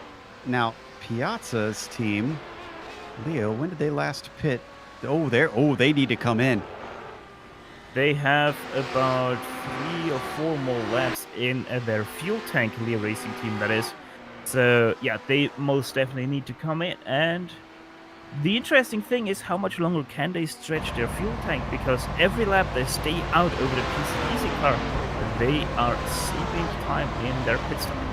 Now you can see we've gotten some cloud cover, but it is continued to heat up out on the track as the sun gets higher and higher. It is 95 degrees Fahrenheit on the surface. So if you're going to pit now, I guess pit and try and tweak those tire pressures, get them into the range you want for what you think the end of the race is going to be like. Close between Refness and Julian Ocean. Leokas and SRT Green pitting to get to go to the end. We get a spot back from Gourlay, who still needs one more stop. And Hampus Baz, who is in second, but I don't think they will release a position to the SRT Green car. Looks like they might need one more. Actually, how close is this going to be for Baz? They're 15 laps in. How many laps are we looking at being left? Oh! Car in front of them, the LMP1, just took a slide. Did you catch who that was? The number 9 car, the LMP1. Oh, yeah, that was Emerton. You're right. So he's coming through the penultimate turn. Oh, he was all the way in the grass. You're going to see here. Looking for the number 9.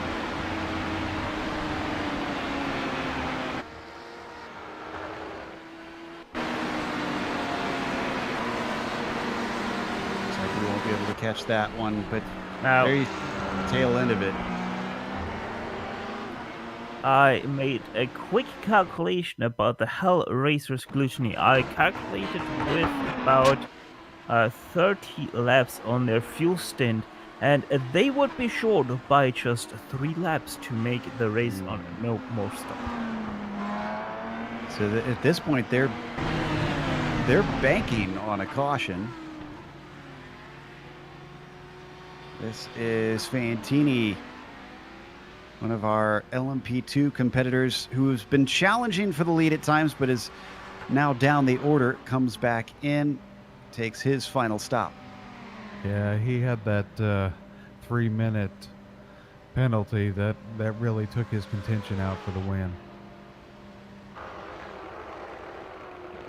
Meanwhile, in GT Pro, we saw this a little bit earlier.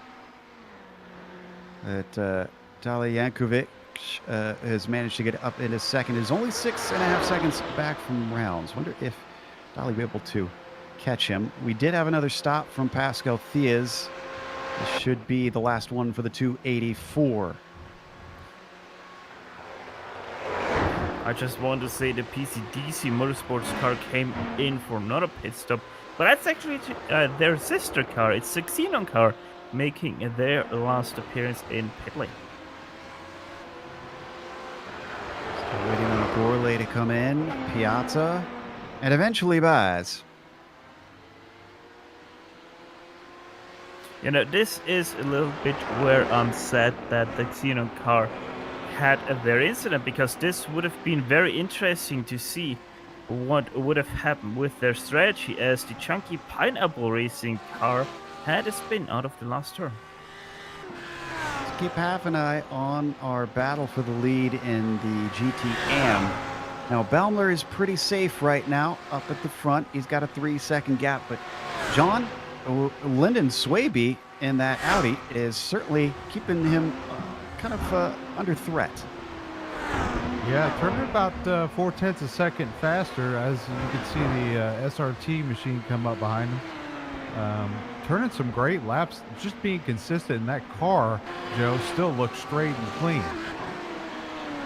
Not everybody can claim that currently in these final few laps. In fact, let's take a look at the lap comparison between them two. Yeah, just a little over 0.4 there, Joe. Now, I'm not sure if they did change that rule, but we're approaching the half-hour mark, which means with 30 minutes to go, there will be no more full course caution thrown in the race. Let's double check on that and make sure we get some confirmation. That's how it was last season, of course. You know, someday.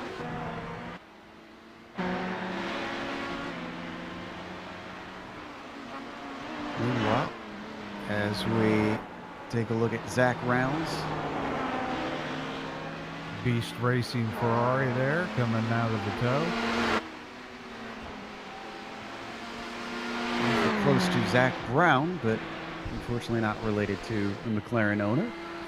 And we have seen the incident already from the car 64. That is Joseph Ringrose, the number 64. And that Satellite Racing, the last incident that happened, they actually received a 2-minute stop and go penalty for that incident. Now, obviously, that is pretty much without much significance because they're already done with this race. And here comes Danilo for his stop. One that will take him to the end. Now, this is the thing that I was kind of wondering about as far as the Gluttony team goes, John. You're talking about how close they could potentially be to get to the end. Do they try to cover themselves off in case there's a caution so they don't get cycled back to the end of the field? Or do they hope that there's a caution and try to stretch the fuel? Well, you know, it kind of goes into play with what Stefan brought up, and that is if they don't have cautions in the last 30 minutes. If that's the case, they may have to come in just for that reason. Yeah, that's a good point.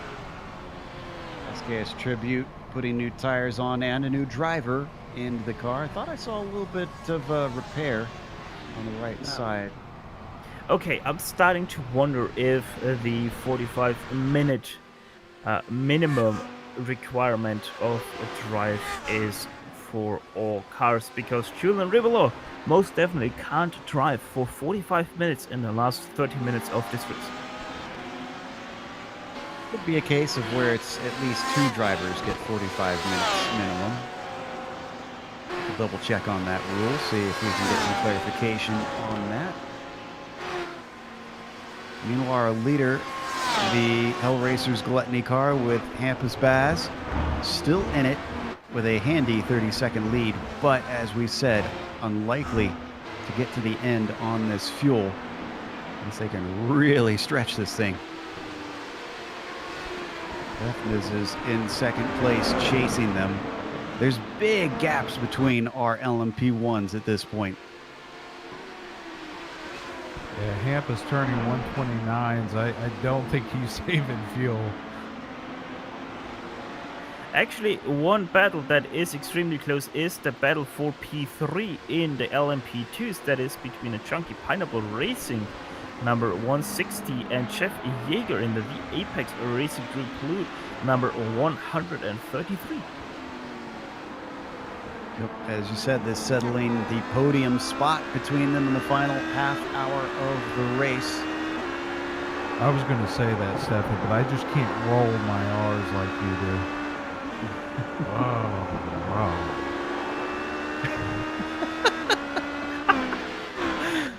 Wow. So can someone check on John? I think he had a little bit too much drink. I don't know, but you know what? I am going to have pineapple when this race is over because I've watched these cars and that name. You know what? How creative. Good for them to have a good run here after their teammate got taken out in that first lap incident. I think Bill would be proud of these names. Usually critical of uncreative names for various teams as we ride on board with Nystrom.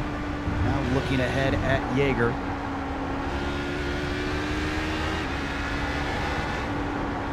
Yeager continuing to try and solidify this top 3 spot to spray the champagne here in the LMP2 class. A little bit of traffic in front of him. That's Madsen, who is currently 4th in the GT Pros.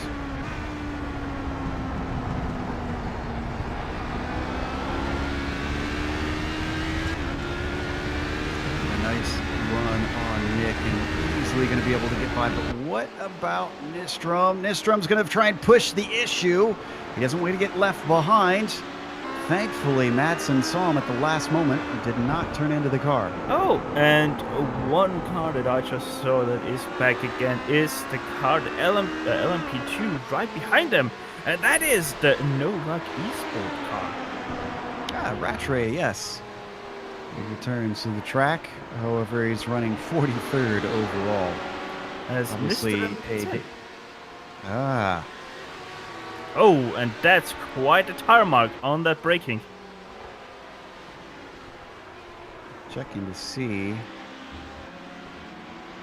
Right at the cones, he's at 95 kilometers an hour, which is roughly 20 kilometers an hour over the speed limit, which means he is pretty much good to go on that pit entrance. But did he just go straight through? Did he get a drive-through penalty? No, he had a splash and dash. Oh, there's a wreck behind. Oh no. Commentator's curse on Lyndon Swaby as he almost pulls back into traffic. Woo! Living on the knife's edge. And, it was another three-wide situation. Paul Denton and the number 288 was beside him. Drew Adamson had a big scare from that. We want to watch from a good onboard. Yeah, Lens 182. Jens Liedvig in behind also quite a scare because he got lapped there by Ronnie Fantini and then Lyndon Swaby. Watch Drew from on board. Does a good job of collecting the car, but a resident iRacing staff member here in this race certainly had to saw at the wheel to catch that one. Next racing number 182, now 10th in class. He's one of the victims of that very early lap one. Oh, what happened there? Lost control out of the penultimate turn. Gathered it back together.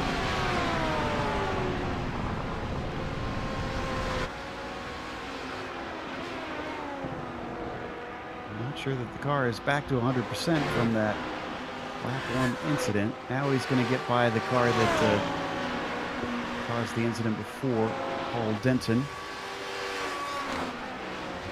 Now, I'm not sure if and when that happened. I'm showing them right now 15 laps down. I don't know if we covered that, but I just saw a big wreck of the Nomad Sim racing car that I just caught up with the wreck. That was also in the S's. Now, I don't remember if that was the cause of our last caution or not. Either way, their race completely done for today, and they are out of this one.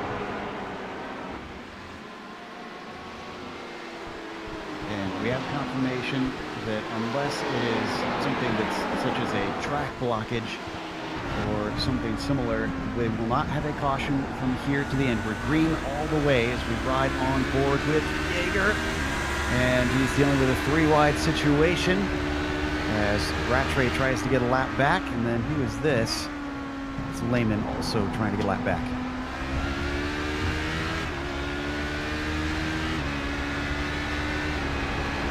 So if you're a driver like Boz, who's currently in first in the LMP1s, he's got clean track, he's turning blistering lap times. You stay out as long as you can and then come in when you absolutely have to get a splash. He's got 31 seconds over second place.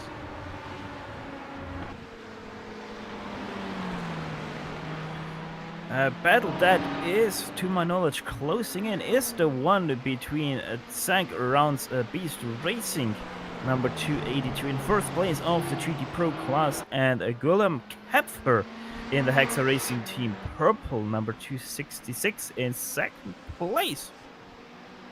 And there we can actually see the lap comparison, and Lap 104, that's where Zach Rounds did pit in, but lap 105, 7 seconds once again, that's the pit exit.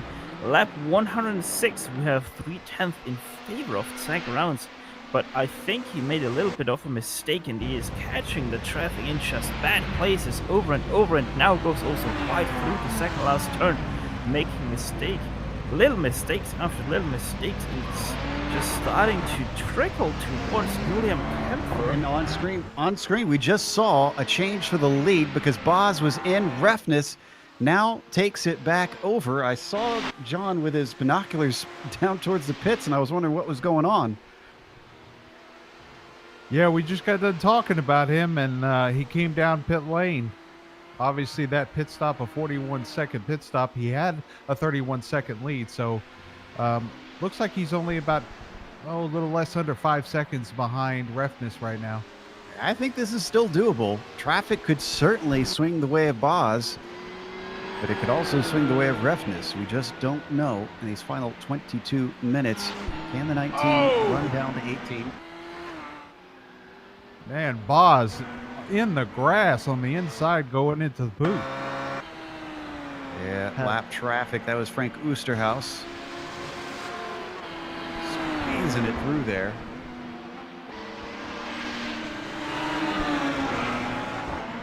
I think he knows what's at stake based on that move.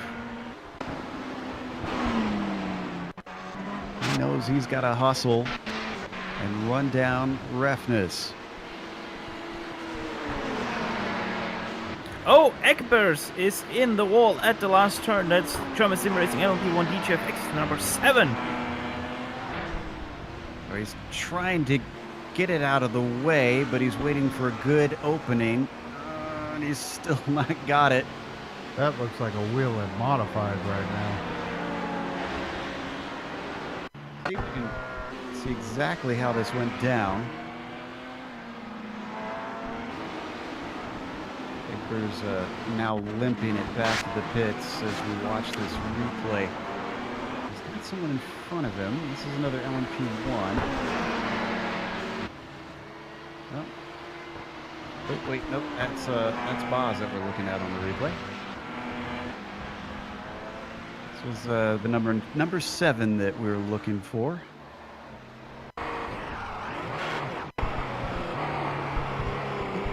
One is lonesome. There's Marcel's replay. And a wheel off. And that's all she wrote.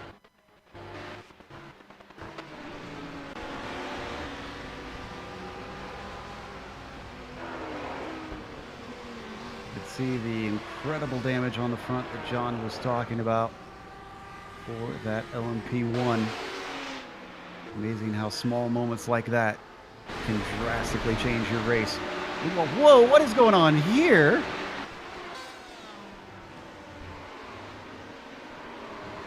Oh, Lara getting spun around.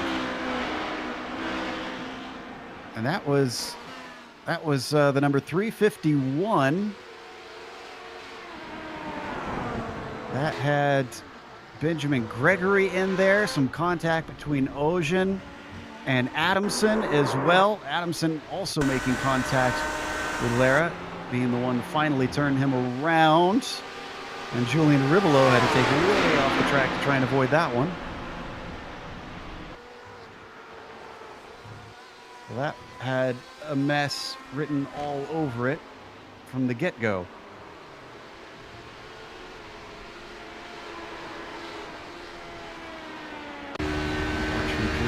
Perspective. See how a lot to deal with. Drew's had some excitement here the past few laps.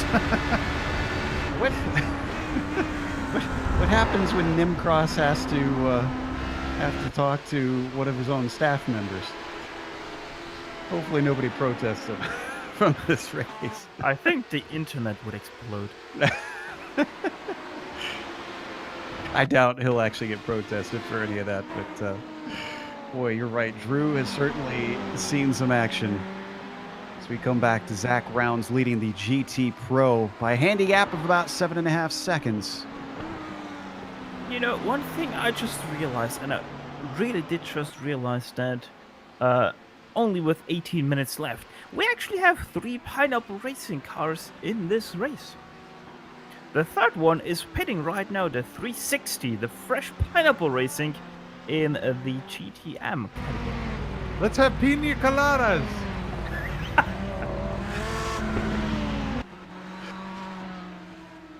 Very short stop for Taylor. Brings it back out. You could say that the 360 had a quick turnaround.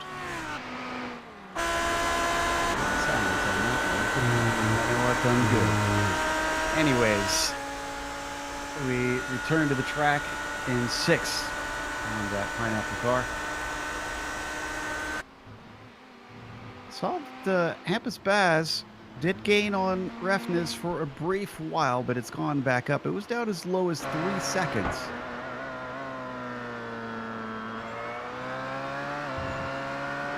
He just popped the curb real good on the heel of the boot there. That's not going to help his fight to the front. He's got to be careful. As much as he wants to push and try and take this victory, there is a championship in this series, and a second place, especially with as steep as the competition is here today, something worth throwing away. And they are under no threat from Valiokas, who's still 33 seconds behind the overall leader.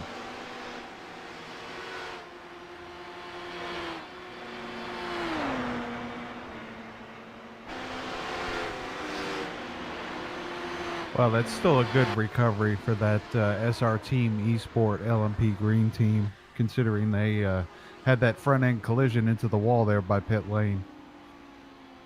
P3 down in the GT AMS has been creeping close, but now it looks like it might be getting away, and that's because we got a whole lot of traffic for the third place car.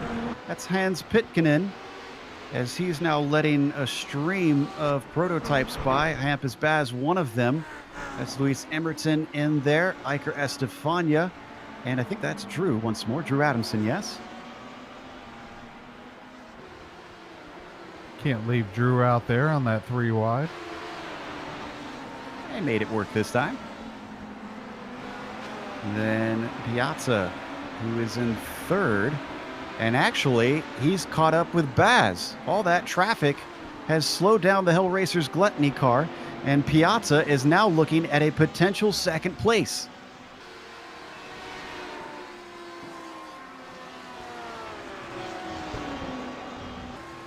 He's looking awful close. That's Emerton in front of him.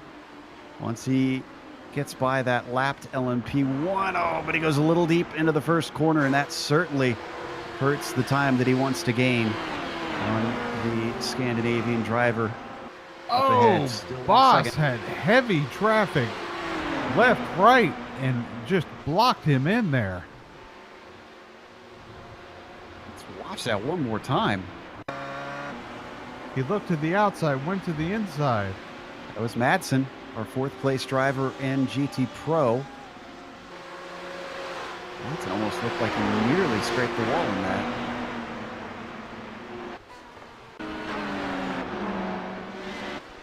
Man, just, you cannot count your chickens at all in this race. We've seen so many close calls here at the end. We still have 14 more minutes left to go. Now, Baz, in spite of that traffic, is down to 3 seconds behind Refnes. Yeah, Refnes has been held up in traffic there. Kind of let Baz gain up on him. It kind of seems like the top 3 are almost all coming together. Piazza only 5 seconds behind Refnes himself.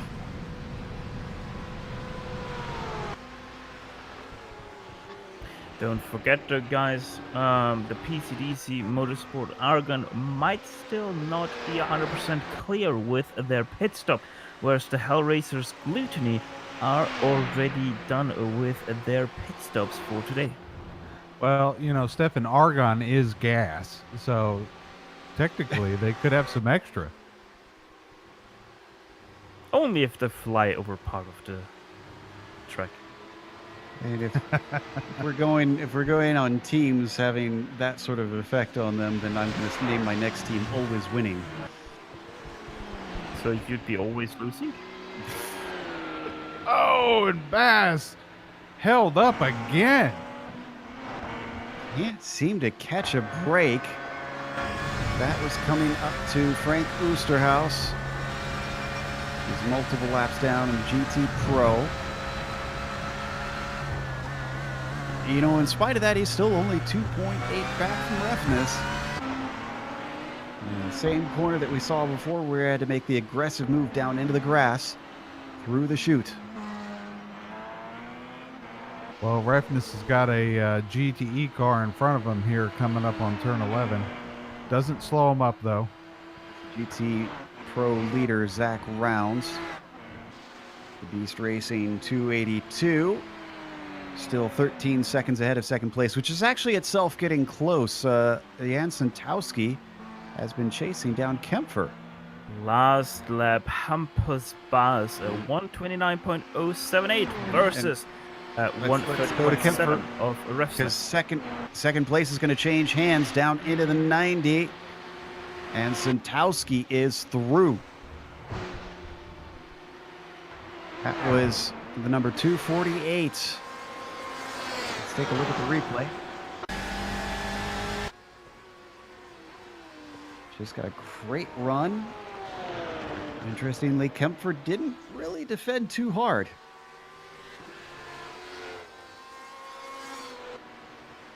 Now, we talk about Bass, but Piazza is just on a roll. Oh, his Bass is held up again by another car, not dealing with his traffic very well. Yeah, every time he reels him in, something seems to happen. And now to make matters worse, here comes Piazza. The Leo Racing Team with its bright yellow and black is approaching quickly.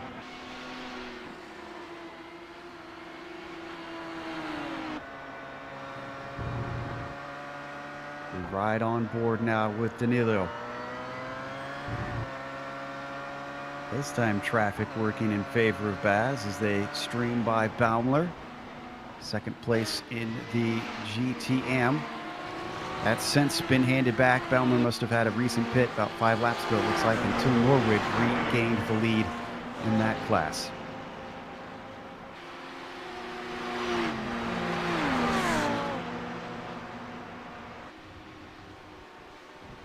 Ten minutes left on the clock. Can the Hell Racers Gluttony car finally get rid of this traffic and chase down Refness? Or will he lose the position? Will he lose second to Danilo Piazza for Leo Racing Team, who continues to cause him to look in his mirrors? Heavy traffic, Joe, in front of Boz right now. And once Gets held up again, again. gets the worst of it. Look at Piazza now, look at Piazza. That's going to be quite a boost for Piazza. Can he do something into the next turn? No, he can't. Unfortunately for Danilo, in the past he's used it. Oh! And off in the background, that was Van Ugelen, who fell off the course for Funky Pineapple Racing. Didn't hit anything. There's your pizza and pineapple, Stefan. They got pretty close. Really close Piazza is to Baz. And 19 just ahead of him. But as I was saying, these are both Porsches. So similar regeneration, similar energy boost. Not really going to have the advantage that he's had. Oh, and that definitely won't help as he went way wide off with a 90.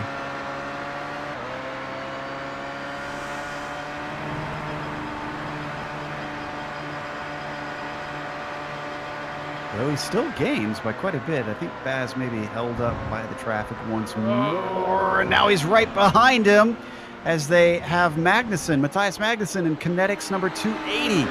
Slow through the inner loop. Can't go any faster in that car to try and get out of the way of these two.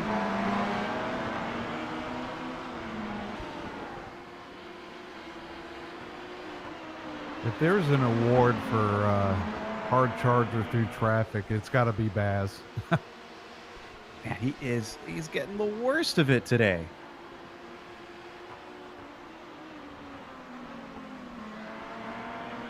All this has been happening in front of the SRT green car Valiokas, who's cut it down to 28 seconds behind the leader.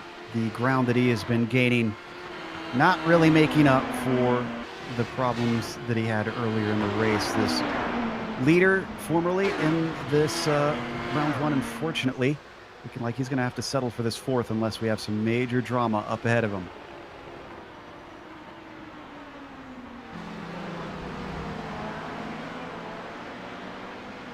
Julian Ogier, though, this driver for the German Sim racing car in LMP2 took over for Oliver Kimmelseth, and as I said, it's sort of a quiet day. Has had some dramas throughout. It was Ben Gregory that we see ducking off into pit lane. And how about Zach Rounds in the 282? Still 9 seconds ahead of Santowski. Still just rifling off laps. Started this thing in 10th position in class. That is phenomenal. Of course, Till Norwig. Ever since Fight for the Baumler lead. came in. Oh, Baz got stuck behind. Traffic got past. and this is actually for second. That's Piazza who I'm just sorry. got Yeah, past. second. Yes. My bad. Take a look and see if we can see exactly how this played out. Well, Baz got stuck behind a GT3 car coming out of the tow there, and Piazza was just there. Took advantage of it. Looks like, unfortunately, we didn't quite get it. Oh, but I think it's going to switch right back because as we come back live, Piazza himself held up by the traffic, and Baz tries to take advantage. They now come up to the top of the hill. This is where Piazza's been strong, but is he also strong against his own make of car? The answer is yes. Hampus not able to do anything on him. He's been looking for this for a long time, but can he hold on to it now? The problem there for Baz was he was so close that he had to get off the throttle and off the boost button again. And if you have to do that, that is quite the momentum killer in an LMP1. Thus, Piazza able to streak away. It's all happening behind a smiling Adrian Refnes. He shared the car with Matteo for much of the race, and PCDC's Argon. The battling back and forth extends his gap to 4 seconds.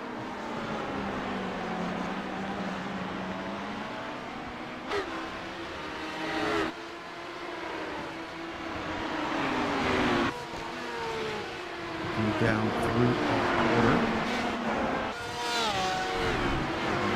Less than 5 minutes. Opportunities dwindle. Hampus Baz knows that. The traffic around him might know that as well, but are they aware of this fight for second as it streams through? Lehman and Theus lets them through.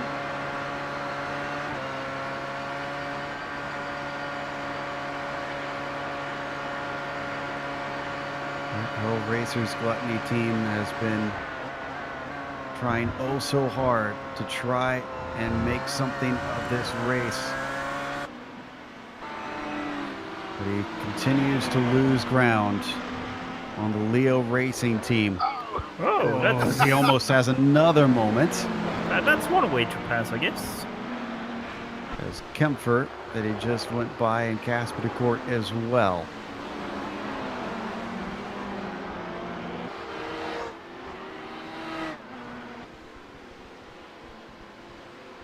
Let's see, running laps of about 129, 130. Gonna get him buying time for 3 laps to go this time. There's our leader, Refnes. Down to the line. Yes, indeed. This should easily be 3 more laps to go this time by. Let's go down to third in the GT Pros. Madsen has Gabriel Roos now catching up to him. It was Santowski before. Steph, I don't know about this one. It looks like Madsen's struggling late in the race. Yeah, and we know that the kinetic racing cars, both of them, all 3 of them, they have 3, they're all strong in that BMW and speed. Gabriel Rose right now showing that in the 260s. Madsen is a little bit weaving, and I'm suspecting that Madsen is quite literally out of tires. Not the way you want to end things. You got to work with what you're given, unfortunately. Now wide on board, looking up ahead of Roos. That is Madsen just in front of us. There you see the graphic at the bottom of the screen, listing the time between as he tries to gather up the slipstream from the car ahead.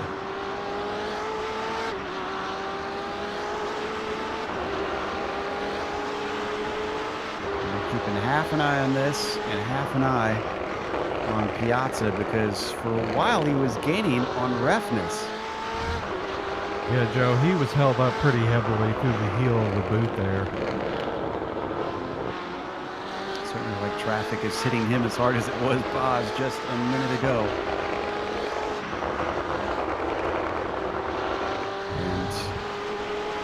Just honestly seems like Piazza, if he had managed to get by Boz a little bit sooner, maybe could have had an opportunity. But he's going to be ruining how long it took him to fight to get ahead.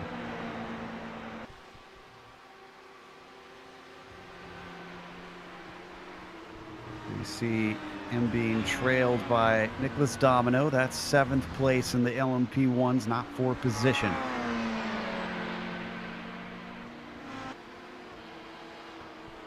Meanwhile, ahead of them, the PCDC Argon number 18 is getting ready to take the white flag after 4 hours of racing. It's the opening round, and they started it on the 2nd row in 3rd position. It looks like they'll be the first to come to the line if they can just take it around for one more circuit.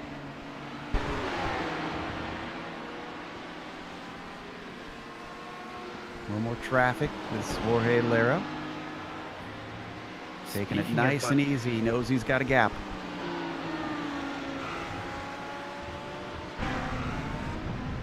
White flag is now out for the number 18. Continues to extend the gap over Piazza, that time by Danilo, not really able to make the inroads that he had before. Don't forget Julian Ogen down here. Still about 7 seconds ahead. Certainly not under threat for this LMP2 victory. And how about Zach Rounds down in GT Pro?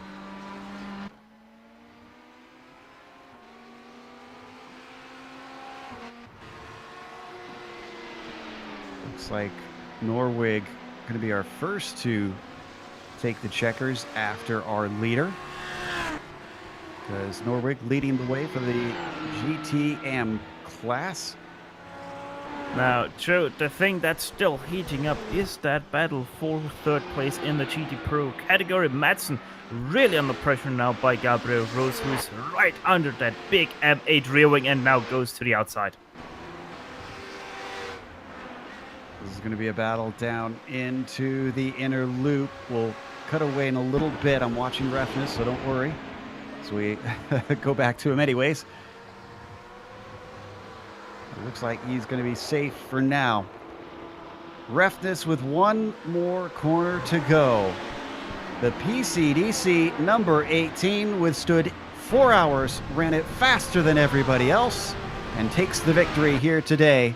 Behind him, not far back, it is Till Norwig with the victory in GTM. What a run for the number 305. Next up, going to be Zach Rounds. The 282 for Beast Racing. Contrasting stories between them and their teammate just behind them, Drew Adamson, but they're going to get a photo finish anyways. Coming to the line, Beast Racing's number 282 takes the win in GT Pro.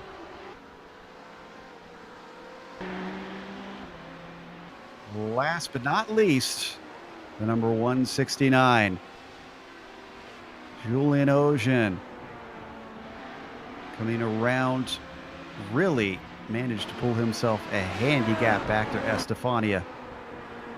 Eicher was fast today, but Eicher could not keep out of the trouble the way that Ocean could.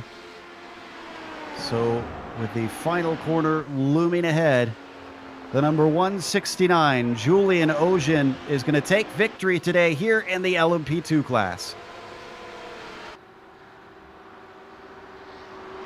And that's all of our classes through as the last of the field comes across the line to complete the first of our grueling endurance races here in the DGFX series. We have lots more, not just in the season, but here today, because we've got our unofficial results as well as driver interviews waiting. Stick around, because on screen you'll see all the upcoming races here on the GSRC. 40 of the best sim racers, $100,000 on the line. Who will rise to the challenge? This is the most competitive and sought-after season in iRacing World Championship history. This is where legends are made. This is the Porsche Esports Super Cup.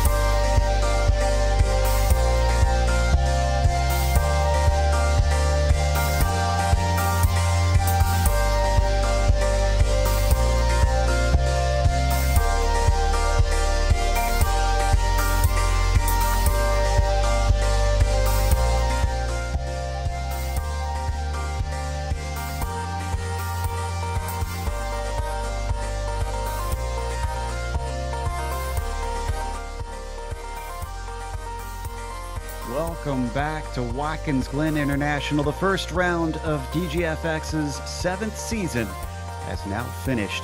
And in the end, it was the PCD Motorsports Argon team who managed to take away the victory. Leo Racing Team was trying to chase them down at the very end. And even though they started in second, they finished in the same spot and just could not go that one position up at the checkered flag. Hellracers Gluttony taking third today, ahead of probably the most disappointed team, SRT Green. Started on pole and looked incredibly fast, but had to finish in fourth because they ran into trouble halfway through the race. SKS Tribute finishes fifth, the last car on the lead lap. GT Temple, the LMP1 team, finishes in sixth, having started in 10th. Nice climb for them. PCDC Xenon has a seventh place today, finishing the race, but not directly behind them was Element Sim Racing Fire and Torque Freak Racing Sunset. Let's go to the LMP2s, John, for how those cars finished. Yeah, finishing eighth in the LMP2s, Joe, is German Sim Racing LMP2 DGFX, starting 23rd today. Good show for them. World of Sim Racing team finishing ninth. In 11th, we have Team. Oh, I'm going to butcher this, Joe. Chime in and say that word for me. Sorry, I was looking at some other stats. Which one are you? Team Heskenveld, is that? Hoisingveld. Hoisingveld, number 101, finishing 11th. In 12th, Chunky Pineapple Racing. What a great run they had today. In 14th, we have the V Apex Racing Group Blue. In 15th, Adequate Racing, starting 19th, finishing 15th. Good job for them. Torque Freak Racing Corkscrew, coming home 16th in the LMP2. Another Funky Pineapple Racing in 17th. Not the chunky, but the funky. In 18th, it's the real Pixel Motorsports Eye, coming home in 18th. In the GT Pro, we have Beast Racing winning their category in and all the way down in 19th overall, starting 38th overall. Team Hoismeld number 248 finished in second place or 20th overall. MB Esport Racing, third. Kinetic Racing Speed, fourth. Fisher Motorsport, the guys that I had on my list of winning this class, only in fifth place. Element Sim Racing Water 24th overall. Moat Esport Podcast Lime in 25th. Haxo Racing Team Purple 26th. 27th went to the Hellracers Heresy car. They were leading this race for quite some time until they ran into quite some heavy problems. Then we have another two LMP2 cars in form of the Texense Fitzy Motorsport and the Beast Racing Ferrari teams in 28th and 29th respectively. And we get to the GT AMs, won by TSB Racing Ripe and Move. Real Pixel Motorsports 3 finishes second behind them. Energy Racing Audi rounds out the podium for them. Torque Freak Racing Maggots for the GT Pros, a little bit down the order after their problems. Usagi Racing 4th and GT AM 5th goes to World Sim Racing Team Junior. Then you see No Luck EM Sport from the LMP2s with Fresh Pineapple Racing down there in 6th in the GT AMs.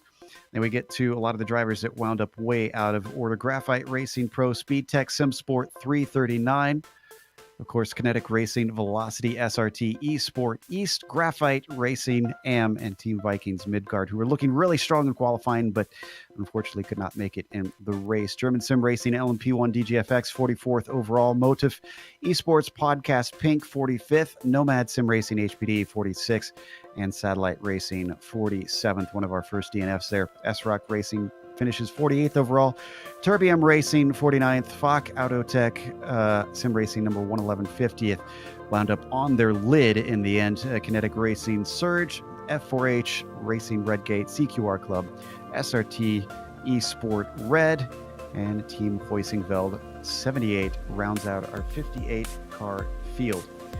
First up, we're going to be talking to the driver for PCDC Motorsports Argon. And of course, we are talking about Matteo, Gianluca Matteo. What a run you had in the middle. You handed it over to your teammate, and they wrapped it up for you, it looks like. Hello, guys. Yeah, that was such an intense race. It feels like I've aged a few years. It looked pretty intense out there. Now, towards the end, there were moments where the Leo Racing team looked like they were catching you, and the same thing with Hill Racers Gluttony when they were in second place, but then it looked like you were managing the gap.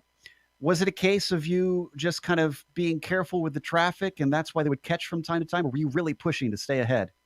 No, we were pushing. The issue was that we were having a bad string of luck with traffic, so we were getting held up a lot. And my co-driver was having issues with his internet, especially at the beginning of the race and also towards the end, and it was tough psychologically to keep his head down and keep going. Took him a few laps to regain confidence, and then we had the pace to win, and we were absolutely ecstatic. Now, did you have tabs on what some of the other teams around you were doing strategy-wise? Because by the time we got to the last pit stops, everybody looked like they were on a slightly different cycle. And did that make you nervous? Not really. We were monitoring what everyone else was doing roughly, but we had a bit of an ace on our hands because we did not change tires in the last pit stop. So I think that gave us the track position we needed to seal the deal. Well, excellent job. This is a great way to start the season with a win here in the 4 hours, but you got some longer races coming up. How do you eye those? How do you eye those with knowing how difficult it was doing just the 4 hours? I mean, we are going to have the option to use one more driver for the longer races. And also now we kind of know how everything goes. So I'm not too worried about them. But of course, more time in a race is more chances to get things wrong. So many people were having bad luck. People we were fighting were getting tangled up in incidents with back markers. So we count ourselves lucky that everything went relatively well today. Well, again, congratulations on a well-earned victory. It looks like you guys did everything right today, and we hope to talk to you again in about a month's time. Thanks so much. Bye, guys. That was obviously Matteo, our winner in the PCDC Motorsports Argon number 18. Up next, I believe Steph is going to be talking to our winners in the GT Pro class. Most definitely true. Beast Racing, the number 282 there. We're having Brock and Zach, both drivers of that car in our cozy little booth here. First of all, congrats, guys. How would you rank this win, as you had to fight quite heavily, especially in the middle part of this race? Well, first I'd like to say the air conditioning feels great in this little booth.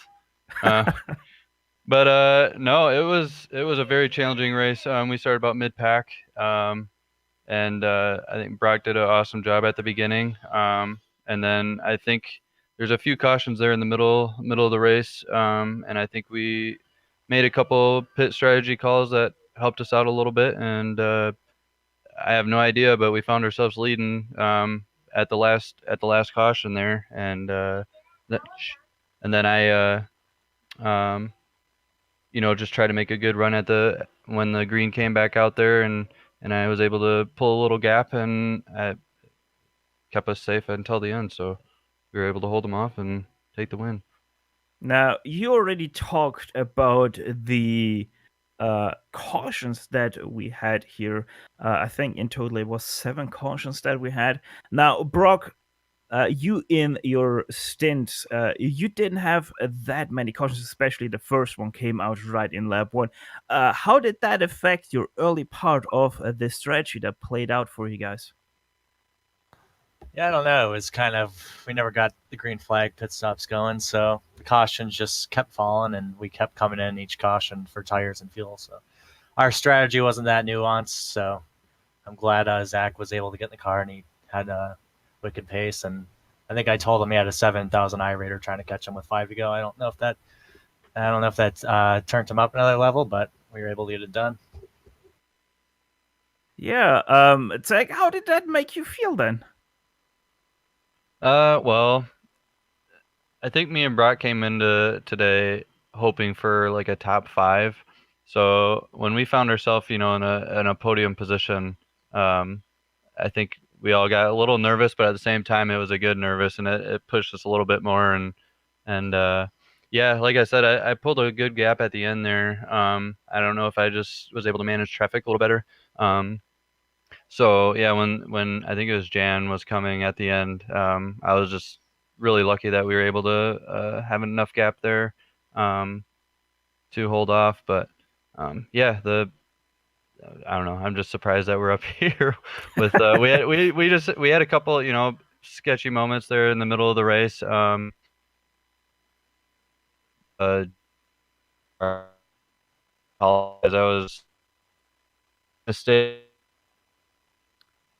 Seems like we're losing tech there a little bit, but yeah, main points came across there, getting caught by a 7,000 R rating guy. Not the best feeling, but also still a very good feeling. And target was top 5, and I think first place, most definitely within the top 5 there.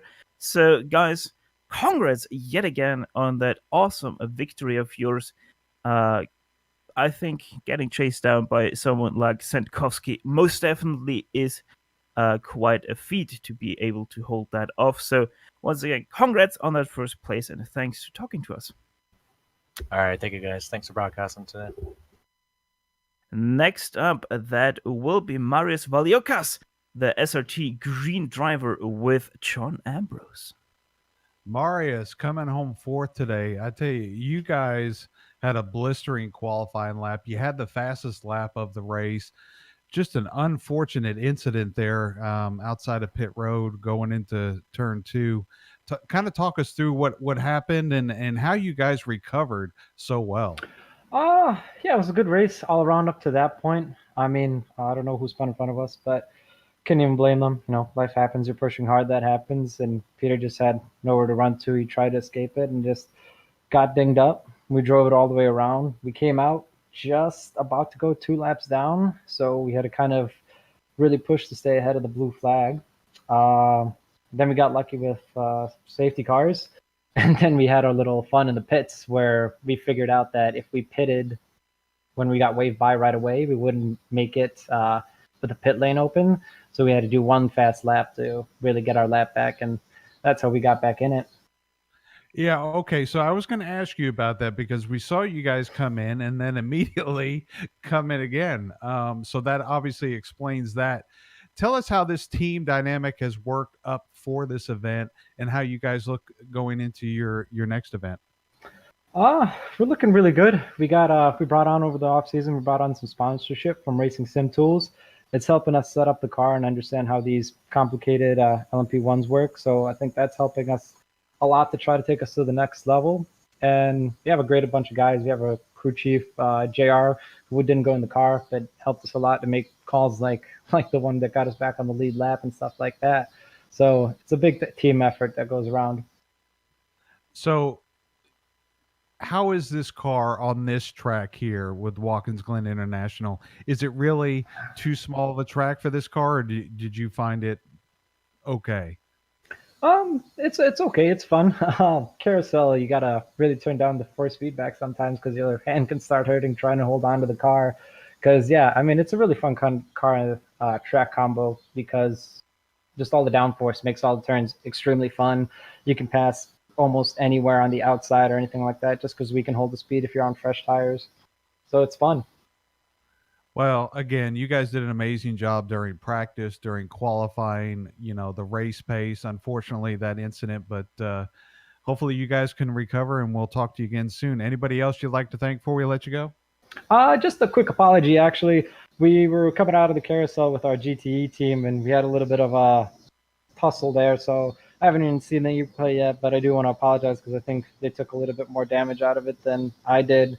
It was just a lot of traffic and not really sure what happened. But yeah, just wanted to apologize. But otherwise, I'm good. Thank you, guys. You guys do a great job. All right. Thank you so much. That was fourth place with Marius Valiokas for the SRT Green Team. Now we're talking to second place in the GT Pros. That is Team Hoisingveld's number 248. Their driver, Jan Sentowski, joins us in the booth. Second place, so just shy of a win today, but still with the championship a lot left to go. This is a solid way to start things off, Jan. Hello. Yeah, it is. Especially when we thought that the last caution. I think it was a bit over an hour to go when it was coming out. It was the worst time where it could come for us. We had to very good strategy that brought us to P1 then for in the last hour. But so we had to make a green flag pit stop that has thrown us back, and then I had to catch up, give it all. But in the end it wasn't enough. Now, you obviously being in the GT Pro class kind of came upon the big incident we had in the LMP2 class on that first lap right up at the start. What did you see from your perspective? Did you have to take any avoiding maneuvers to kind of get out of the way of crashing cars? No, I have to say I don't even remember that much because I was just, I think it was a car in the left and a wreck in the grass, but I don't remember all the other stuff. Yeah, we were expecting a caution in the first lap. That was a bet, so that would come out.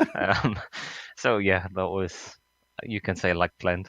But for sure happy that we weren't involved. I have to say that I'm not too surprised that there were bets involved on that. Even still, we did see that it seemed like the racing was relatively clean this first round. We had certainly a lot of cautions in some of the races last season. What are your thoughts on the progression as a league? Do you feel like this has been a step forward? Well, I think we have to see. It was, I think last season it was where some complainings from drivers about the driving standards. I think it's the same every new season because then there are new drivers, new teams, and everyone has to find a spot. His opponents know how they drive. You have to learn that, and then it all goes on better in the rest of the season. Nothing that will be the same this year. So I think it might be a progression. I don't remember really the first race last season, but felt good. This race, a few close calls, sometimes 3 wides, but survived it. Could have gone also a bit more wrong, but when everyone looks out for each other, then it works. So I hope it stays like that or get even better. Sounds good to me. Again, congratulations on a podium finish here in the opening round for Team Hoisingveld 248. Hopefully we'll see it at round 2. I hope so too, and congratulations to Beast Racing. They played the cautions. Absolutely. That was Jens Santowski racing for the number 248. And that's going to close us up. Of course, before we go, we want to thank the DJFX series for bringing us back for another season of coverage. And of course, all the people behind the scenes that help make this thing happen. We talked about the stewards. We're not making jokes there. There really are stewards behind the scenes working all kinds of action. And it's a thankless job for them. Also, thank you to iRacing for putting us on IESN. Make sure and subscribe when you get the opportunity. All you got to do is go to their YouTube page, click the big red button that says subscribe. Thanks to the companies that provide the software and hardware for our broadcast listed here on your screen. And additional thanks go to Eric Ekholm and June Lalonde to provide our wonderful music. See the screen for how to get a hold of more of her great work. Thanks to the team today, John, Steph, Sean, and Dougie. If you'd like to find out more about GSRC, including upcoming races, you can find it at globalsimracingchannel.com. Also, check us out on social media. Our Twitter is at GSR Channel, Facebook at Global Sim Racing Channel, and Instagram at GSRC_Graham. The next race is going to be at a much more modern track. We're going to Circuit of the Americas. That'll be Saturday, October 12th at 9 a.m. Eastern. But we also have upcoming races for other series listed on the screen, so check those out and mark them down on your calendar. However, until next time, race clean, race hard. See you on the track.